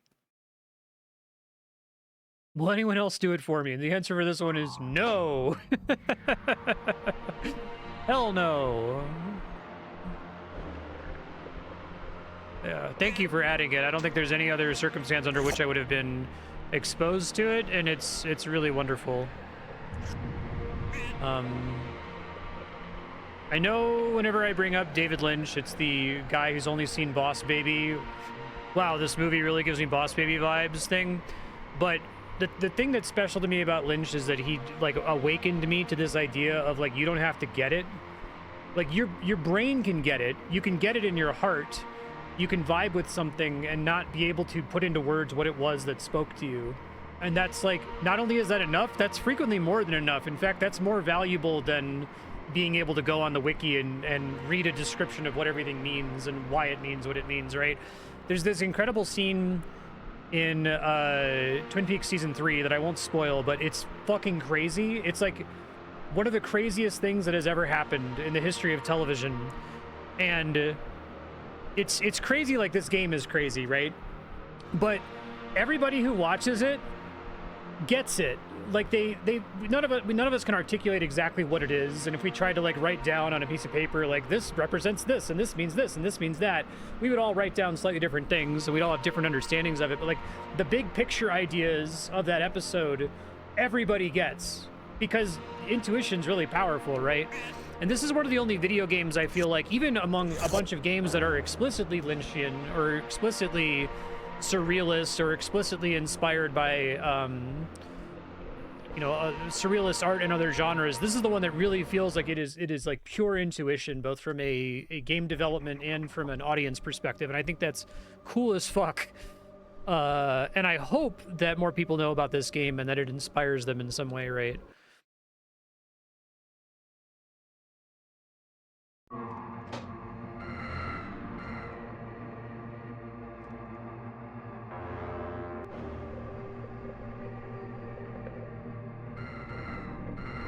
It's funny because, like, you know, Lynch's work isn't particularly challenging. It's not particularly hard to get into. Like, it's weird, but the reason he's so popular is because everybody watches it and they get it, because it's not that complicated, right? It's not like a really hard to understand book or something, right? It doesn't tell you everything and relies on you to kind of piece it together and make sense of it yourself. And same with this, where it's like, you know, you could look at this for 5 minutes and be like, wow, that's impossibly complicated. No one could ever understand this weird fucking art game. But it's like, it's so legible. It's like insane how legible it is. And while it certainly plays with structure a lot, it plays with like what you think it's going to be and how you think it's going to work. Like, some things hold true the whole time. Like, yeah, you're always trying to get energy, you're always trying to get new forms, right?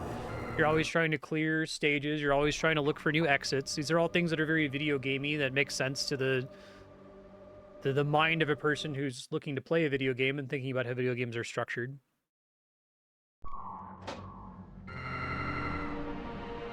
I have played substantially less surreal games that are much more baffling in their structure, where I'm like playing it for hours and I'm still like, what the fuck is this? I have never at any point in this game been like, what the fuck is this? And be like, oh, okay, I get it. It's like a weird abstract platformer. Okay, cool. I get like progression upgrades, almost like it's a Metroidvania. Oh, but the progression upgrades are really like weird and game breaky, almost like the power-ups in Breath of the Wild, right?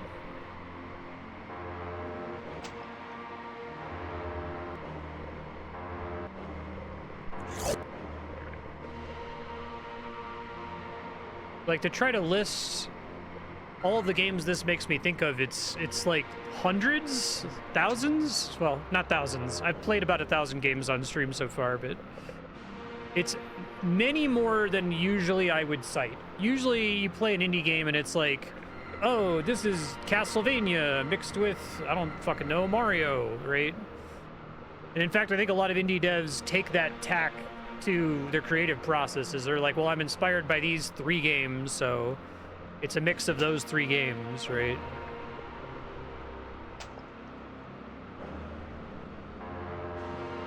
This is not that. This feels like it's inspired by the body of work of all video games. It's really cool. I think I just need to restart here. I guess I can polyp my way in here. Hold on.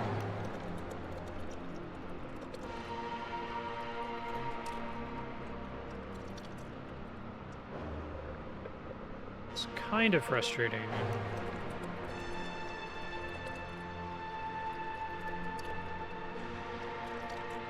Yeah. There's a lot of stuff like that where it's like, that feels weird, but it seems like it's intentional, right?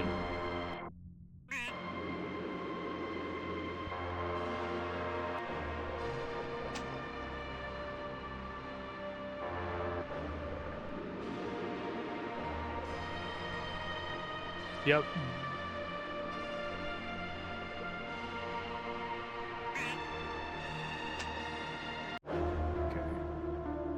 Pump Temple.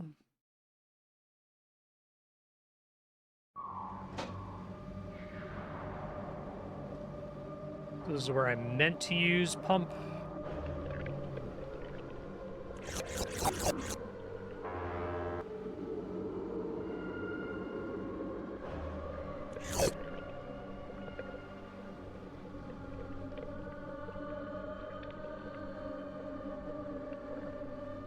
Whoa. Rude.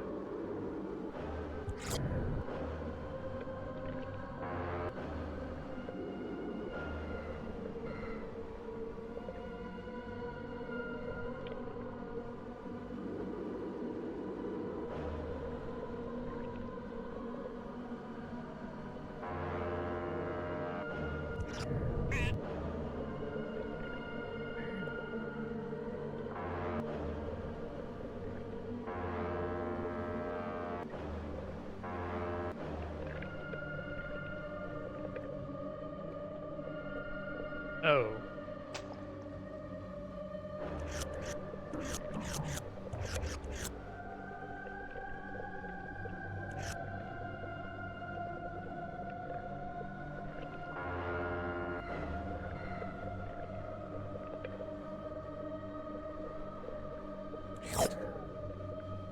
Not everybody? I think so.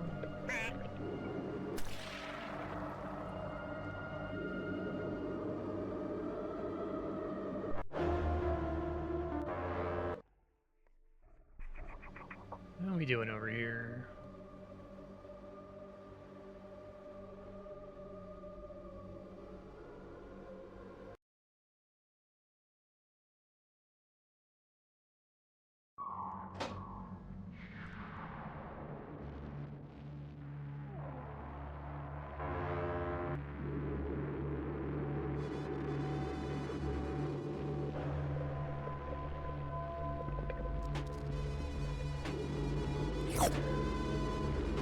Pretty big stage. I love that this is like the large thing, and it's like 1/1000th the size of the body temple, or the body god world, or whatever. The car.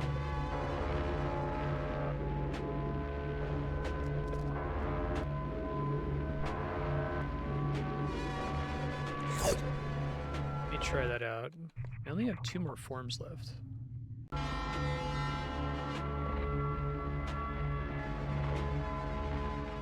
So I'm supposed to get that? Okay, that's cool.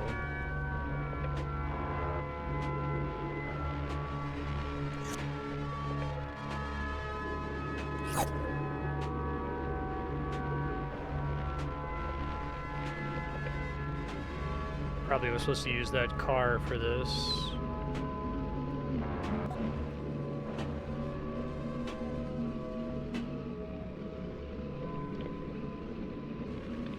Got it. Okay, that works though. Yeah, what's the benefit of that is that they can pick stuff up. They draw the attention of bullshit, I guess.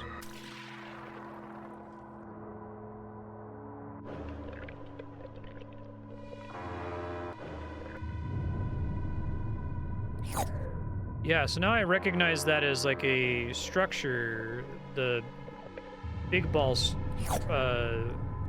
railing essentially.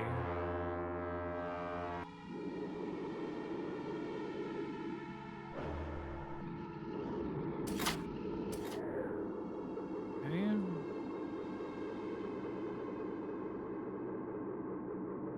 Oh, I see. That would help with that one stage that I was struggling to clear before. Because the after image is constantly touching it. I gotcha. So it was cool to have at least attempted that without having the timer trivializing after images.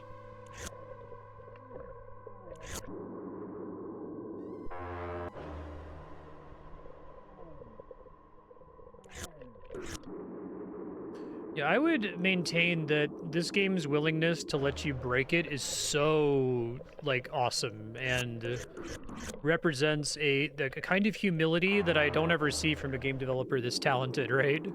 I've mentioned that before, that, like, you know, anyone who's been a dungeon master before has experienced the pain of putting something cool in your game and then your players breaking it. It's like, no, I wanted you to do it this one certain way, right? You have to be willing to let them miss things, and you have to be willing to let them do things contrary to how you intended it. And that's part of why people are so blown away by tabletop RPGs, is because they have the appearance of a video game, but that then, you know, through DM fiat, you can break it, and that feels pretty incredible. This game almost gives that feeling of playing a tabletop game with a really cool DM who's just like chill and will let you do anything as long as it makes sense. That's cool.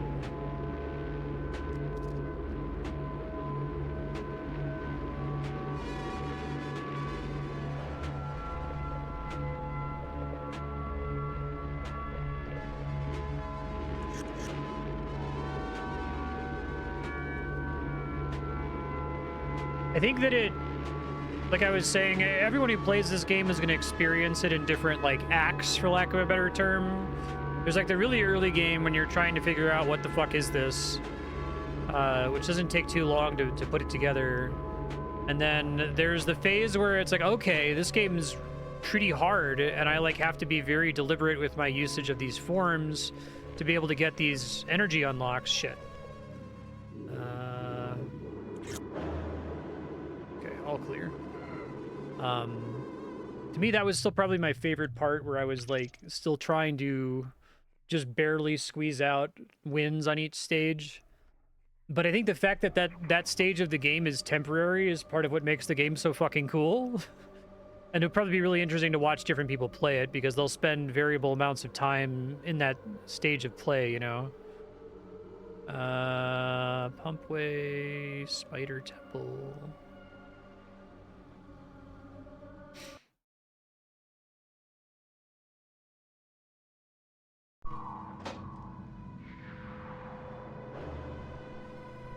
One of the biggest feelings I get from that kind of like surreal art that speaks to me so heavily is this feeling of like, I'm like pre-sad that it's gonna be over, right? That I can't just enjoy this awesome thing forever. Dump off the flag. figure out what that does. Or like I get the feeling that I'm already sad that I'm never gonna be able to watch this for the first time again, right? It's pretty common. Ah, so that is another thing where I can leave that behind and it just permanently solves the timer challenge. Okay.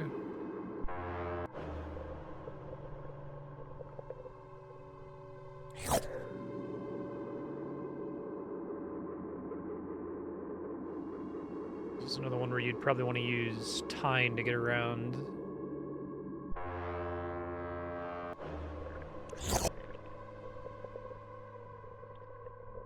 There's more there.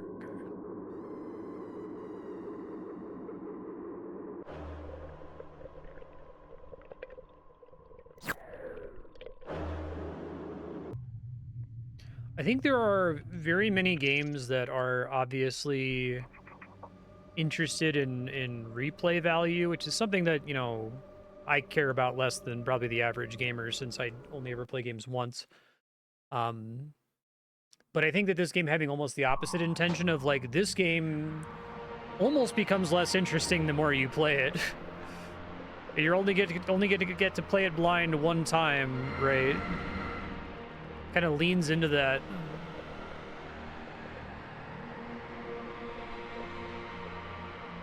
Oh, this is a cool way to orient the stage.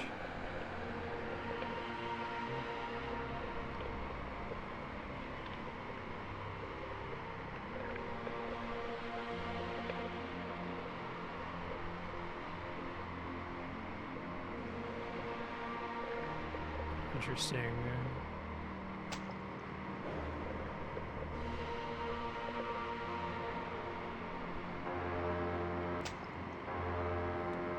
I see how I'm meant to do it.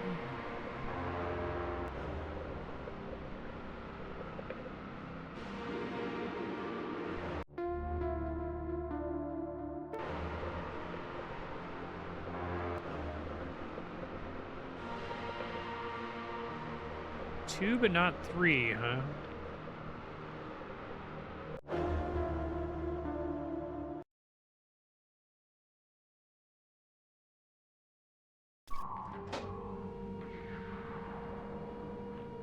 You just play their open world game, linear order of area scaling.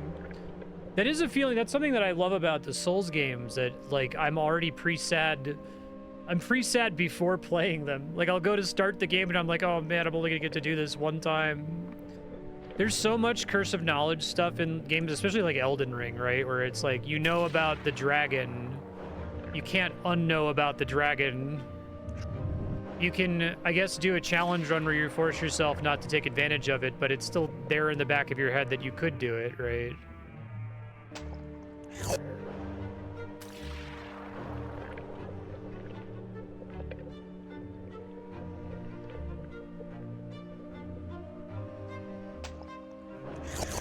And I could still see, you know, I don't think this game is completely devoid of replay value. I feel like once you know how everything works, you could try to speedrun or you could try to route it in a really efficient way just for fun, but I do think that it is a particularly special feeling first playthrough. I don't know why it seems like the level select screen is broken. Everything is black now. I don't know if I have to back out to fix that.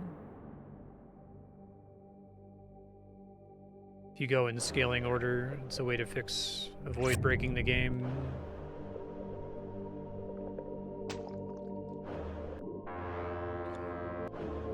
I love how powerful clipping is and how it's just like, yeah, that's just a feature of the game. Just a thing we give you really early.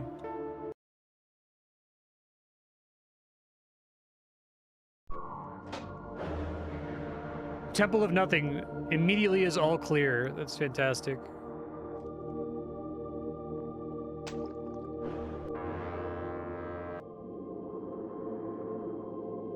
My shit.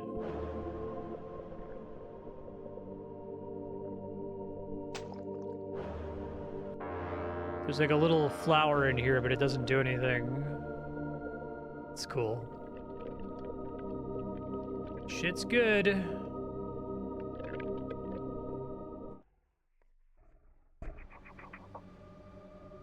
Temple of Not Hing.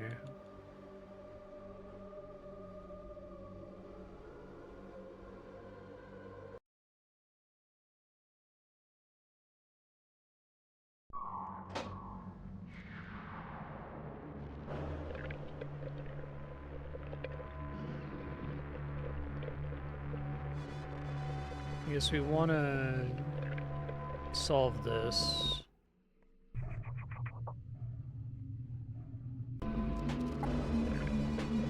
Oh, it even looks like the spinny thing, I see.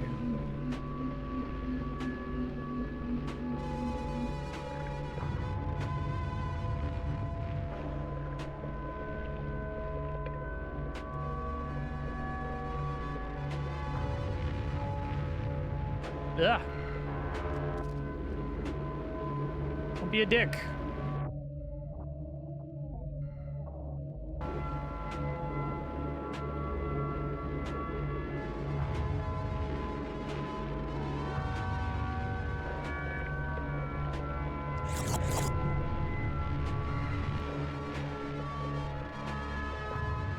Oh, that's cute. Since there's only 2 of them, yeah, I noticed that.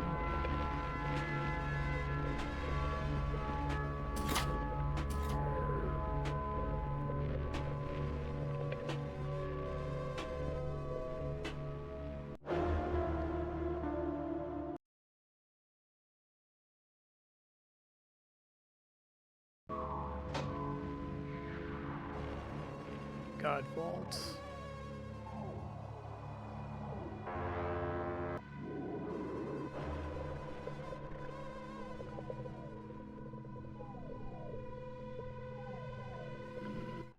You go ahead and just put this on.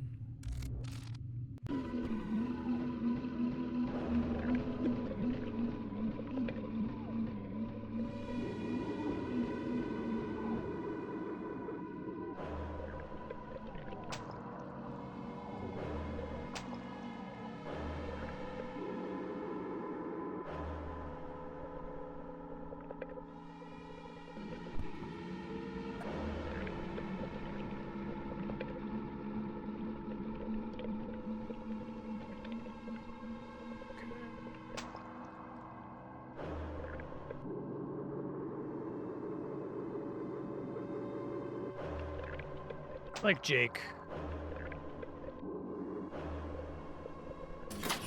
Got that. This is Jake. Oh, you can't see the face on this level. That's interesting.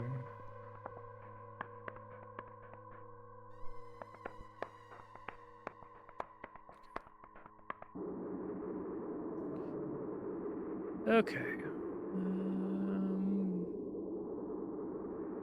Little guy. Big fan of little guys.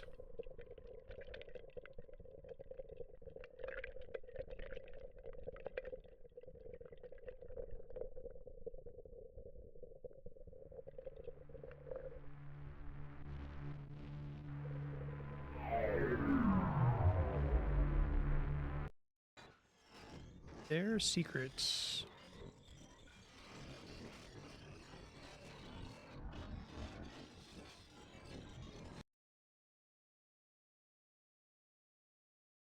You said I can tell how many gods I've done based on how many of these have been turned into chairs. Oh, they're all chairs now. I must have done all of them. Oh, perfect timing. I'll still try to pick up some other loot because it's fun to do that, but if we have to wrap, I won't feel super bad.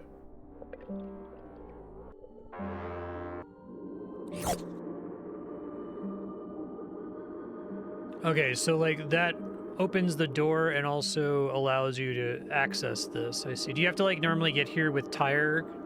I guess you have flat by this point, don't you?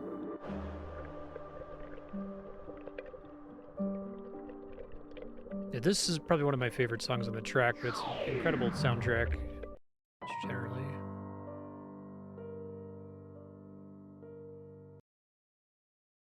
Okay, let me do Earth again. A cool level, though.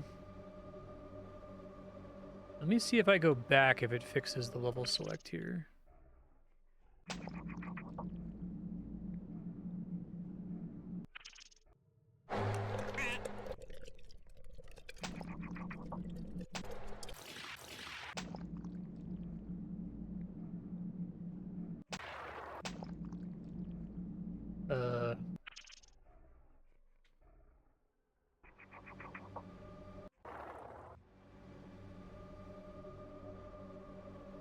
Back from here to title menu. Let's try that. See if that fixes it. Maybe if I close the game and reopen it, let's try that too.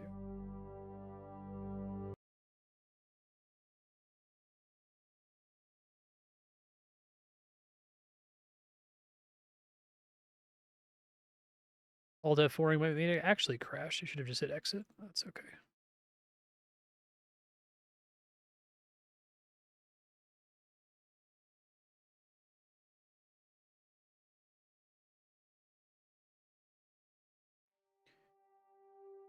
Looks like that fixed it.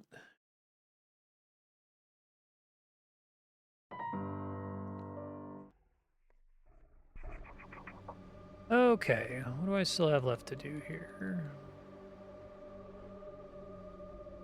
God Pit. The wall is really thick. Yeah, you have to do it a couple different times. I guess they could have stopped me from doing it by simply making that wall on the edge extend all the way to the top of the world. But the fact that there even is a roof, because there's other levels that do have a wall that extends to the top of the world, so makes me think it's an intentional way to get in there.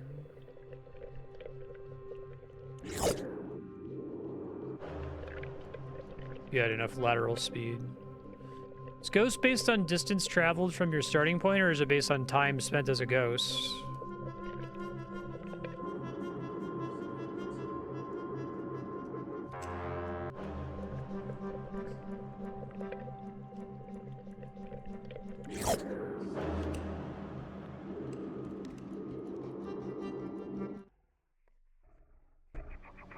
Gotcha.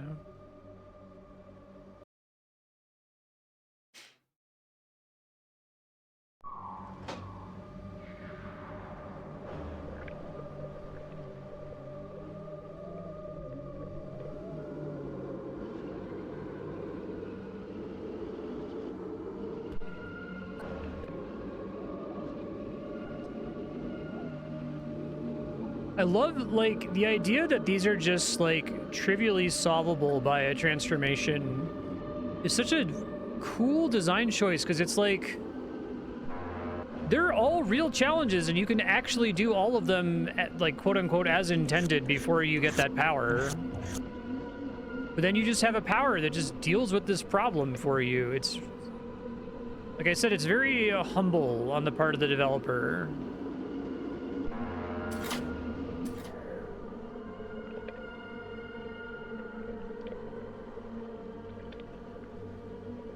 You get, like, anti-intellectuals who complain about, like, I don't know, like, Rothko paintings. Like, yeah, I could paint that. It's just black on black. And it's like, well, you didn't. You didn't paint it, you know?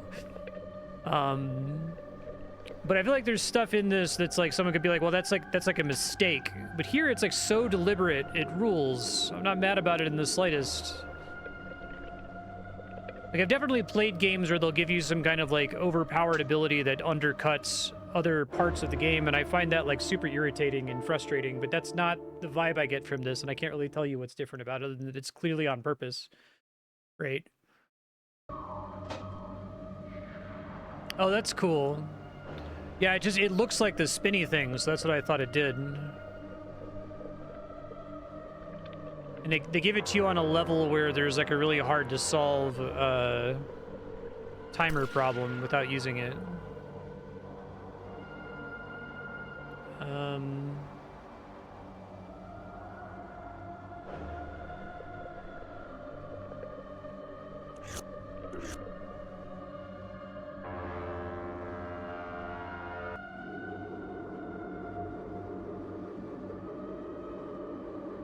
Ah, I see.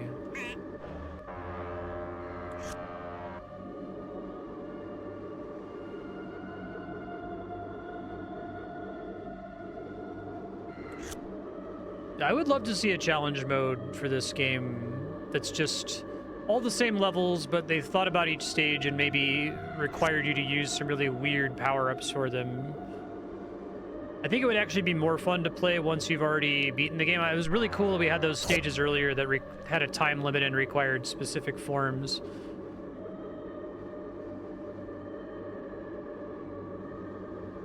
But I feel like it's a situation where the existence of those special stages suggests that, you know, the developer is fully aware that that's some of the design space that they have access to, and has decided to structure the rest of the game outside of that one section not like that, right?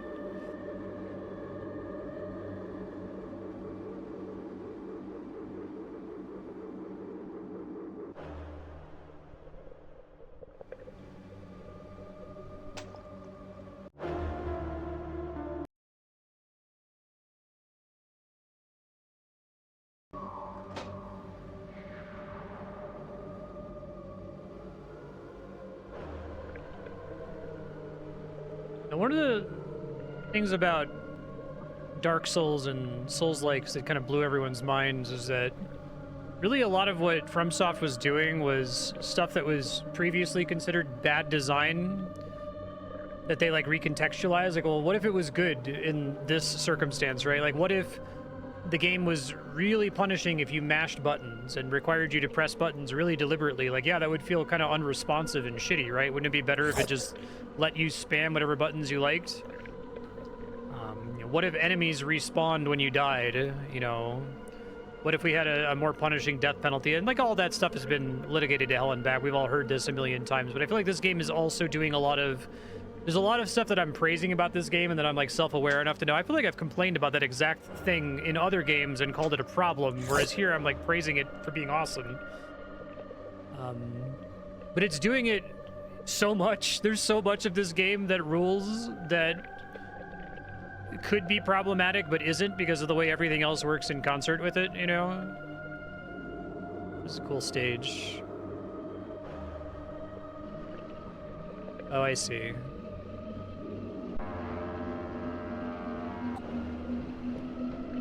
Hold on, give me a second. Let me turn into dump.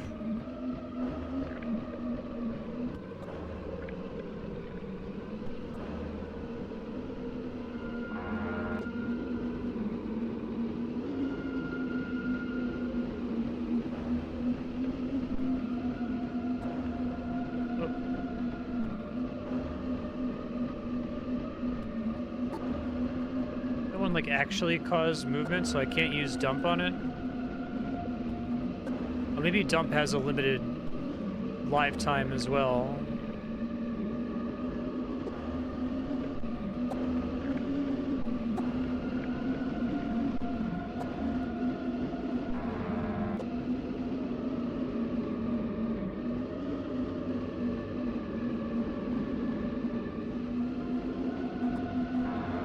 Fuck.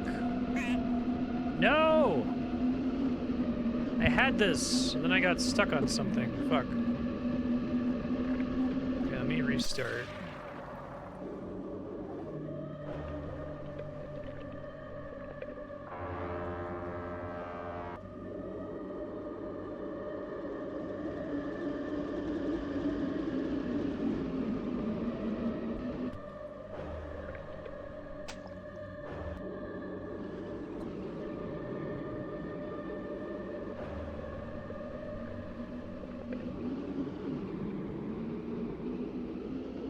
Five out of 12. Where are the last ones? Oh, they're up there. Okay. I'm gonna hit those first. Dark Souls is his response to Twilight Princess having a 4-hour intro.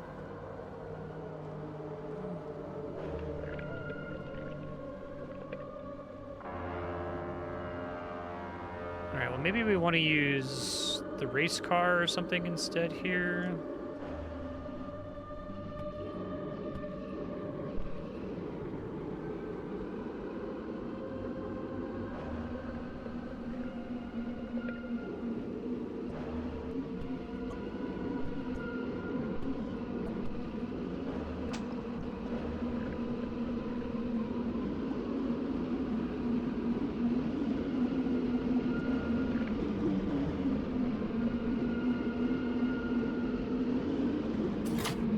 There we go. Nice. That was cool.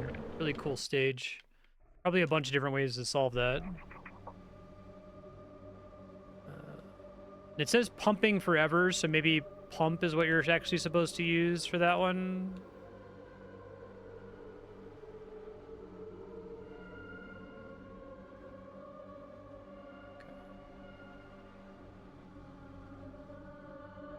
these are done, so now it's really just this body area that I think I was supposed to do originally, but I've done doing last year, which is pretty funny.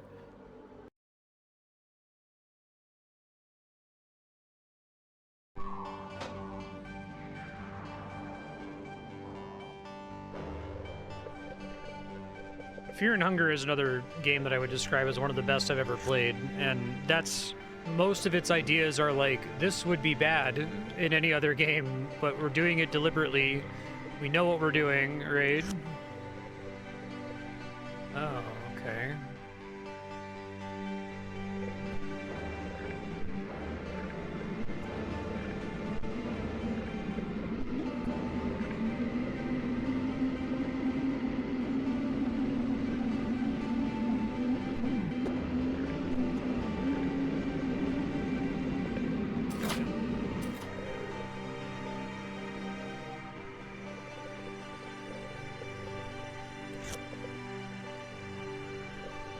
Yeah.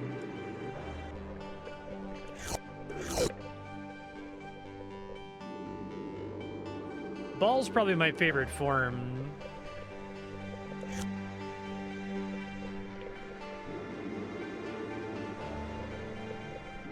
It's nice for general traversal, I feel like.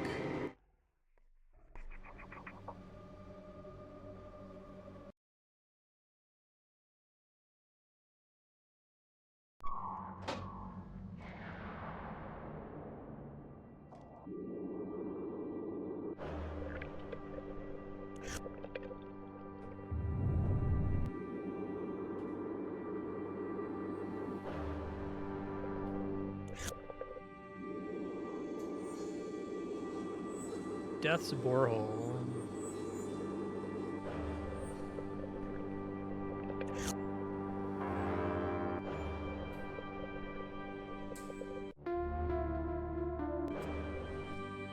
Oh, I see.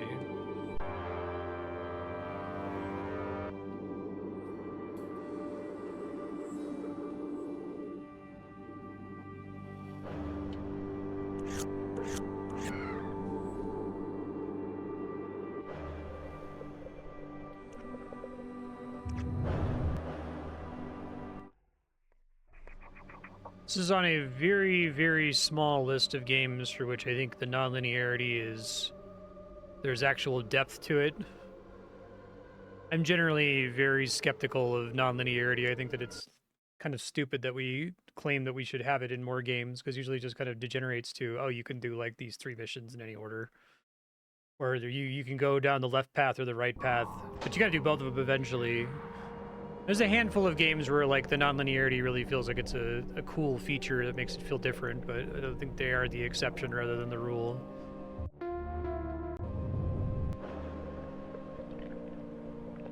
But here I feel like the order in which you play this massively recontextualizes everything about it, like, especially because it has that aspect of like, well, you're probably going to find something that you favor, right? Let's just do crew for this. Oops. Probably actually a lot of levels that I can just solve with crew right now, which is kind of funny, because I just have so much energy. I don't want to do it too much. It's a little too cheesy.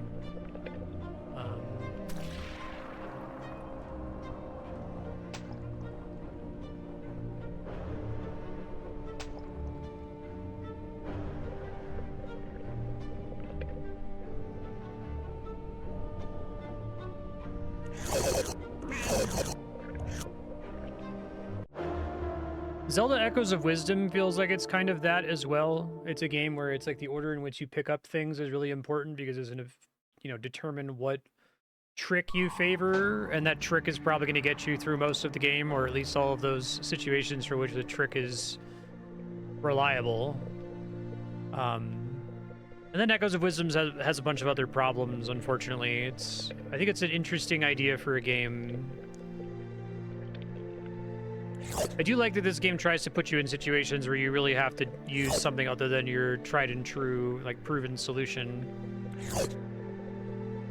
That's what I was describing as like Act 2 of the game, when you're pretty limited on energy and forms. and just barely squeezing out some solutions to some of these problems. Oop.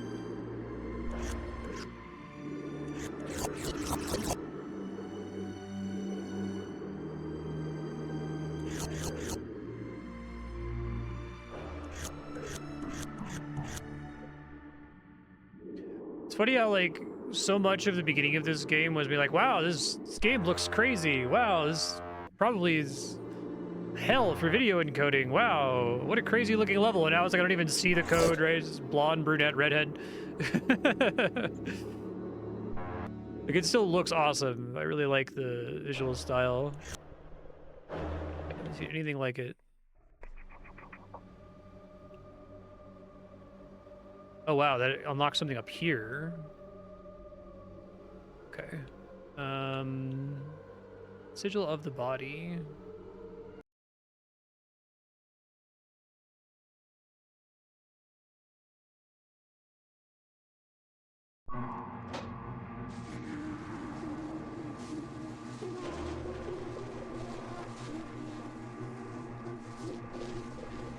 Oh, the game is chugging for the first time. It was even chugging on the menu. I wonder if...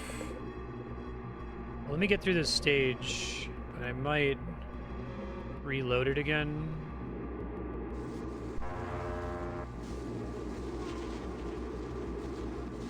Performance has actually been incredible.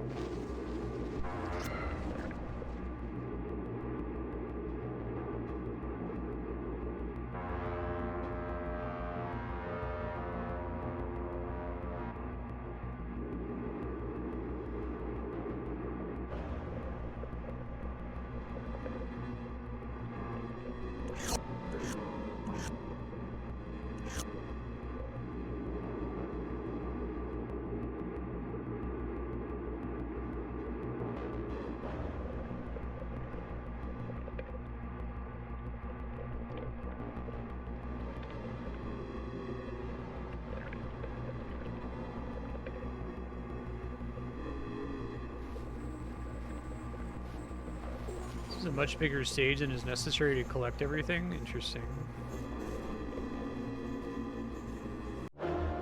Huh.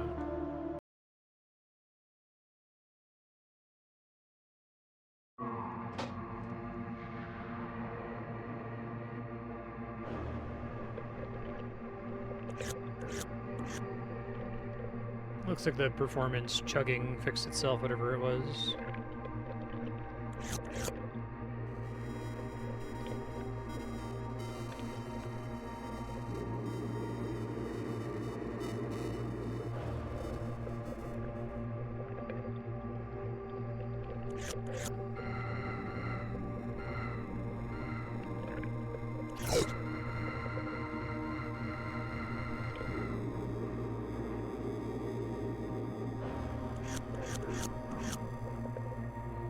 Okay.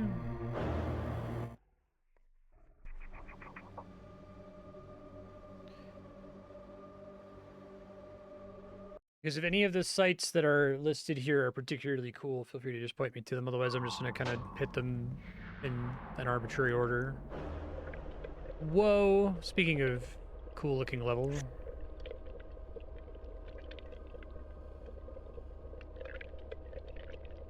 me see.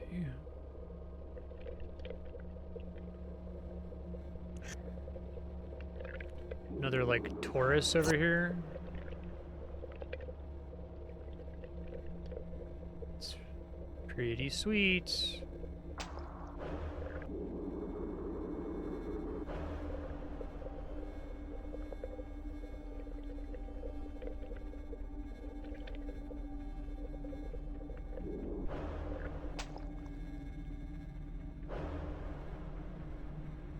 Fuck was it? There it is. Let's just do this.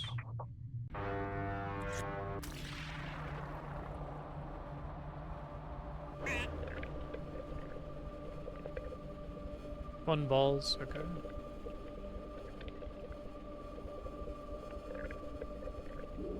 Yeah, I only clicked on that very briefly to see if it was going to be a eye strain problem. It's not really an issue, though.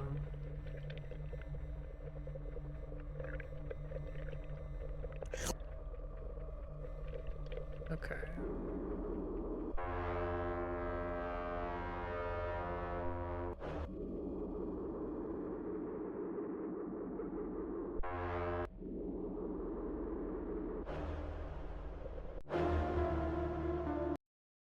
Cultivation tunnel.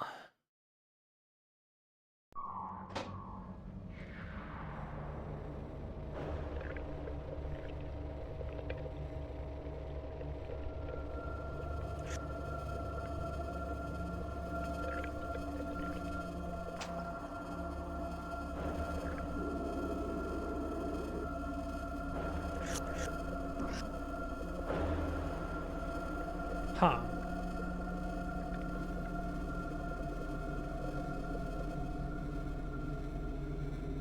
Cool. I know it says all clear, but there's like way more level.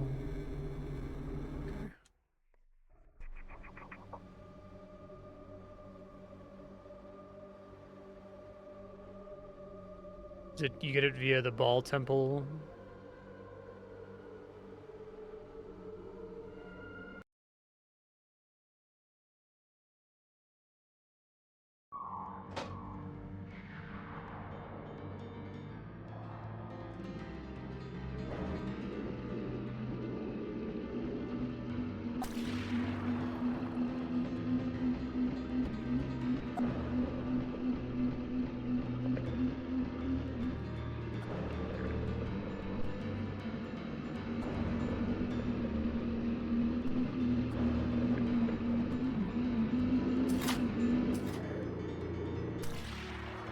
Okay.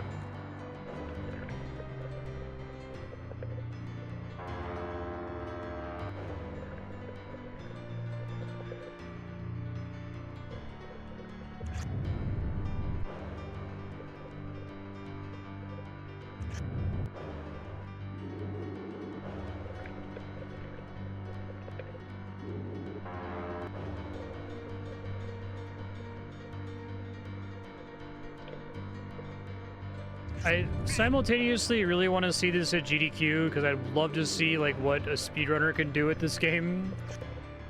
It would be amazing to see a 100% speedrun of this because I feel like you could probably do it really fast if you knew what you were doing. But also, like, there are some games that sort of suffer at GDQ because they're so weird and you, like, cannot explain what the sell is for it in the context of a speedrun at all, right? So, like, this would be you'd have to have an amazing couch with a prepared speech for why you should play this game. Did I get an all clear and I didn't mark it? It's supposed to, okay. 0.2 energy somewhere.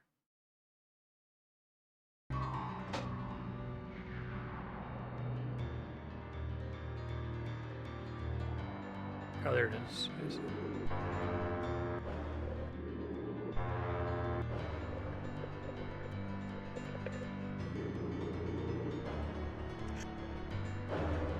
Yeah, I know, right?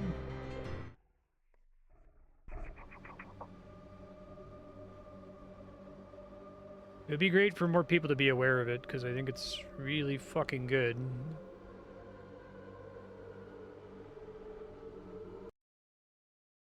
Bring a Buddhist monk for the couch.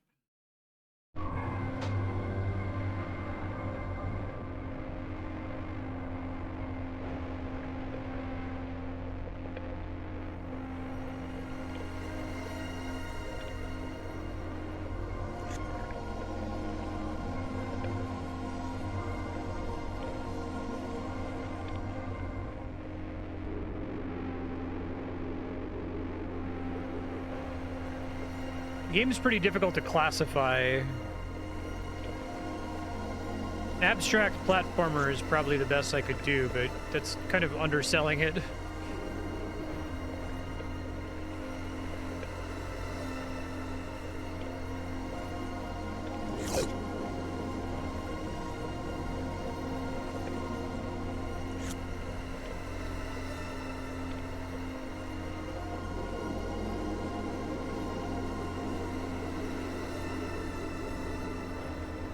Not during Monkey Ball, like, actually. Most of it, I happen to use the ball form a lot, but...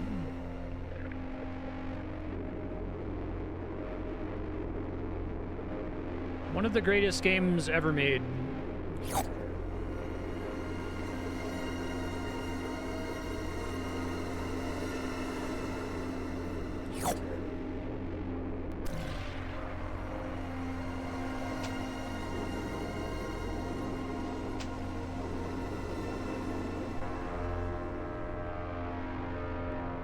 This is a game that would, like, it would really have a problem if you had a couch that was the kind of, like, annoying GDQ couch that just, like, is just constantly sharing in-jokes from the community and isn't really interested in explaining the game, because you need to have someone, like, explaining what the fuck is happening with this if you're not following it from the beginning, right?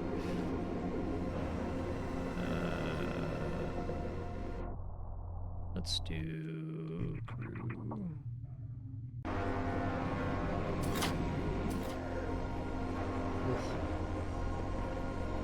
I think this is, well, it's unstreamable in the sense that, like, it's bad on the video codec, but I watched the video, I feel like it's still legible. You can still see what's happening on most stages. You can still make out the edges, right, which is what matters for being able to discern shapes from one another. Or actually, we should go ahead and just preemptively put the dump here.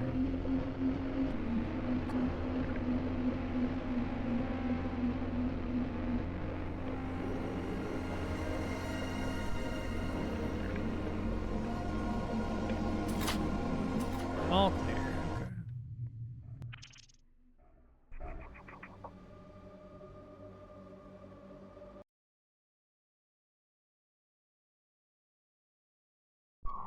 Like, the thing that's impressive about this game isn't the visual style, although that's cool too. It's...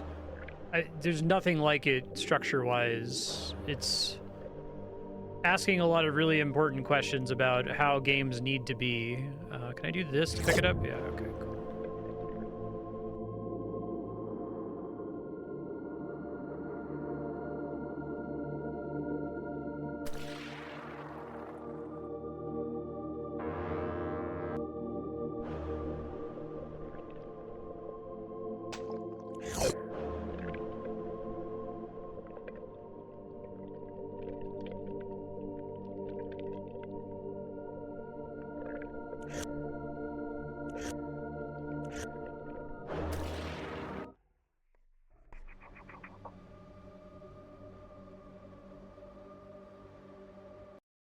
Vein, aching vein.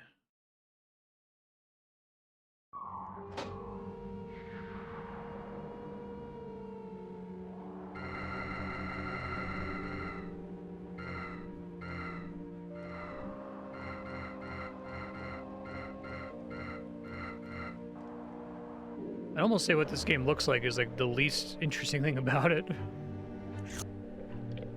I think that's true of Cruelty Squad as well.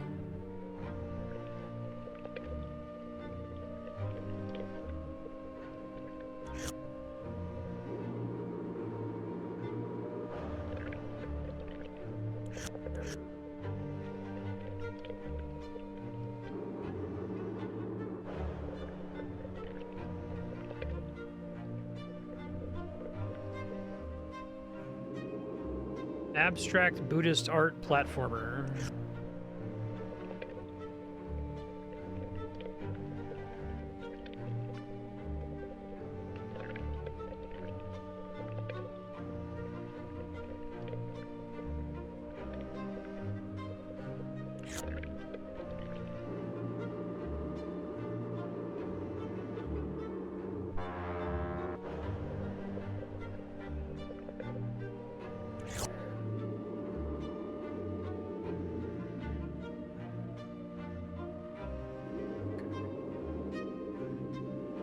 What's this all the way out here?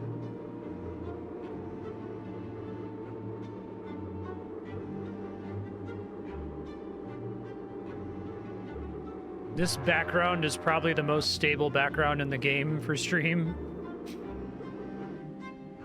Oh. Oh, I see. There's gaps. Okay, that's tricky.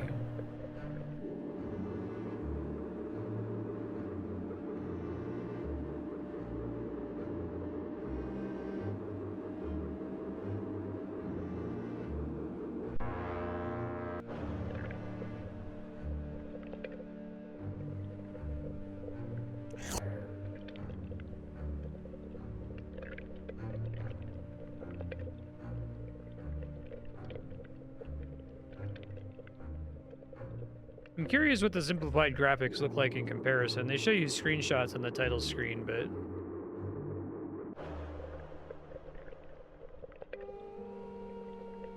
I wish that wasn't a hurdle. It makes me sad for the state of the gaming industry that's a hurdle. Because it's, like, supremely legible. It's more legible than games that have much more, traditional art direction, I'll put it that way.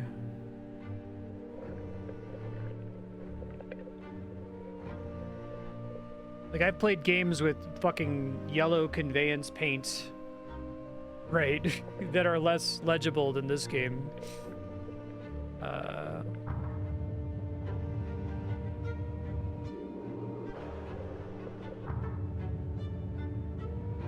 Oops.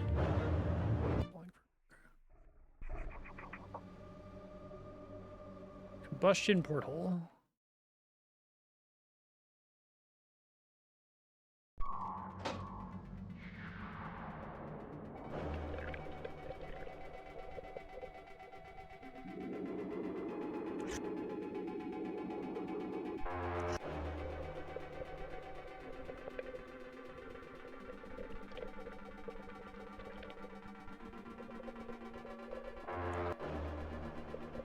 Yeah, it's a really incredible soundtrack.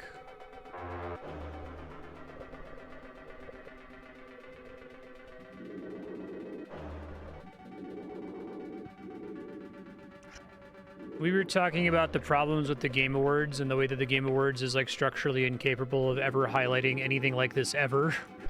That it can only really ever reflect, you know, sales numbers, essentially, games that are already popular. It can't like uplift something that's important but otherwise unseen. This is a perfect argument for that. It's probably one of my... I would say it's one of the best arguments for games as art that I've ever encountered.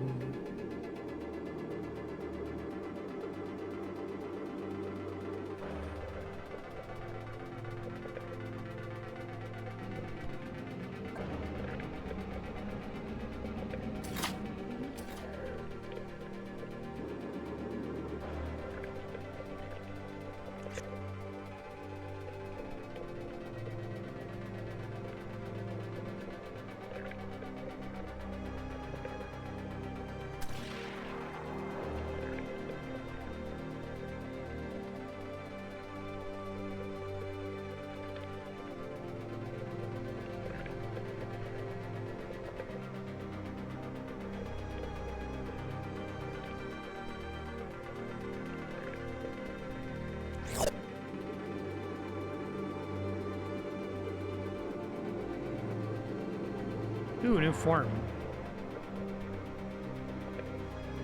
Truck. Oh, I think I had to use that in that one level.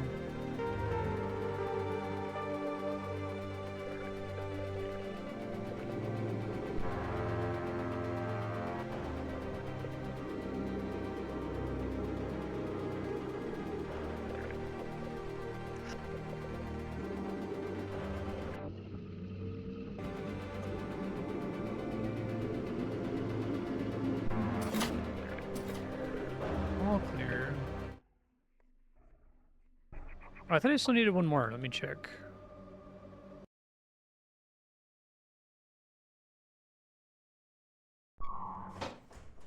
No, I guess I do have all of them. Nice. All forms. Yeah. Well, it might be just because it seems like clearing the stage with using no counts as an all clear, right?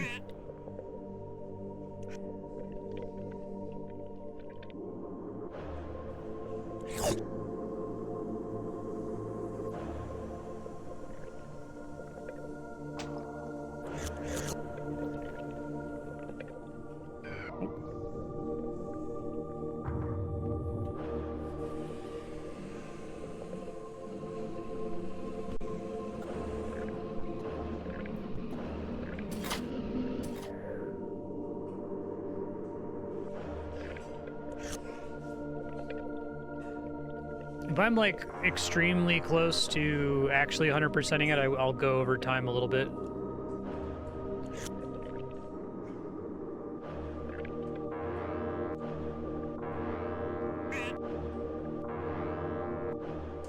It's like a pipe.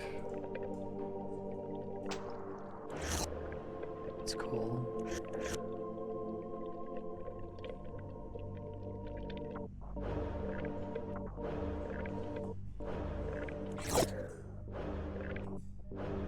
Neat.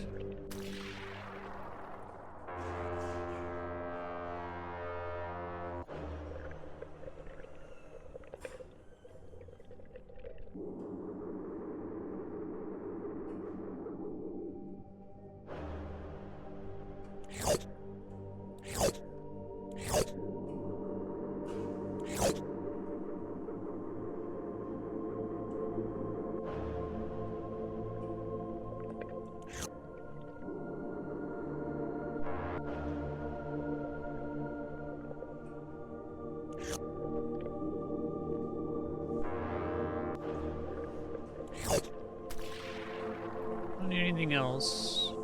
Go get fun balls.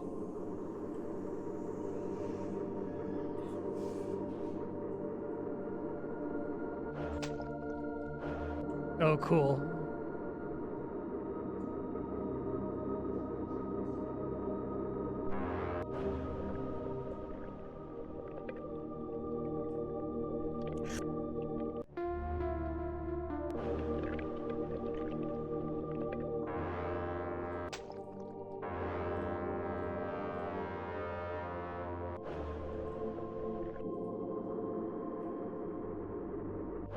This is a cool stage. I like this one a lot. There's a lot of really memorable levels in this game.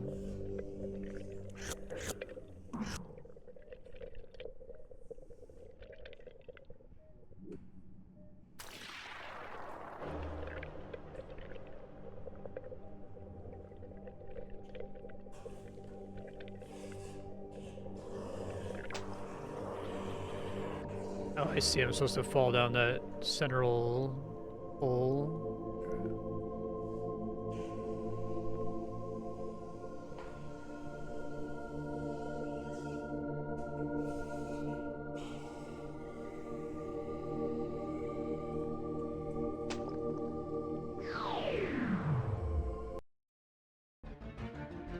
Oh, this is probably the first ending you're supposed to get, I assume? It's really funny that I got that last. Okay.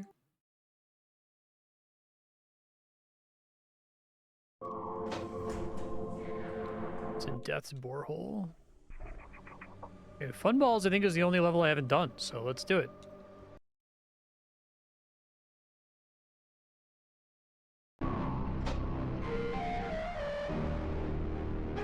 This is the song that's been in my head all week.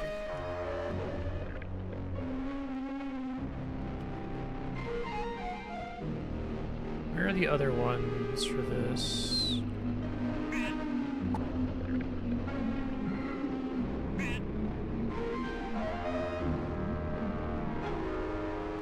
Let's pick up everything else so I can clearly see it. I know it's black instead of white.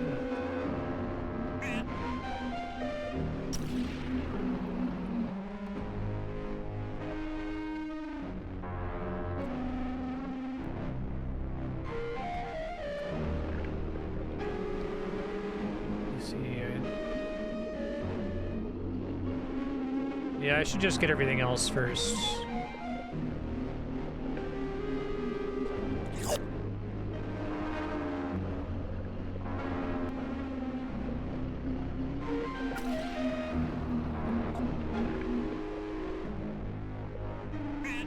Pretty crazy stage.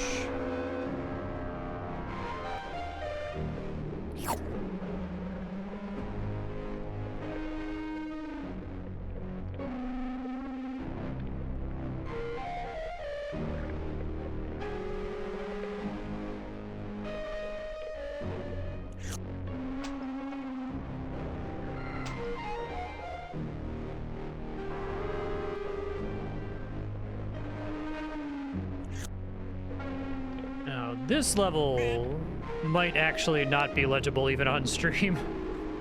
I could make sense of it in game, but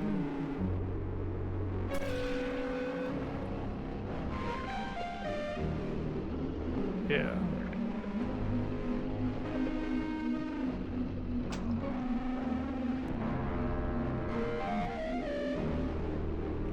Assume the thing I'm looking for is outside of the initial ball. It is, okay.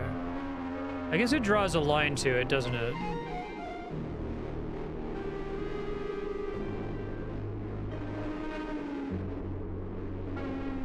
Nice. All clear.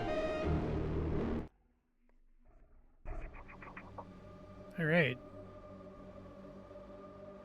Guess I have a handful of levels with... I guess this is an exit I didn't get.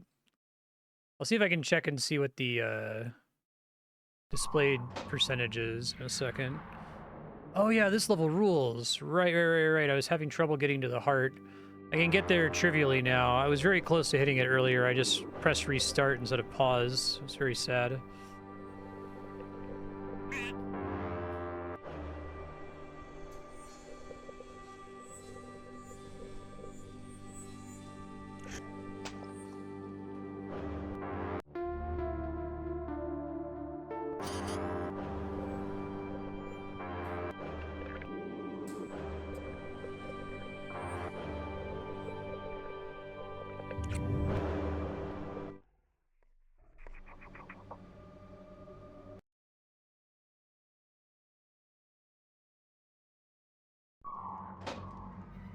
I think I've gotten all endings, question mark? Or is there an ending that you get for getting 100% completion on all clears in every stage?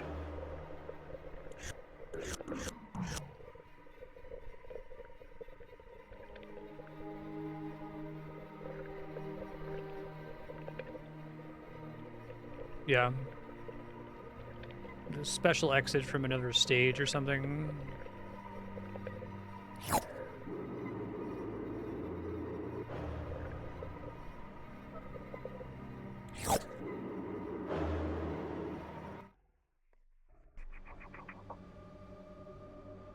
Okay. Can try to hit that up really quick. Where do I have somewhere I can go to see I have to like specifically go to Earth map, is that right? Which is a distinct level that I unlocked.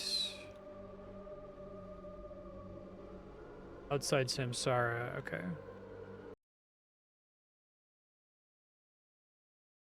Thanks.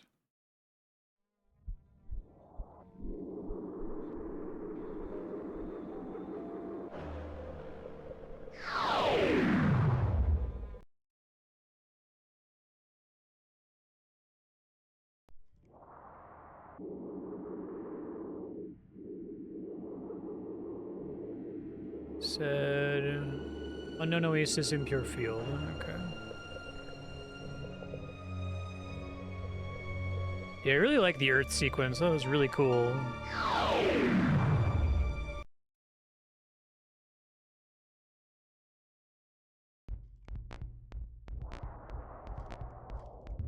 Whoop. Extreme interpretation, maybe? I don't think I remember that one. Oh, is gravity reversed here? No, never mind.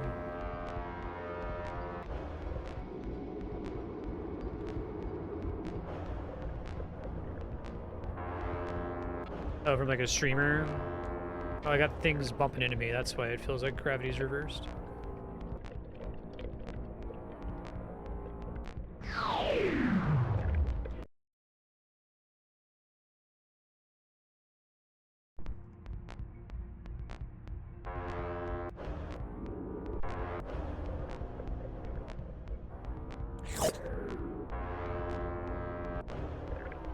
Airfield.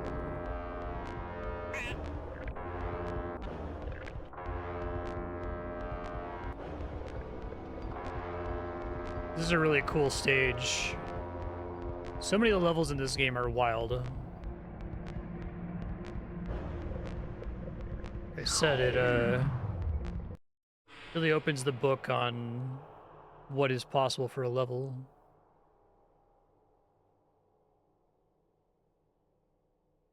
Thus known as ubiquitous godhood. The Windows 95 screensaver stage. Yeah, it does look like pipes, doesn't it?